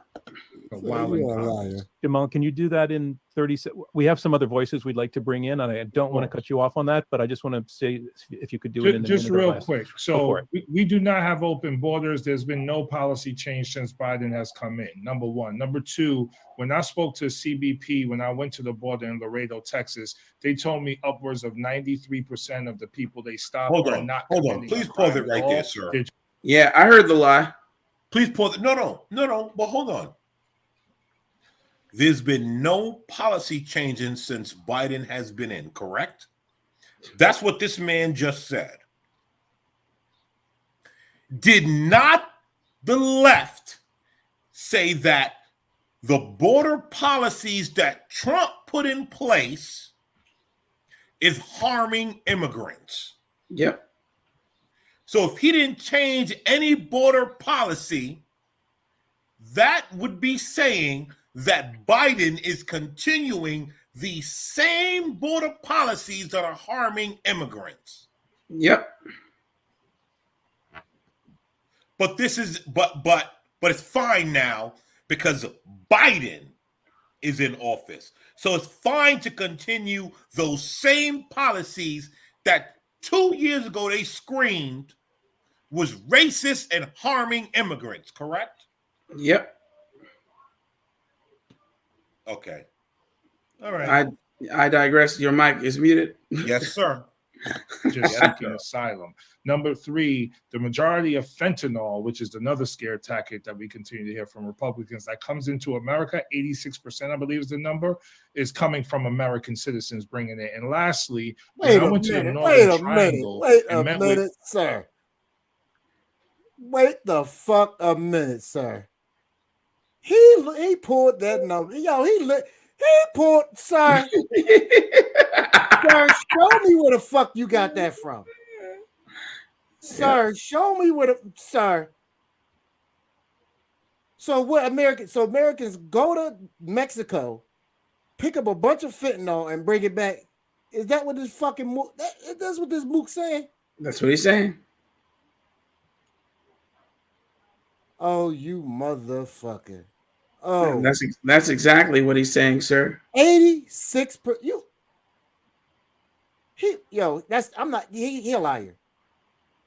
He's a fucking liar. I need to see that, Dad. Is he ever going to say where he got that from? No. Do anybody ever call him out on these fucking numbers, or he just let this shit slide? They let it ride. This motherfucker, man. Oh yeah, brother, and it just gets better from here. Indigenous people in Honduras and Guatemala, they spoke to me about American companies and multinational corporations coming in and destroying their ecosystems, leaving them in poverty with no other recourse but to migrate to our country. This goes back to United. So it's not about the cartel. It's us that's making them leave. It come here, huh? No. But he actually finally told the truth, LA. He told the truth. When? Just now. How? What he's saying is the truth. It's our policies over there that have fucked up their country because we're giving them democracy. That has fucked up their countries that are leading them to come here. He told the truth finally. He's actually been telling the truth all night if you really listen. Okay. 86. Okay. All right. No. See, you're getting it wrong. If you listen to all of his underlying statements, he's been telling the truth all the entire time he's been speaking about certain things. Yeah. A lot of the things he's been saying about the Democratic Party, he's been telling the truth all night. This nigga make me drink. He is correct about American policies fucking over Guatemala and all of them. And Absolutely. that's why, because we're going over there, we're going to give you democracy. You know why we're over there? Because as soon as they veer off from the so-called democracy, we want to run in and start changing the regimes. Every time. And so they start migrating here. So he's telling the truth. He's leaving out certain parts, but he's telling the truth. So right here, while he's speaking, he's being completely honest.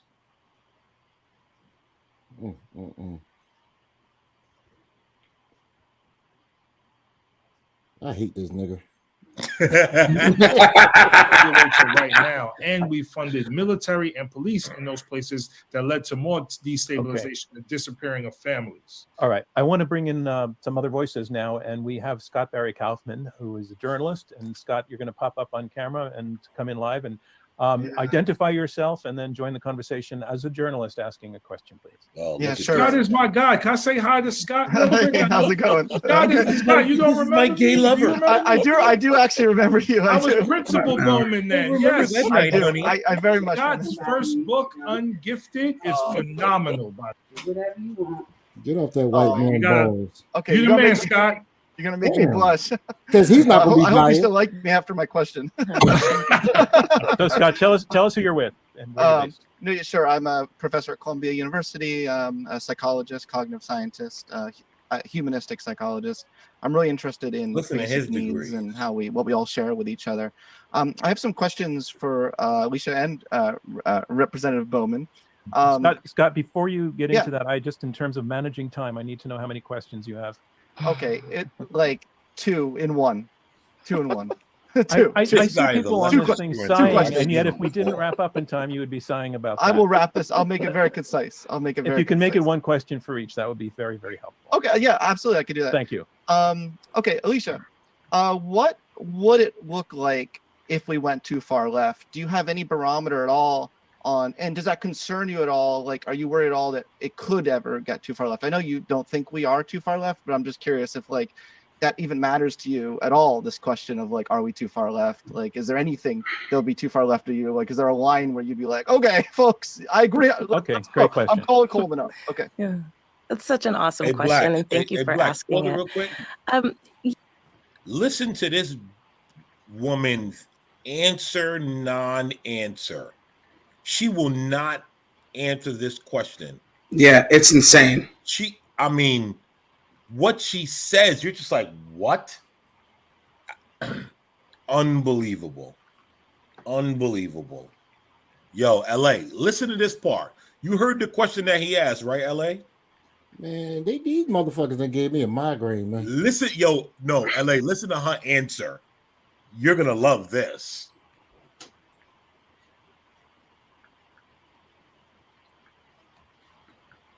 You gonna hit play, nigga? Yes. Let me Yes. say this. The only reason I would care about that question is for the purposes of understanding whether or not my candidate could win an election based on their policy positions. And yes, I do think that there are positions that can be too far left for the American electorate.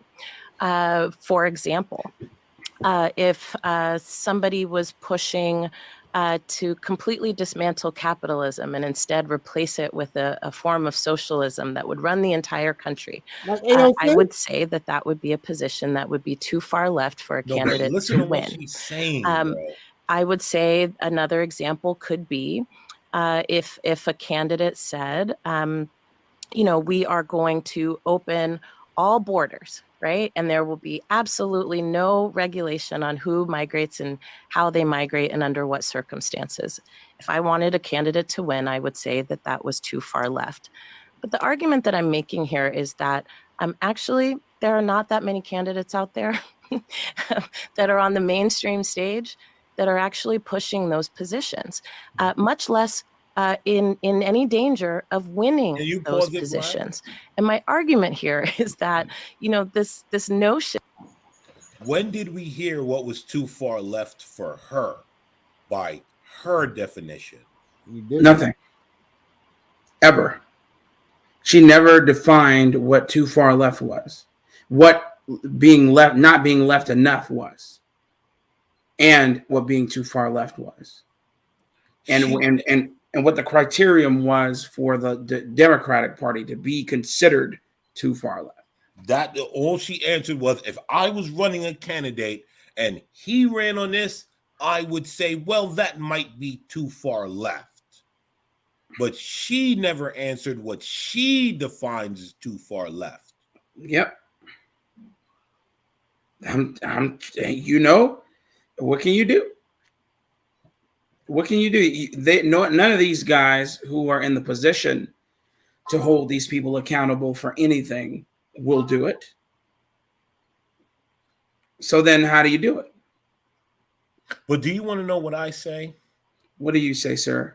If me, the lowly plumber, a no one in society, I'm the guy that goes in and unclogs your toilet, my ass crack is hanging out. That's a fact. If I can catch this, you're telling me that this so-called educated class doesn't understand what these moron degenerates are saying? But they're not educated. What they are, they are clout-educated. I went to Harvard, but I learned nothing. I went to West Point. I learned nothing. I went to what's up, Ruckus? I went to Penn State. I went to all these different places. It's not that being educated doesn't mean what it meant. It just means I get to clout chase. I get to say that this is on my resume. I can't tell you how many LinkedIn acquaintances I have that say they went to Harvard. They got the logo and everything. But then when you peel back that onion, it'll say Harvard Certificate of Business, Harvard Certificate of Business Program online, or all these different things. Never a degree, but because they participated in something that was associated with Harvard, they get to say, I attended Harvard. And then it's technically not a lie.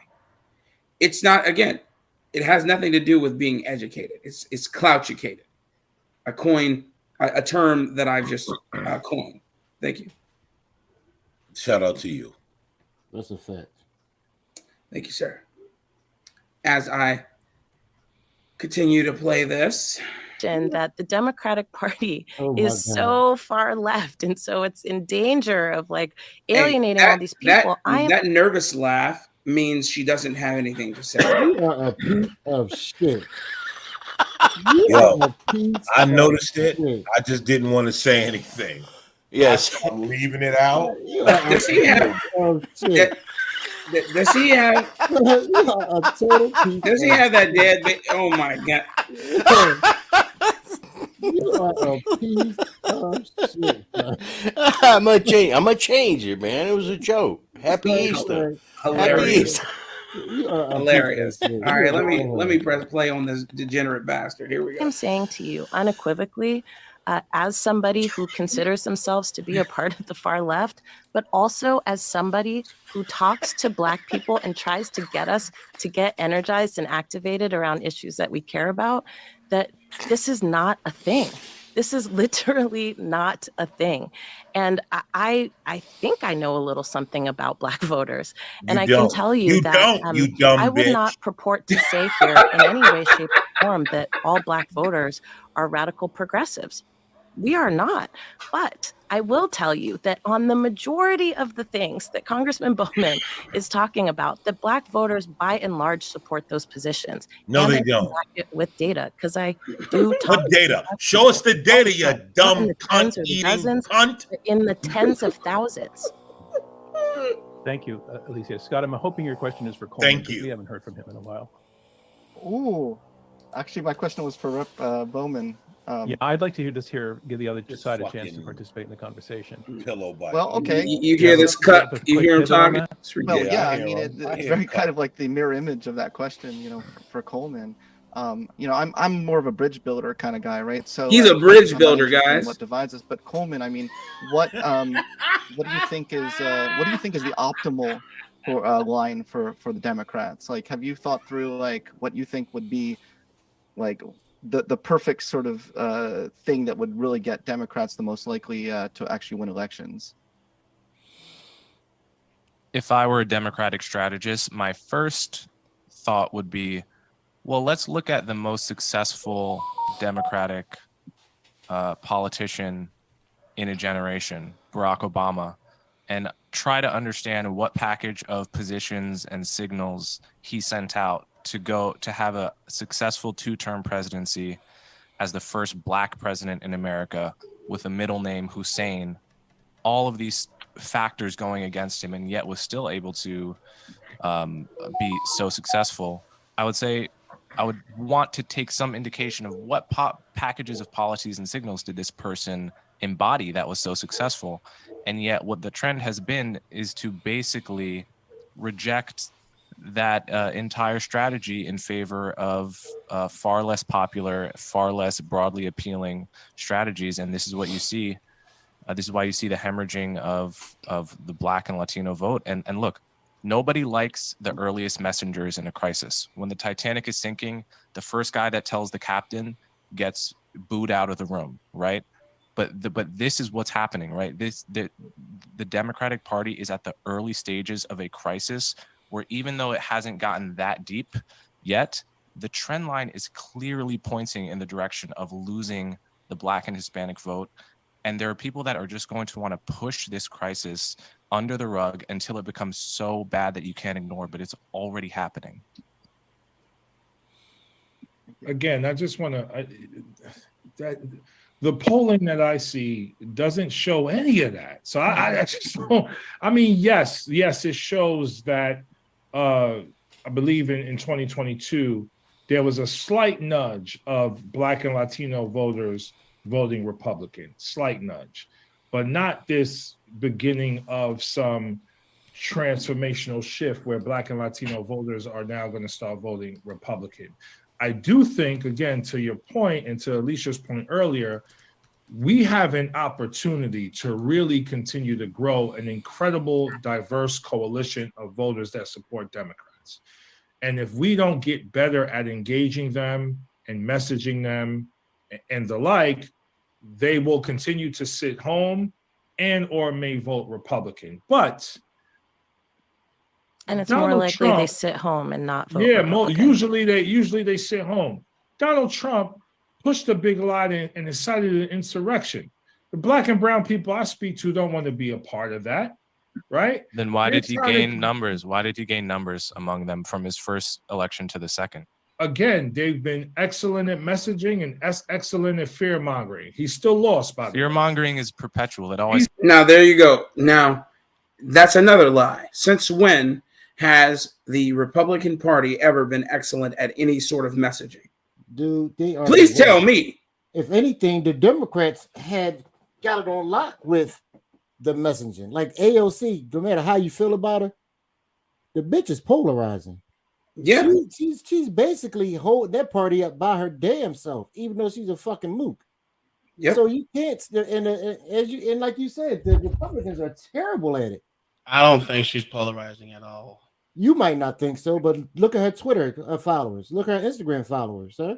Well, they're always going to have the fucking degenerates fucking following them. That's not the point. But that's not the point. The point is she's polarizing the young people. You can't fucking deny it. I can. Well, you can try. He said I can. You can try. I mean, the bitch got what? She got 20 million Twitter followers. Lord knows how many on social IG and the other shit, Facebook. I mean, you're right about that, but like I said before, American people are fucking full of idiots. Yeah, but you keep making my point. No, I didn't. Yeah, you did. You made my point for me. Just because they're idiots doesn't mean that she's not polarizing to them. She's still polarizing. That's the point about them being able to capitalize on the right people. Republicans not doing it. The only one that's good at doing it was Uncle Trump. She's using her skills that she learned as a bartender is what she do in LA. It's working though. Yeah, she's not a politician. She never was. Yeah, and that's evident. Yeah, it's working. It's working. Like I said, the only one that they need to learn from is Trump. Because he capitalized on everything. But the rest of these motherfuckers, like what you call the two rhinos blacks? Lindsey Ham and freaking Lindsay Lohan. Bitch McConnell. The motherfuckers, like people like that, they don't know what the fuck they're doing. All these Republicans need to step aside, but they need to step aside and let young people who know how to capitalize on the party and know how to get younger voters in. Because look, these old fucking voters are gonna vote for whoever they want to. They already stuck in their ways. They need to try to get these young people. And the one thing about that dumb bitch, she's getting the young people. Yeah, she is. She's getting the young people, man. But Democrats, they're always going to roll with whichever way the lobbyists are going. No doubt about it. Yep. No doubt about it. Man, they got their money behind the right fucking idiot. Yeah, it doesn't matter which face is up there, though, Ellie. Yeah. Whatever the lobbyists want. Yeah.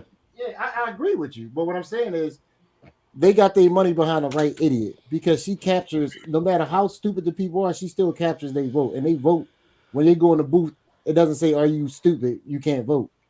But you have to give her a break, dude. She has PTSD from January 6th when she was, in her office. Oh, here we go. This shit. Yeah, I know. She's stupid. And press play. He still lost to a president who is not left at all. So this far left thing is like right, Biden is not left. I'm gonna move on, Scott, to your original question, and I'll stop talking. I swear I'll stop talking after this. I reject the binary. Like I reject the left or right binary in and of itself.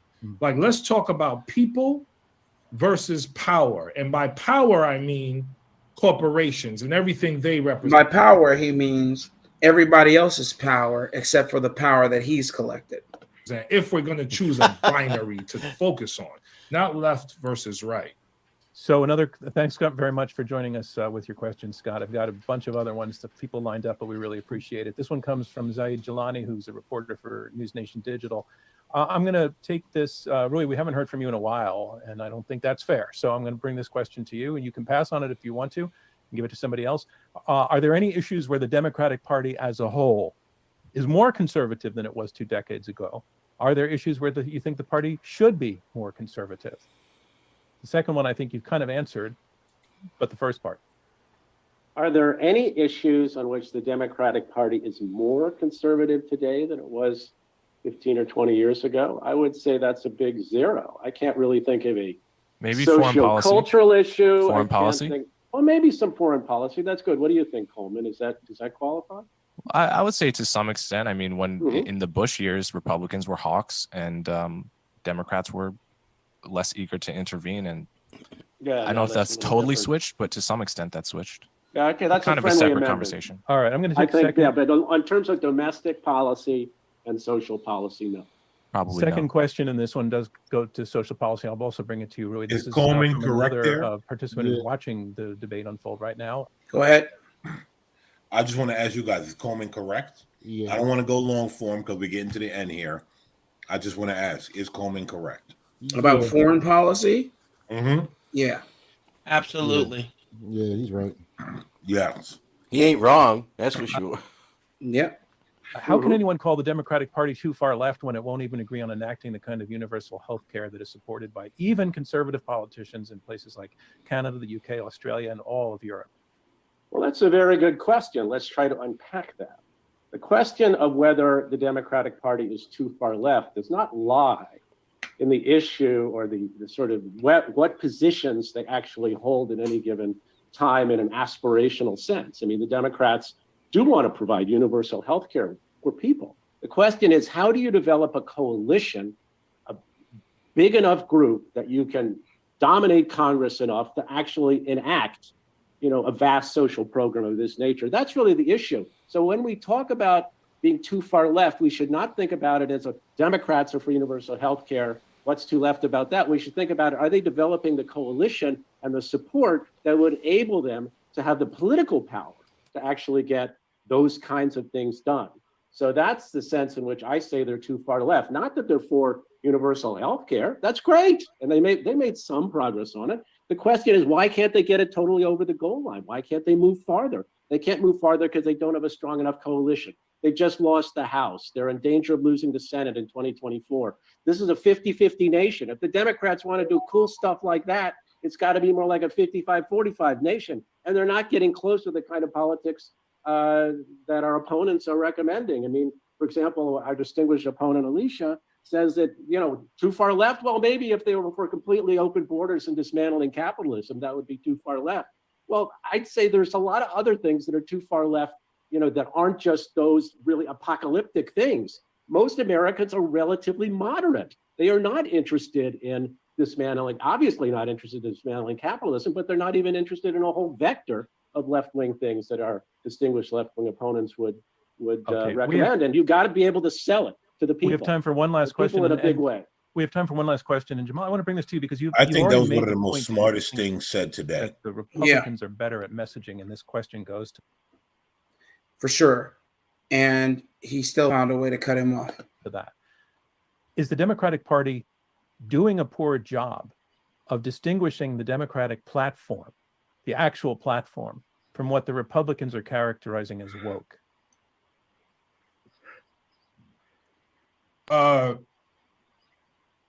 So again, I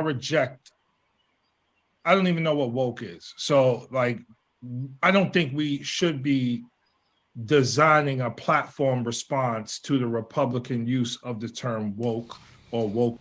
But that's exactly what you do.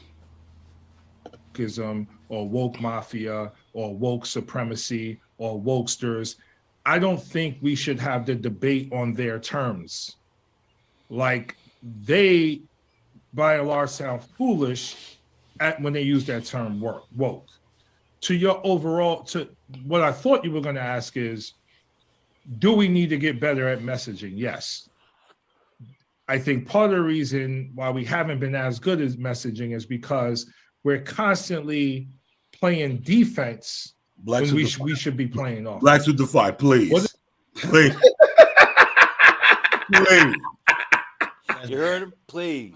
That's a fact. Everybody left. Did this motherfucker not say, here's what I thought you were going to ask. So and so and so, and then go into answering it? Yes, he did. So so he can decide which questions he wants to ask, which questions he wants to answer, and then decide, well, let me tell you what I think you should have asked, and here's my here's my full-throated answer. Yep. And this shit is okay. And that's exactly what happened. He's not bound by the rules of the debate. He gets to make the rules. As we've seen in this hour-long debate, he's been able to make all the rules. Nobody can stop him, not even the moderator. Like I said, the moderator's name, the mark in the marquee under his face should say "Dick Holder Extraordinaire."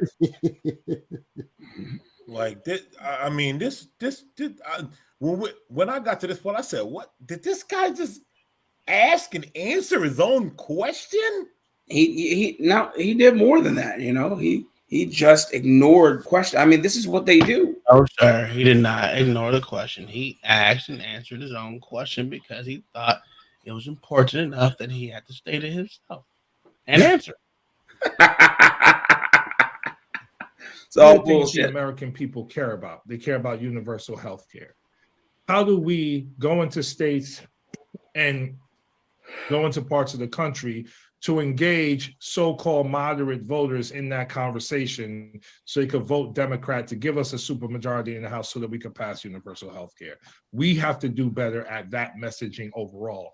But because we're playing defense, like the question was even framed as us defending in response to woke. I don't think we need to do that. I think we need to go on offense with how we message across the country. I think that was the sense of the question, and you hit on that. So thank you. So that concludes the conversation portion of the program, and now we're going to go to a closing round in which each of you has one more chance to tell us why you're arguing yes or why you're arguing no. And Congressman Bowman, it goes to you first. So one more time, your closing argument on why the Democratic Party is not Bowman's going to nail it.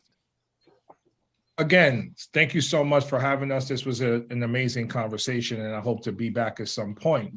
As I said in my opening, and I hope to be back at some point. As I said in my opening, the issue is not that the Democrats have gone too far left. We haven't gone. His eyes are too close together. Is a point that I want to leave us with. There are so many issues that the American people are demanding for us to fight for and figure out how to get done, like universal health care, like housing as a human right, like fully funding our public schools, like ending mass incarceration and holding public schools are not fully funded when they're break second the law, next to the military. like ending child poverty. So many issues the American people want to see us not fight enough. for. And if we fight harder and do better at engagement and communication without fear, we can get all of these things done, because we will get the right people in office at the federal level, but also states, counties, and municipalities as well. So thank you. I hope you all enjoyed this amazing conversation. Thank you, and we would actually love to have you back on our stage. So thank you for making the offer right there. Coleman, you're up next. You're arguing that the Democratic Party is too far left. This is time for your closing statement. Look, I'd like to note that two of the policies I cited as too far left, namely handing out emergency aid to restaurants based on race, racialized medicine, the charter schools, opposition to charter schools. I haven't heard any response from my opponents on these kinds of things. These policies anger disadvantaged working class people. They make it harder to build the coalitions to get those more broadly popular left-wing ideas like universal health care. And like I said, there's a hole in the Titanic of the Democratic Party, and it's slowly, the water is rising. And I think my opponents, with all due respect, are going to be the last people to realize when the water has risen to emergency levels. And I consider myself to be one of just the early messengers. And in any crisis, no one hates the first person to tell them things are deeply, deeply flawed.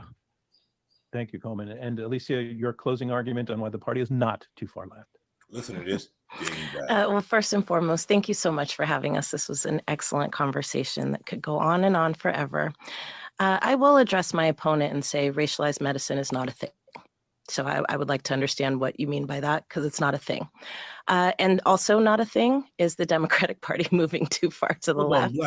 Again, I want to just continue to emphasize here that if the question is, what does it take to win elections, which then gets to the outcomes that my distinguished opponent talked about, is the worst moderator ever. Majorities that can move legislation.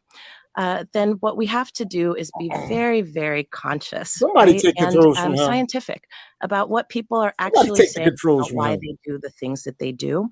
And by and large, when you look at polls and understanding who you're talking to in those polls, most Jesus Louise. Hold on.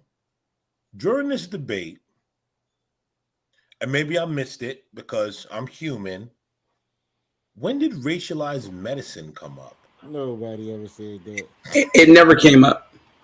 No, nobody ever said that.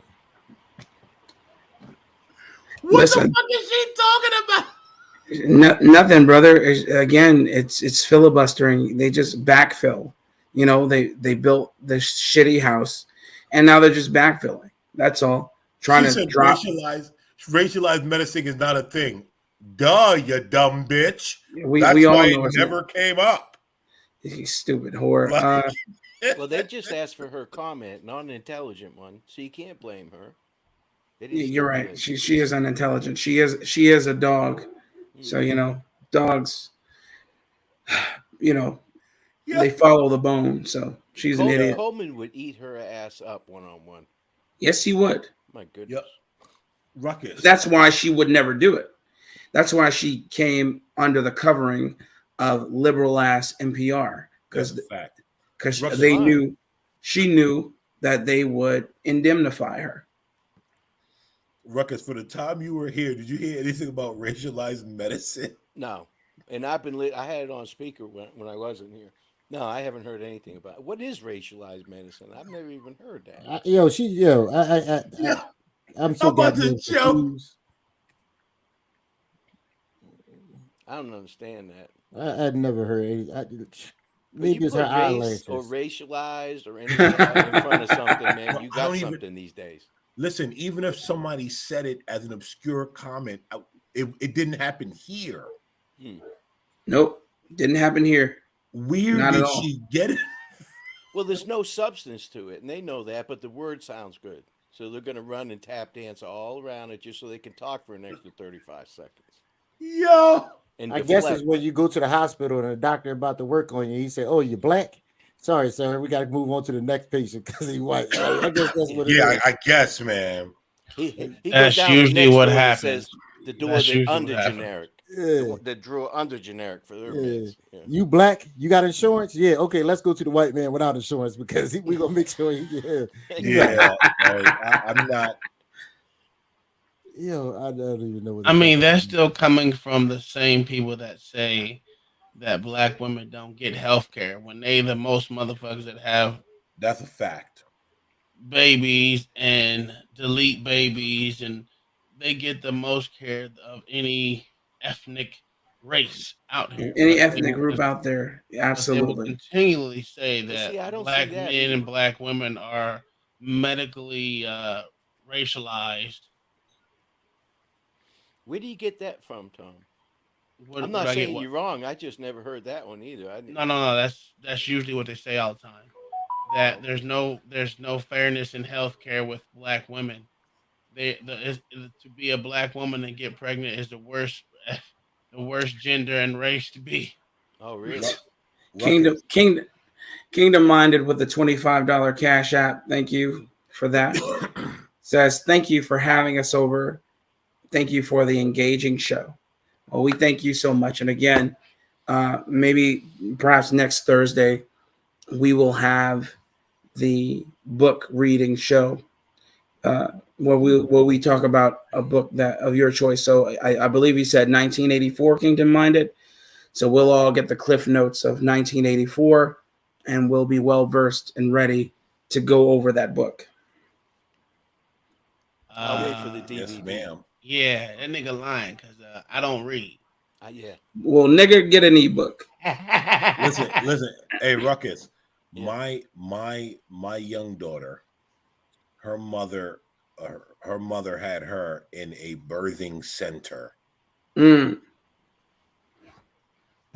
What's wrong with that? I don't understand. No. I'm not saying there's anything wrong with that. Okay. What I'm saying is they're claiming that black women are so disproportionately ill, Oppressed. medicalized, and this and that. And my second daughter was born in a birthing center, not a hospital, but a birthing center, AKA expensive. well catered to. Yes. And taken care of as a black woman now, mind you. Yes. Every doctor, what it should every be, though. place my children have been born in have been second to none, except for where my son was born in Korea.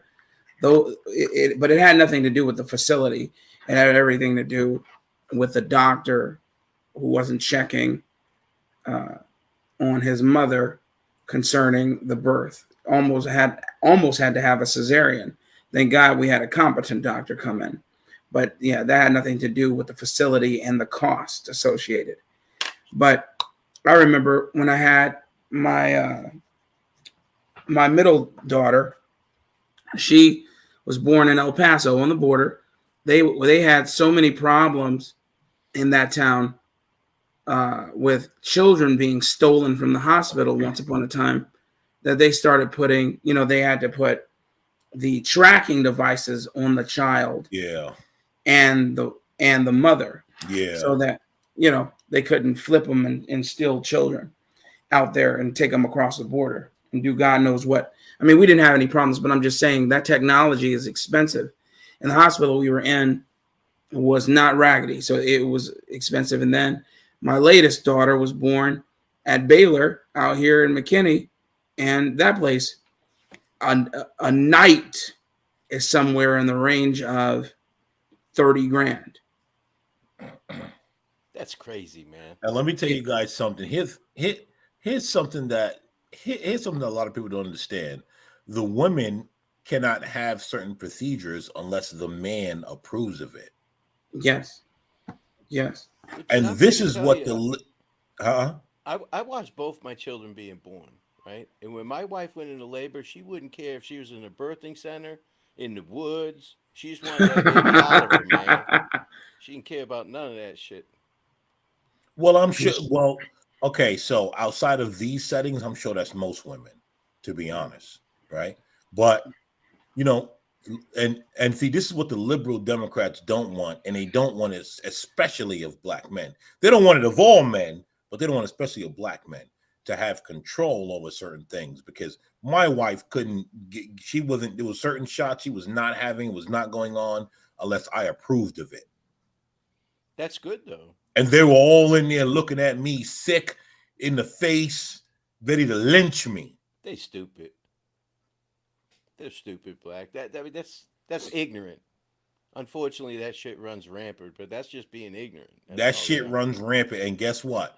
My wife has had two healthy children without tons and tons of medication in her ass. Mm-hmm. Well, that's the way to go, man. All that stuff's just a trick to make it easier for the staff. If you ask me, it doesn't make it any easier for the females. Well. Here's the thing. Here's the part about epidurals that no one ever questions. What does the epidural do? The epidural numbs their lower half. And when you numb the lower half, what is it that they cannot do? They cannot push. They can't assist in the birth. Yeah. And when they cannot push, what does the doctor then lead to that puts more money in their pocket? Cesarean. Why the fuck would I give my woman an epidural? Now I would have took one. I watched both in births. I would have took anything they would have given. Sir, sir, you sound evil. Just want to let you know that. Who? Talking about Black Thoughts. But see, and then also they don't talk about the ramifications of an epidural to a woman's spine. Yeah. You know, to be tapped there consistently in your lumbar spine or sacral spine. I don't remember where they're inserting that line. But to be tapped there consistently is dangerous. Hindering the signals from your brain to your extremities is you know, like I said, it's dangerous at best, you know, deadly at worst. I've never seen stats, but don't most women get an epidural? Most? Yeah, absolutely. Most do. Wait, is the stats most? Let me see. I don't know. I would say it. I you know, this is just off the cuff, off the top of my head, because they've been so inundated with brainwashed. Okay. You know, yeah, with this brainwashing, I would say yes, but I have to check. But I'm just saying, my wife to this day, after getting epidurals, has problems with her back when she gets pregnant, or, you know, ghost pains after pregnancy, and who knows what the ramifications will be. You know, no one knows. No one knows. Same thing with those doggone chemicals they tell women to put up their vaginas and say, hey, this is a contraceptive. Take this, put it there, or take this pill, add these extra hormones to your body. You don't know what that's doing either. It's crazy.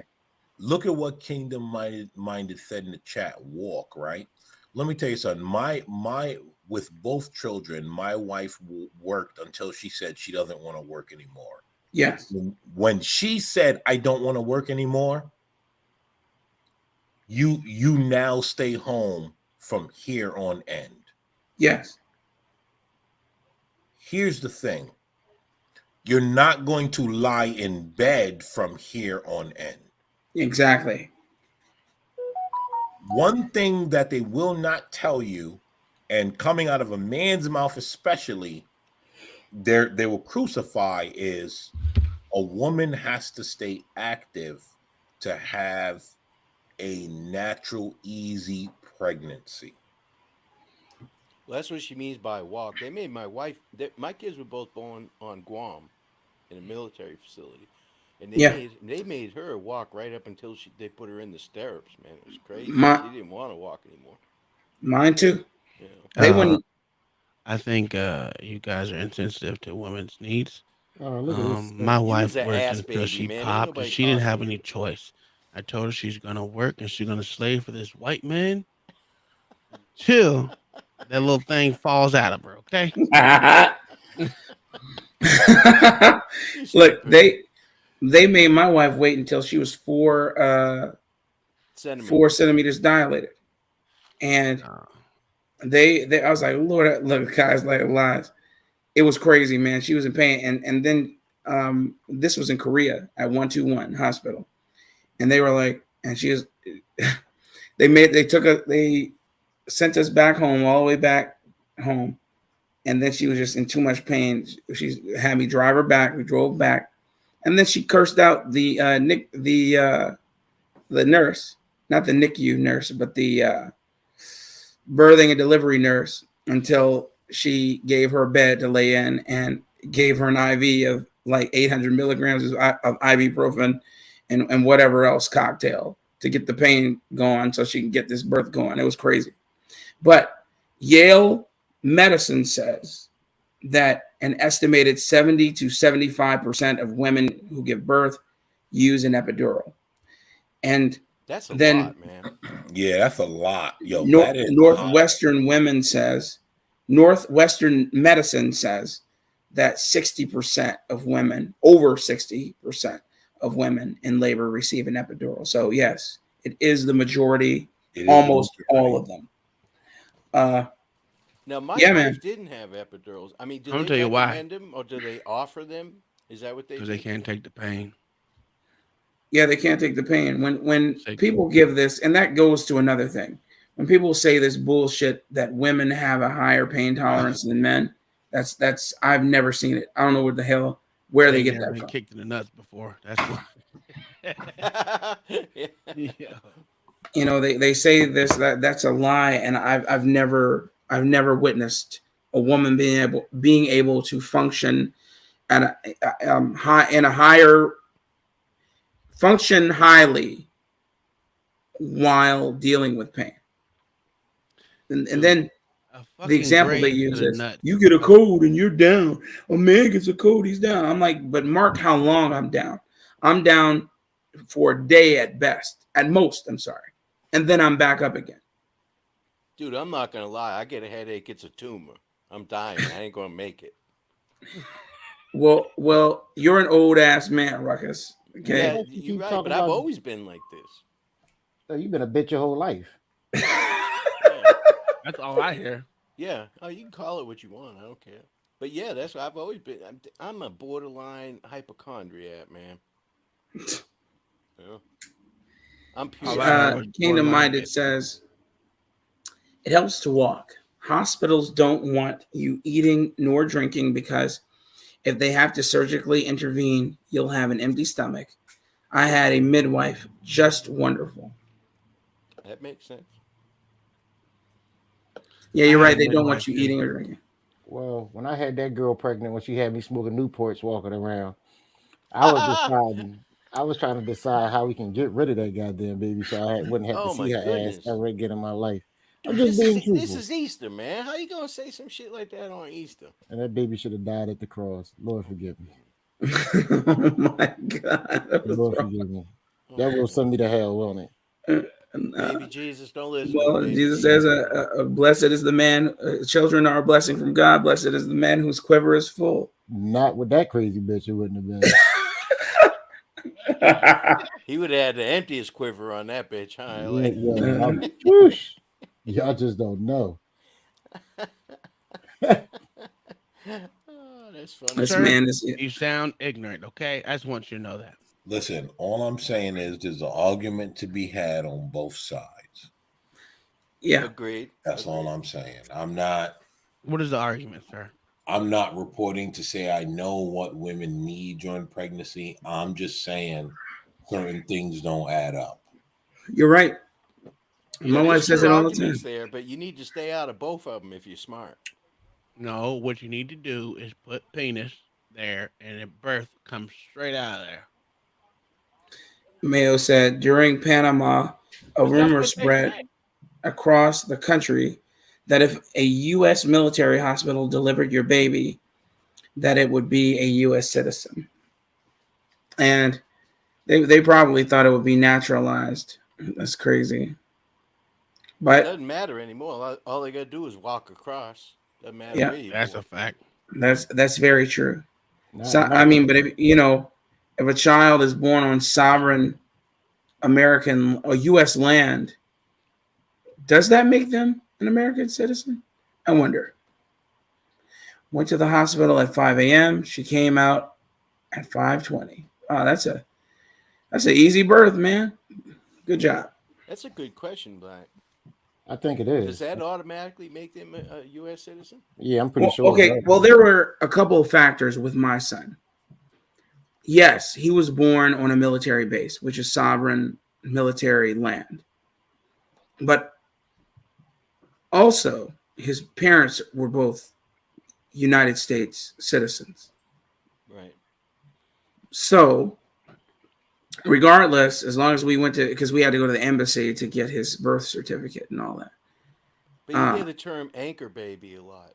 So that Yeah, gives well, credence to if they're born. Those are usually here. Chinese and Russians. yeah. You can have a baby here in America. Okay, so if you have a baby here in America and you are not a citizen, it's rung true that if you have them here, then they're an American citizen. Mm-hmm. But see, Koreans do the opposite. Koreans will move here to America, go back to Korea to have their child, so that the child will have dual citizenship here in America and in Korea, but technically a Korean citizen. And By then, birth, then when the child turns 20 years old, becomes an adult, then they go back to Korea, spend 3 years in the Korean army or whatever service, because they can do civil service and they can do army, navy, Korean Marines. Look, it's so funny. They don't do shit. But anyway, then they'll do their 2 or 3 years. I think it's 2 years. And then when they're done, they go back to their lives, go back to America, whatever. And they now have dual citizenship. That's a requirement in Korea in order for you to retain or maintain a citizenship. So I don't know, man. My son might have dual citizenship. Hopefully he does, because when the shit hits the fan, I'm fly to Korea. My nephew, My my kids are dual nephew citizens, but my Guam nephew a is an territory. Israeli citizen. Oh yeah. Yeah, he was born in Israel, like has the Israeli passport and everything. And Does he have to serve? Did he have to serve, or does he have to serve? no, because technically he's an American. Oh, that makes sense. But he was born in Israel. Wow, that's awesome. Tel Aviv, baby. Tel Aviv, baby. Listen, Yeah. Tel Aviv is beautiful, and I was there as a child.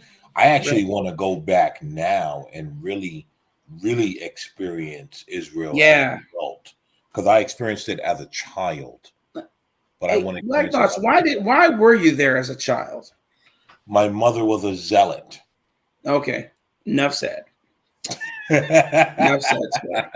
I'll leave it there. I've just always wanted to go to experience the food, really. I really don't find there being any power going to Golgotha, walking the Pilgrim's Road, or any of those other staples. I don't care about that. What I care about, though, is, experiencing some of the culture and, some of the staples, the eating staples there, man. Get the eats. Let's taste some foods, man. One Middle Eastern dish I love, man, is the kanafa. The kanafa is this dessert, man. Just look it up one day. It's so good. It's like this cheese that you can only get from there, and it's caramelized with honey. It's so good, man. It's so good. Found a place out here that made it. A bakery out here that made it. It's off the chain. That sounds good. Yeah, a kanafa. It's I don't know. I don't remember if it was Pakistani or it's either. I think it's Pakistani, but I could be wrong. But I found that every region in the Middle East has their version of the kanafa, and it's off the chain. Sweet and savory, man. How was the surface area of the kanafa?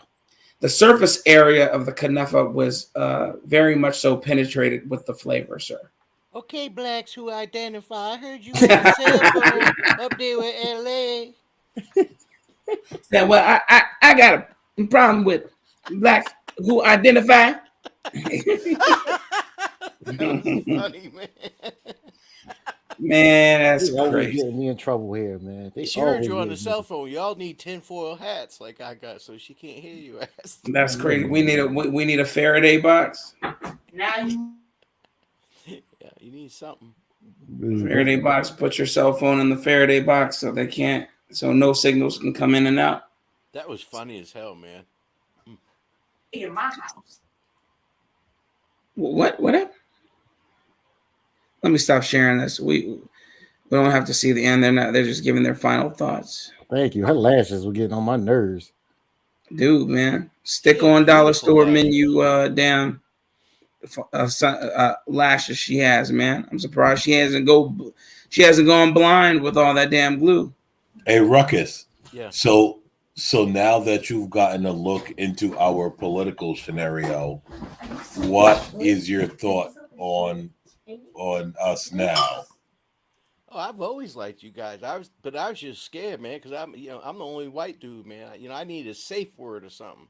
The first couple times I watched. Hey, let's say I got you, man. Safe word is these nuts. These nuts. All right. You know me. I'll say it. I'm stupid. I ain't scared. No, problem is. No, you guys are great. Yeah, we don't. Like I said, we get into some stuff. We'll be silly. We'll talk shit. But for the most part, this is what brought us together. This. Talking about this. And not just the political landscape, but just where this country is going and where we fit in it. Well, I see why you guys have LA in there, so because you could bring the IQ down a little bit. I knew he was gonna say that. Because you guys are way intelligent, man. I'm here to tell you. I'm learning things. I'm learning you a dick holder. Stop holding on these men. Dude, nuts. I know what that means now. I mean, you can't slide that by me like I don't know what it means. You up here dick holding. It'll be all right, sir. Yes, baby. We let you into the group. They say you went to the park in the dock. What the fuck is this idiot doing? I don't know what he's doing. But say park. I can tell you, he's about to go smoke a cigarette. Also, I would like to tell you, good sirs, that you missed some slap championships last night, bro. I did. Amazing shit. Oh, I know you did. That was some shit, wasn't it? Bro. Really? Yeah, man. The championship round where, dude, it was 2 1-slap knockouts. Yeah, it was. This motherfucker, he slapped his wife and then thought of an idea for a slap competition. You cannot make this shit up. Oh, Dana White? Yeah.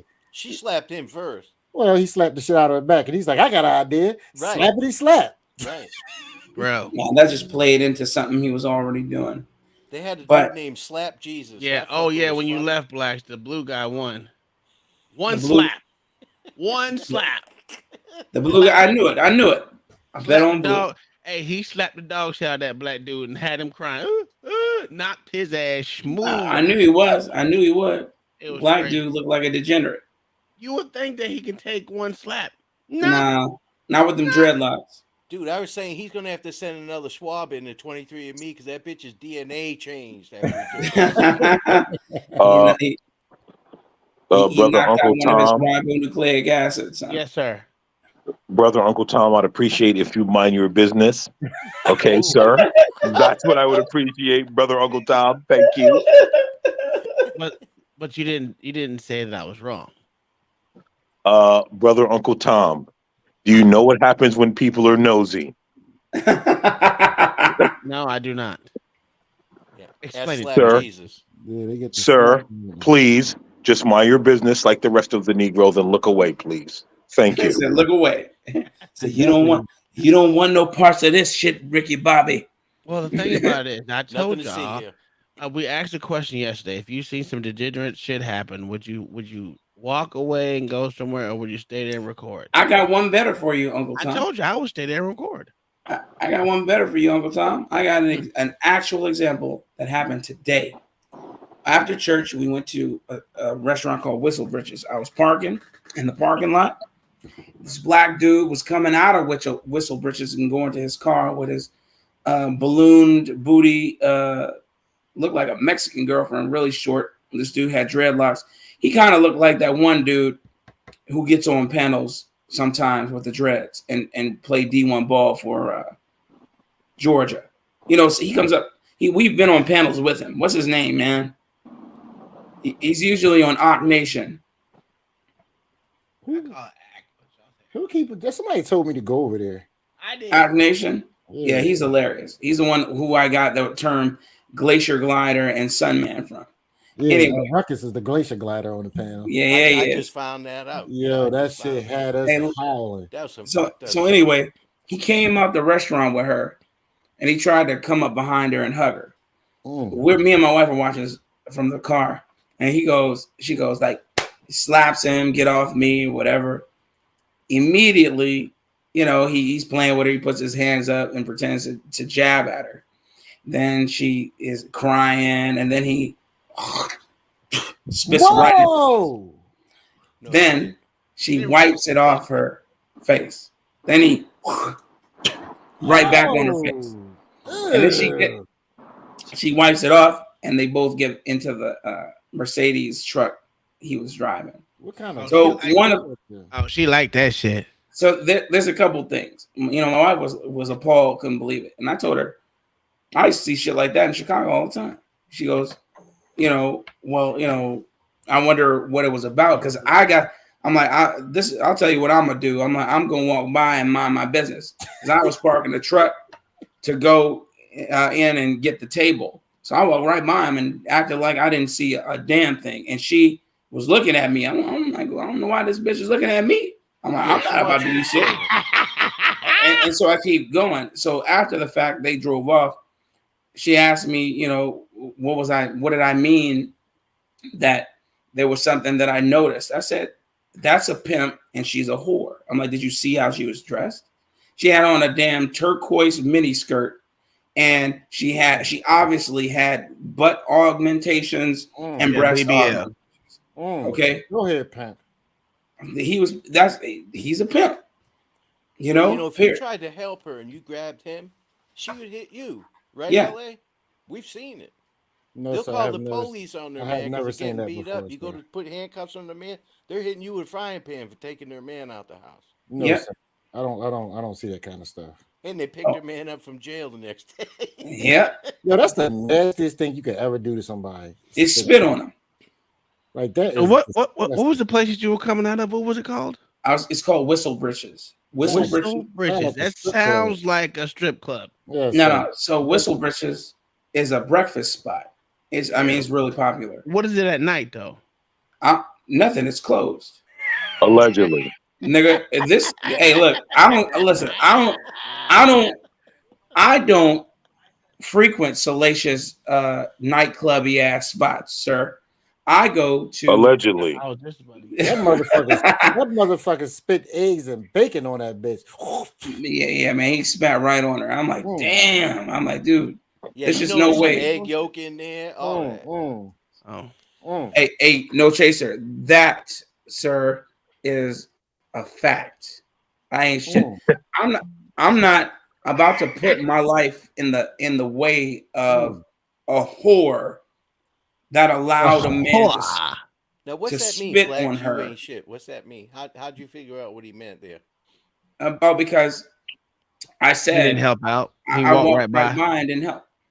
You know what? You playing dumb kills me, sir. You don't know what the fuck that means. Dude, I got a I'm a- notepad. I'm trying to figure shit out, man. Look, I'm gonna tell you like this. I watched a bitch fall out in motherfucking what was that place called? Panda Express, and didn't do a goddamn thing. That bitch fell out. And he's a nurse. No.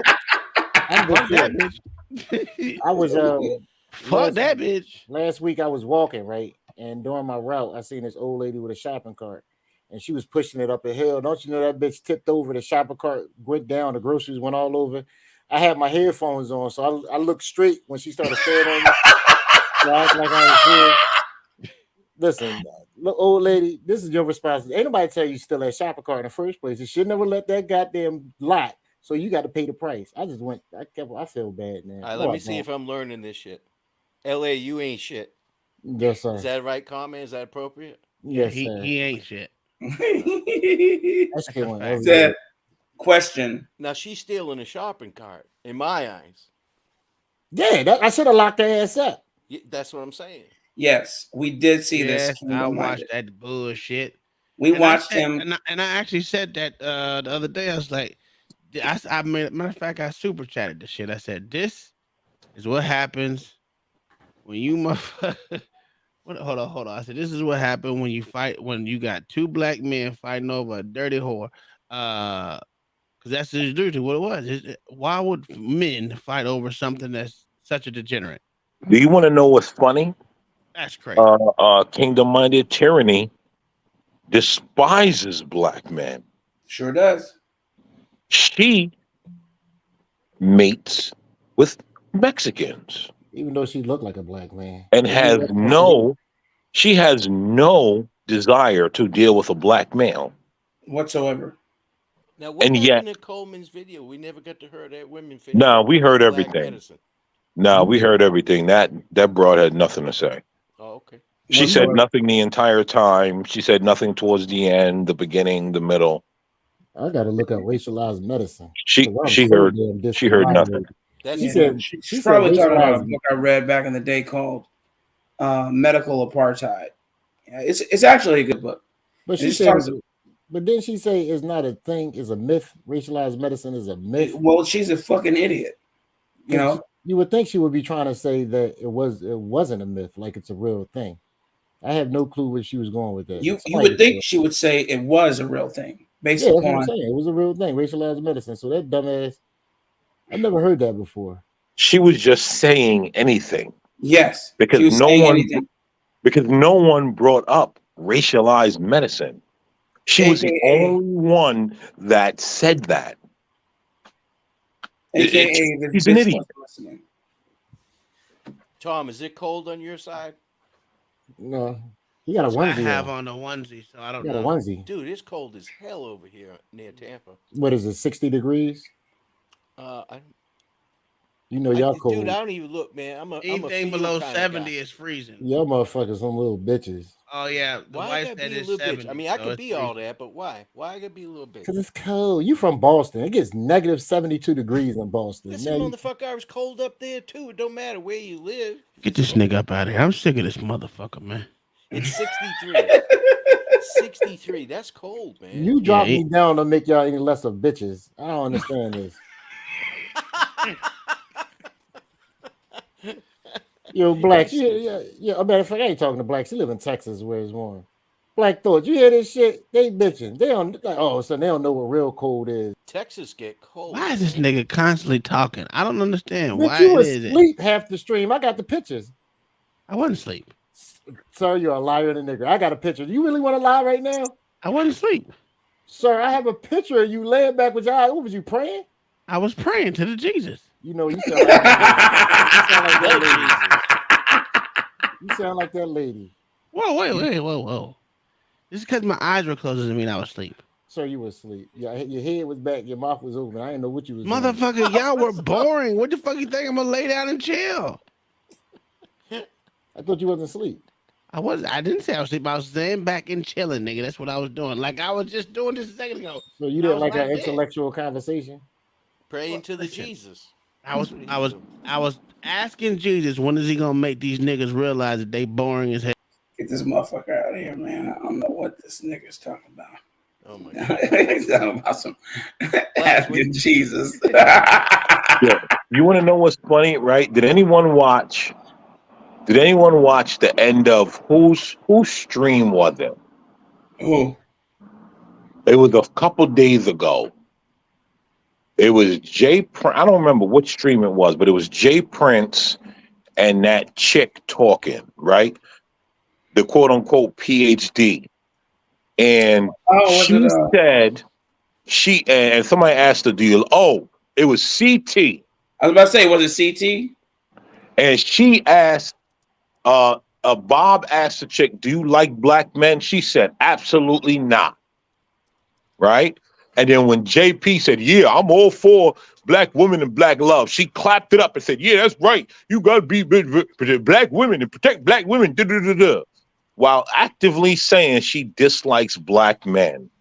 Yep. And I said, what the fuck? Ruckus, do you protect white women, sir? Who was that? I can't remember who that was. I remember I was listening to it, but I don't remember who it was who said that shit. I think it may have been Venus. No, not Venus. It was Pink. Pink said that shit. Yes, that's who it was. But it was very weird because she sat there and said she dislikes black men. Mm-hmm. But then when JP and then see herself with one, right, because of the way they treat us. Right. And then Bob said he likes white women. And then she pivoted to JP, who was like, oh, Bob said JP likes black women. And she couldn't and she then began to praise JP for dealing with black women's degeneracy while she has decided to walk away from black men. And I said, nobody don't see this bullshit. But okay. What do I know? Well, we seen it. We just didn't respond to the bullshit because it was at the height of niggerdom. First off, Bob was motherfucking hosting. I'm fucking with you. But no, it was some bullshit. And I mean, even with JP up there, it was a ploy. I mean, no, he wouldn't never let a nigga talk that long before. And that shit just sounded stupid. Just like yesterday sounded stupid when he was talking, or was it yesterday? Whatever day it was, he sounded. It's just sounded stupid. It's not even a thought process into it where he's protecting black women, because in the same thing, you'd be like, so what about the kids you have with these so-called black women that you are not with you? And then shits on stepfathers that's going to take care of his children. So, it's great. No, but he don't want his baby mothers are not allowed to be with no other dude. No, degeneracy. What was his answer? I mean, what's his business? Degeneracy. This is the black community, sir. I don't know why you asking. His answer was, well, I'm out in these streets and I'm not going to be here that long anyway. Oh yeah, that's right. That's right. He did say that stupid shit. Good bitch, bye. This is the black community at its finest. And again, right? This is what we are supposed to come out and protect at all costs. Anything against this is an Uncle Tom, is a coon, is you hate your wife, your mother, your sister, your brother. Anything against that. Although I could say that the two of them deserve each other and they're best together. We saw that earlier, Ruckus. We was talking about that in our group chat. The guy who got expelled from was we talking about that? Or I might have saw it. The guy who got kicked out of the Tennessee office because they wanted to protest gun control. He said he'll be back. He's gonna be back, all right. He said it's not this way you know something is about somebody. Is that the black dude with the half-colored dreads? Yeah. Little bitch. When the first thing you know when something is about somebody, when the first thing they say out their mouth is, "This is not about me." Well, bet you know it is, sir, because that's how you know it's about somebody. He would have been mad if that white woman wouldn't have got. She didn't even get expelled. She just got suspended. Well, she about to lose her seat too. But she threw them. But hold on, she threw them under the bus. Like a Did you motherfucker. peep it? Nobody listens. This is what I'm talking about. She threw them under the bus when she went in there. When she went in there testifying, she said, "Yeah, I wasn't doing what they were doing. I wasn't like them. No, I was Bring just it there." on. Bring it on. Just like a white woman. Can't trust y'all. Except for my sister Kai. Like, I'm yo, not having the bullshit. yo, it's very wild how it goes, but I'm not surprised because I understand what leftists stand for. And so they went and Don Lemon was crying because again, he's been being exposed as the misogynist, effeminate gay pig that he is. Oh my goodness. Hey, listen, That's the he's truth because he doesn't like women.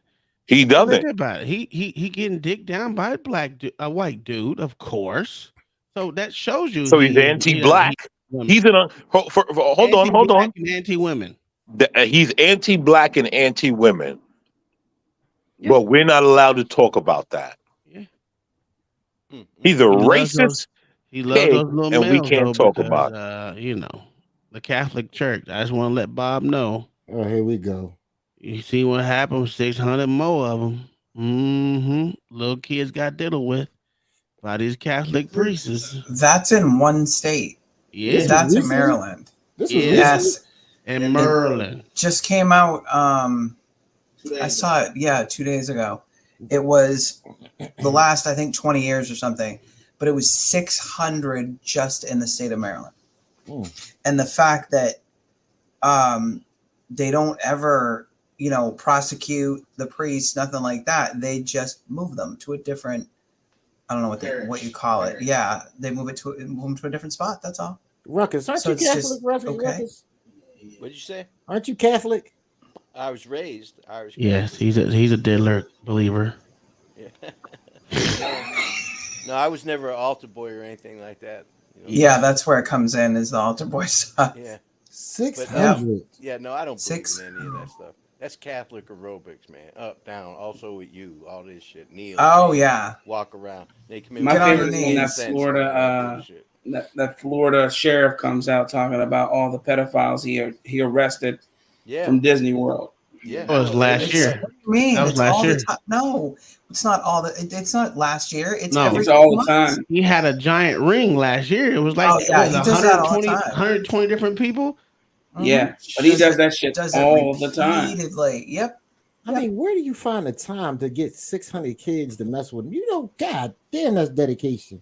That's that's easy. That's in the Catholic Church. But I'm saying, when? What time? When do they got time for this? Because the parents give the priest free reign of their kids. So they just drop them off and say, "Here you go." And not only that. But LA, they go ahead.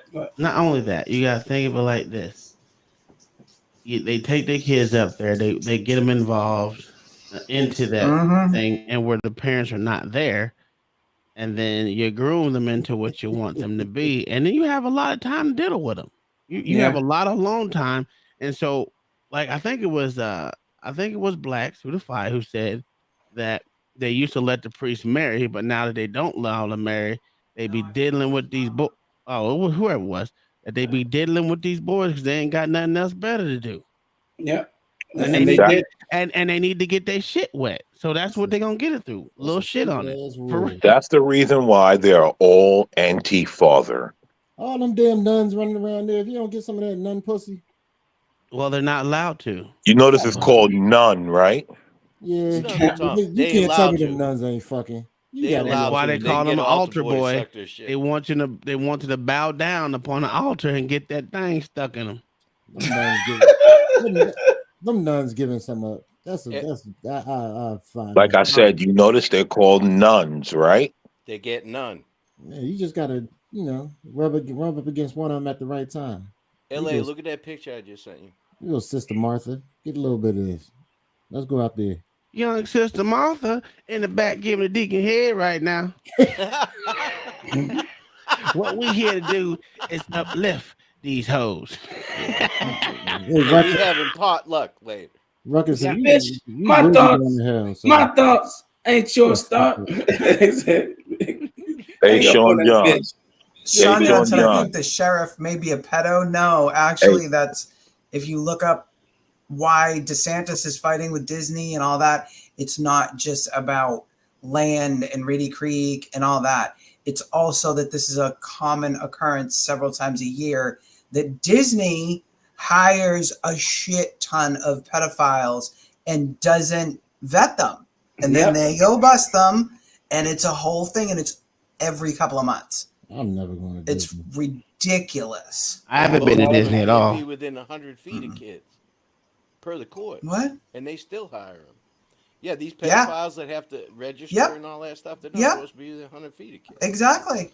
That's crazy, But man. they go out there, you know, costume and touching these little kids. Exactly, and it's on Disney because they keep on doing it. But DeSantis and Grady Judd ain't with it. They ain't with it at all. They're all not with it. And DeSantis, they are bashing heads, but DeSantis isn't letting up. I like. He's like, oh yeah, you and me both. I'm not trying to lose him though. No, me. The country doesn't deserve him. No, they don't. You're not lying. None of them deserve DeSantis. Any small amount of decent human being he still has left, because politics destroys everyone. It will destroy the last part of him. There's no way to stay sane and to your core values being past the state level. If he gets elected, though, the left will lose their fucking mind. He's worse than Trump. Yeah, but them. they'll do things to try to destroy him.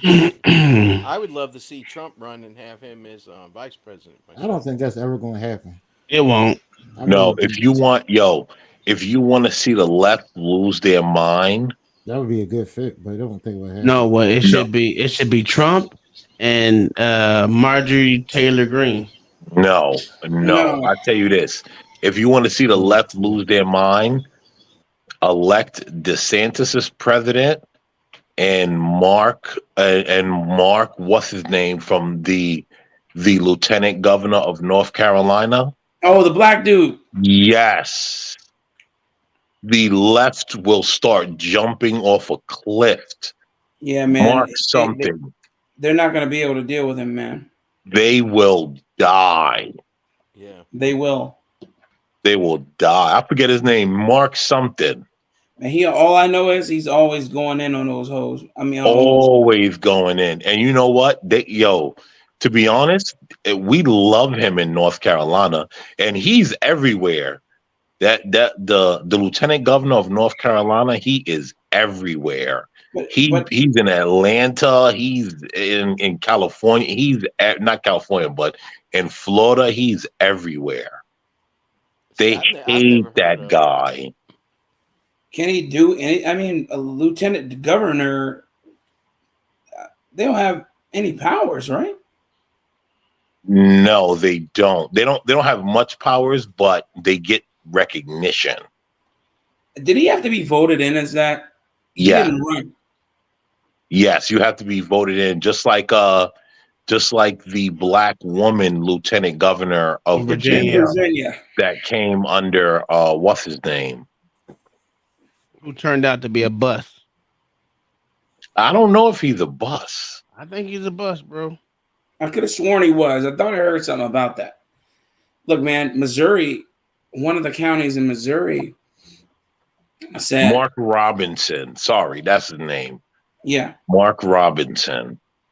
One of the counties in Missouri said that they refuse to acquiesce to the ATF and their firearms rules, and ratified a law saying that it was that they would not adhere.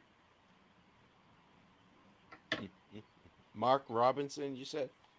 Yeah, Mark Robinson, lieutenant governor of North Carolina. They don't have much power, but they are known everywhere. Like Like they can get around and be known everywhere. Now, have you heard his name tossed around about VP? No, but what we're saying is, if we want the left to lose their mind, get you a white Republican and a black Republican, and the left will completely go crazy, because there's one thing the left hates. If there's one thing the left hates, it's a black man that gets on with himself. Isn't that the truth? Mm-hmm. If the left even sniffs out a black man that is not about their agenda, they will go into publicly trying to lynch him. That's stupid, man. That's a waste of energy. Well, we dealing with stupid people. That, you know. Yeah, we're dealing with deliberate people. Yeah, it ain't easy being us, huh, LA? We the only smart motherfuckers around here. That's a fact, sir. Because because we're not dealing with racialized medicine.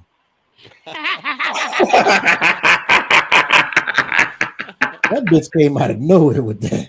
Out of nowhere, man. I was the moderator for that damn thing. I'm like, wait a minute, what? Man, that's crazy.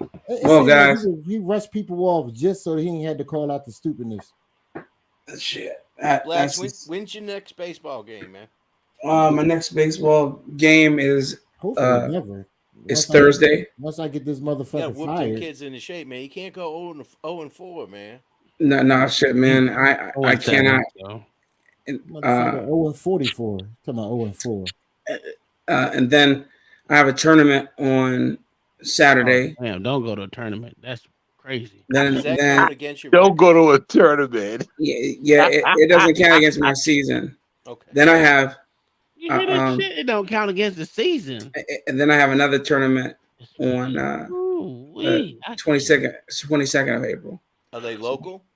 Well, yeah, they are local in the sense that none of them is over an hour and a half away. Oh, okay.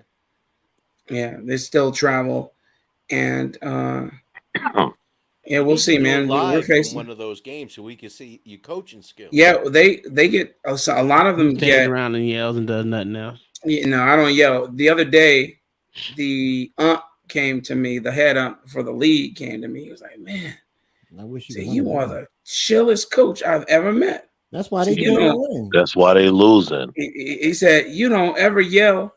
I said, "Look, man," I said, "I do my yelling at practice. If in the game they're not doing something that I told them, I'm like, we'll parlay at the mound after a couple." After a couple botch plays, after they booted the ball a couple times, parlay at the mound, we'll have our conversation. You know, I'll get down, talk to them, be like, what the fuck are you doing?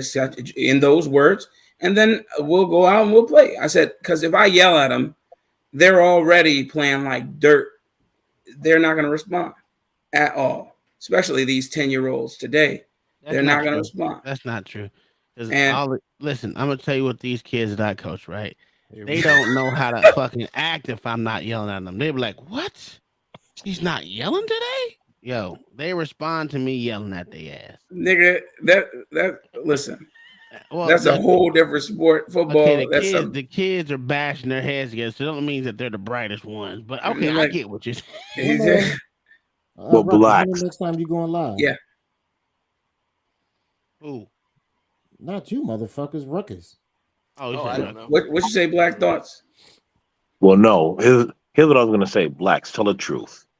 You got a bunch of liberal kids that you're coaching, and their parents are screaming at you. Tell him he's great, and give him a participation trophy. Oh, hell no. And that's the reason why you can't talk real to them. It's okay. Keep it real. Oh, hell no. Not. I got one guy who insists that I kick his son in the face if he doesn't do what I tell him to do. I'm not even playing. The thing is, what extreme did we get to? All I said was yelling. This guy said, "Yeah, one guy was going to kick his son in the face." I'm not even playing. I'm not even being hyperbolic. This is what he said. He wants you to toughen his kid up because he don't know how to do it. Exactly. That's a fact. Exactly. My whole point to them is, I'm like, I'm not about to have a conniption over you fucking losing. I'm like, yeah, it sucks. I was like, but here it is. If you don't fucking practice at home and you wait till you get to me to do any sort of practicing, I can tell. I'm like, and then we will lose, period. I don't care how much talent is out here. We made spectacular plays. That's how we sold up the defense for 3 innings straight. But guess what? Sewing up defense doesn't matter. Huh?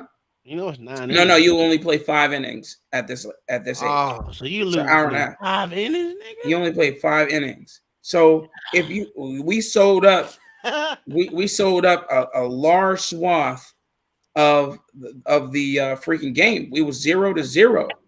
Listen, the boys, eventually a ball's going to get past you.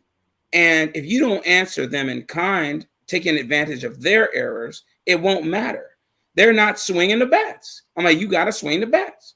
1 person, 2 people swinging bats ain't going to help. You got to swing the bat, get on base, get on the bag, listen to commands when I'm telling you to steal, watch the ball, get in. If when the next man gets up to bat, then he needs to drive you in. We need a line drive through short and third. We need a line drive out to center field so we can get you in. Other than that, we're just there for practice, to give them practice. The wife said you already used too many words for them kids. You done lost them at the.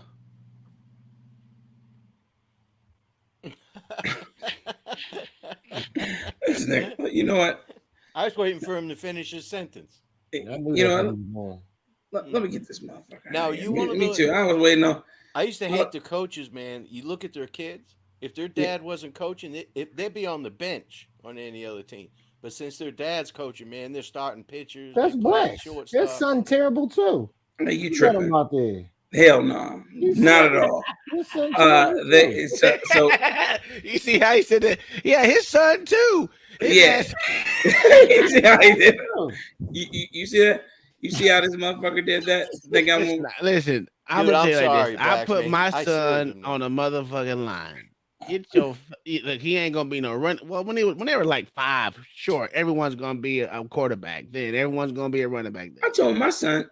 After that, you're a center, bro. Get the fuck out of here. Exactly. I'm like, if you don't perform, then you don't play. Well, look, I got 2 other boys chomping at the bit to play second base, and I always remind my son, I'm like, shit, boy, you can be replaced easily, man. And I would have no choice but to do it. Look at his eyes. I know he's lying. I would have no other choice but to do it if you don't perform. So yeah, man, he understands. Oh, you putting all these stipulations on it? Come on now. How many kids you got on the team? 7. Oh man, I have 11 children on the team. Oh, what's up, OG Do Dirty? Man, kids, families have an obligation, man. You always have 9 players at games. No. 11. Yeah, that's tough. That's why I needed 12. I got 11, so that worked. And you have people who will not tell you until the day of. Oh, coach, we can't make it, coach. Yeah. I'm like, well, are you serious? I'm like, all right, cool, man. Look, I'll forfeit that damn game. And I'm like, all right. Babysitting that practice? You got to pick some of them kids up and drive them home because their parents don't show up? Yep, sometimes. The one boy, messed up, and that's the one who doesn't want to pay her fucking money until I told her to. Oh, the one who was on the phone with the other night? Yep. Okay. So yeah, man, these people will take whatever you give them, man. They'll take it. But did she pay the money though? Yeah, hell yeah, she paid that damn money. Because I told her that her son will be squarely on the bench in these next 2 damn tournaments if she doesn't pay that damn money. Now, is it she thought she wasn't going to have travel team? Do they have to try? It's a travel team. Let me tell you how much this guy makes who owns the damn team. He has right now 13 or 14 teams that use his organization's logo. This man makes $568,000 in the spring. Off of baseball? Off of baseball. And then in the fall, last fall, I think he made somewhere around 120 to 150. LA, you need to go coach baseball. Get rid of that raggedy microphone you got.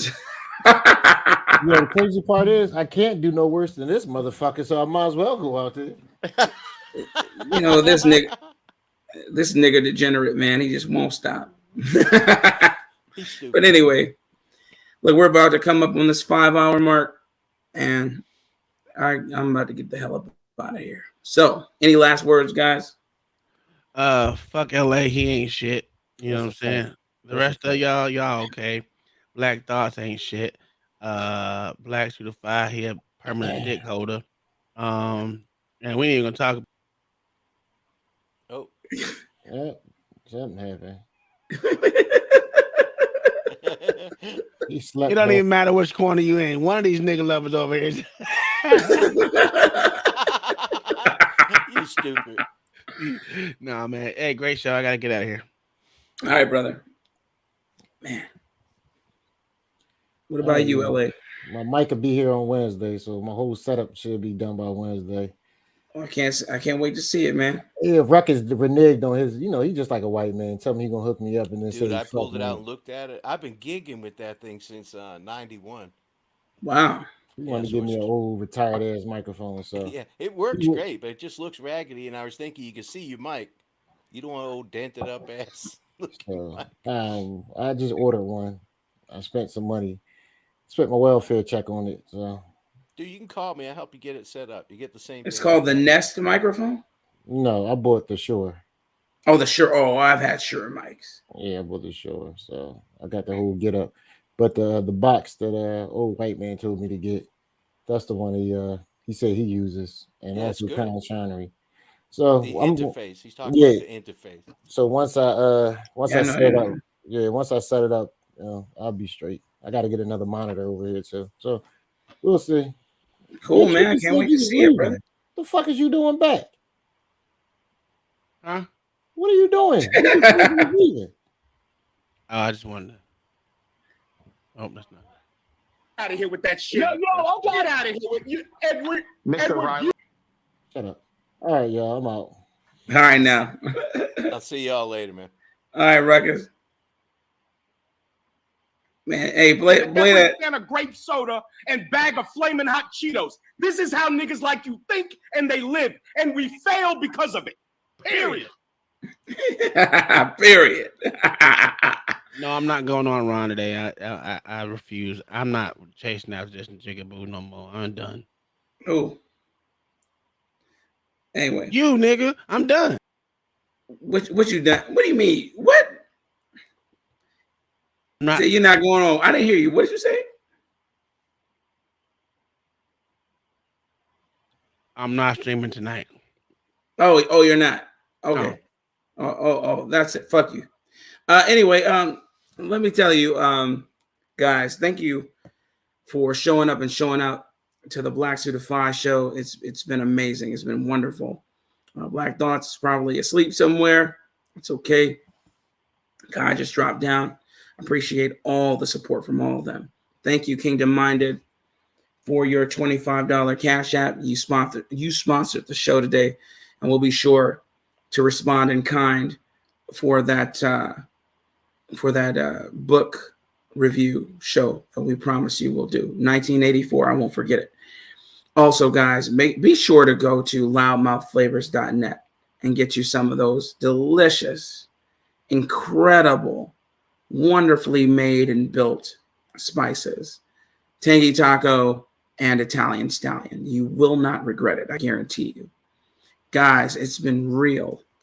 Thank you for having me. Thank you for supporting me as always. Thank you for supporting me in the algorithm, showing up to my page. And I'll be sure to do this again. Have a wonderful Easter. Have a wonderful night, guys. Peace.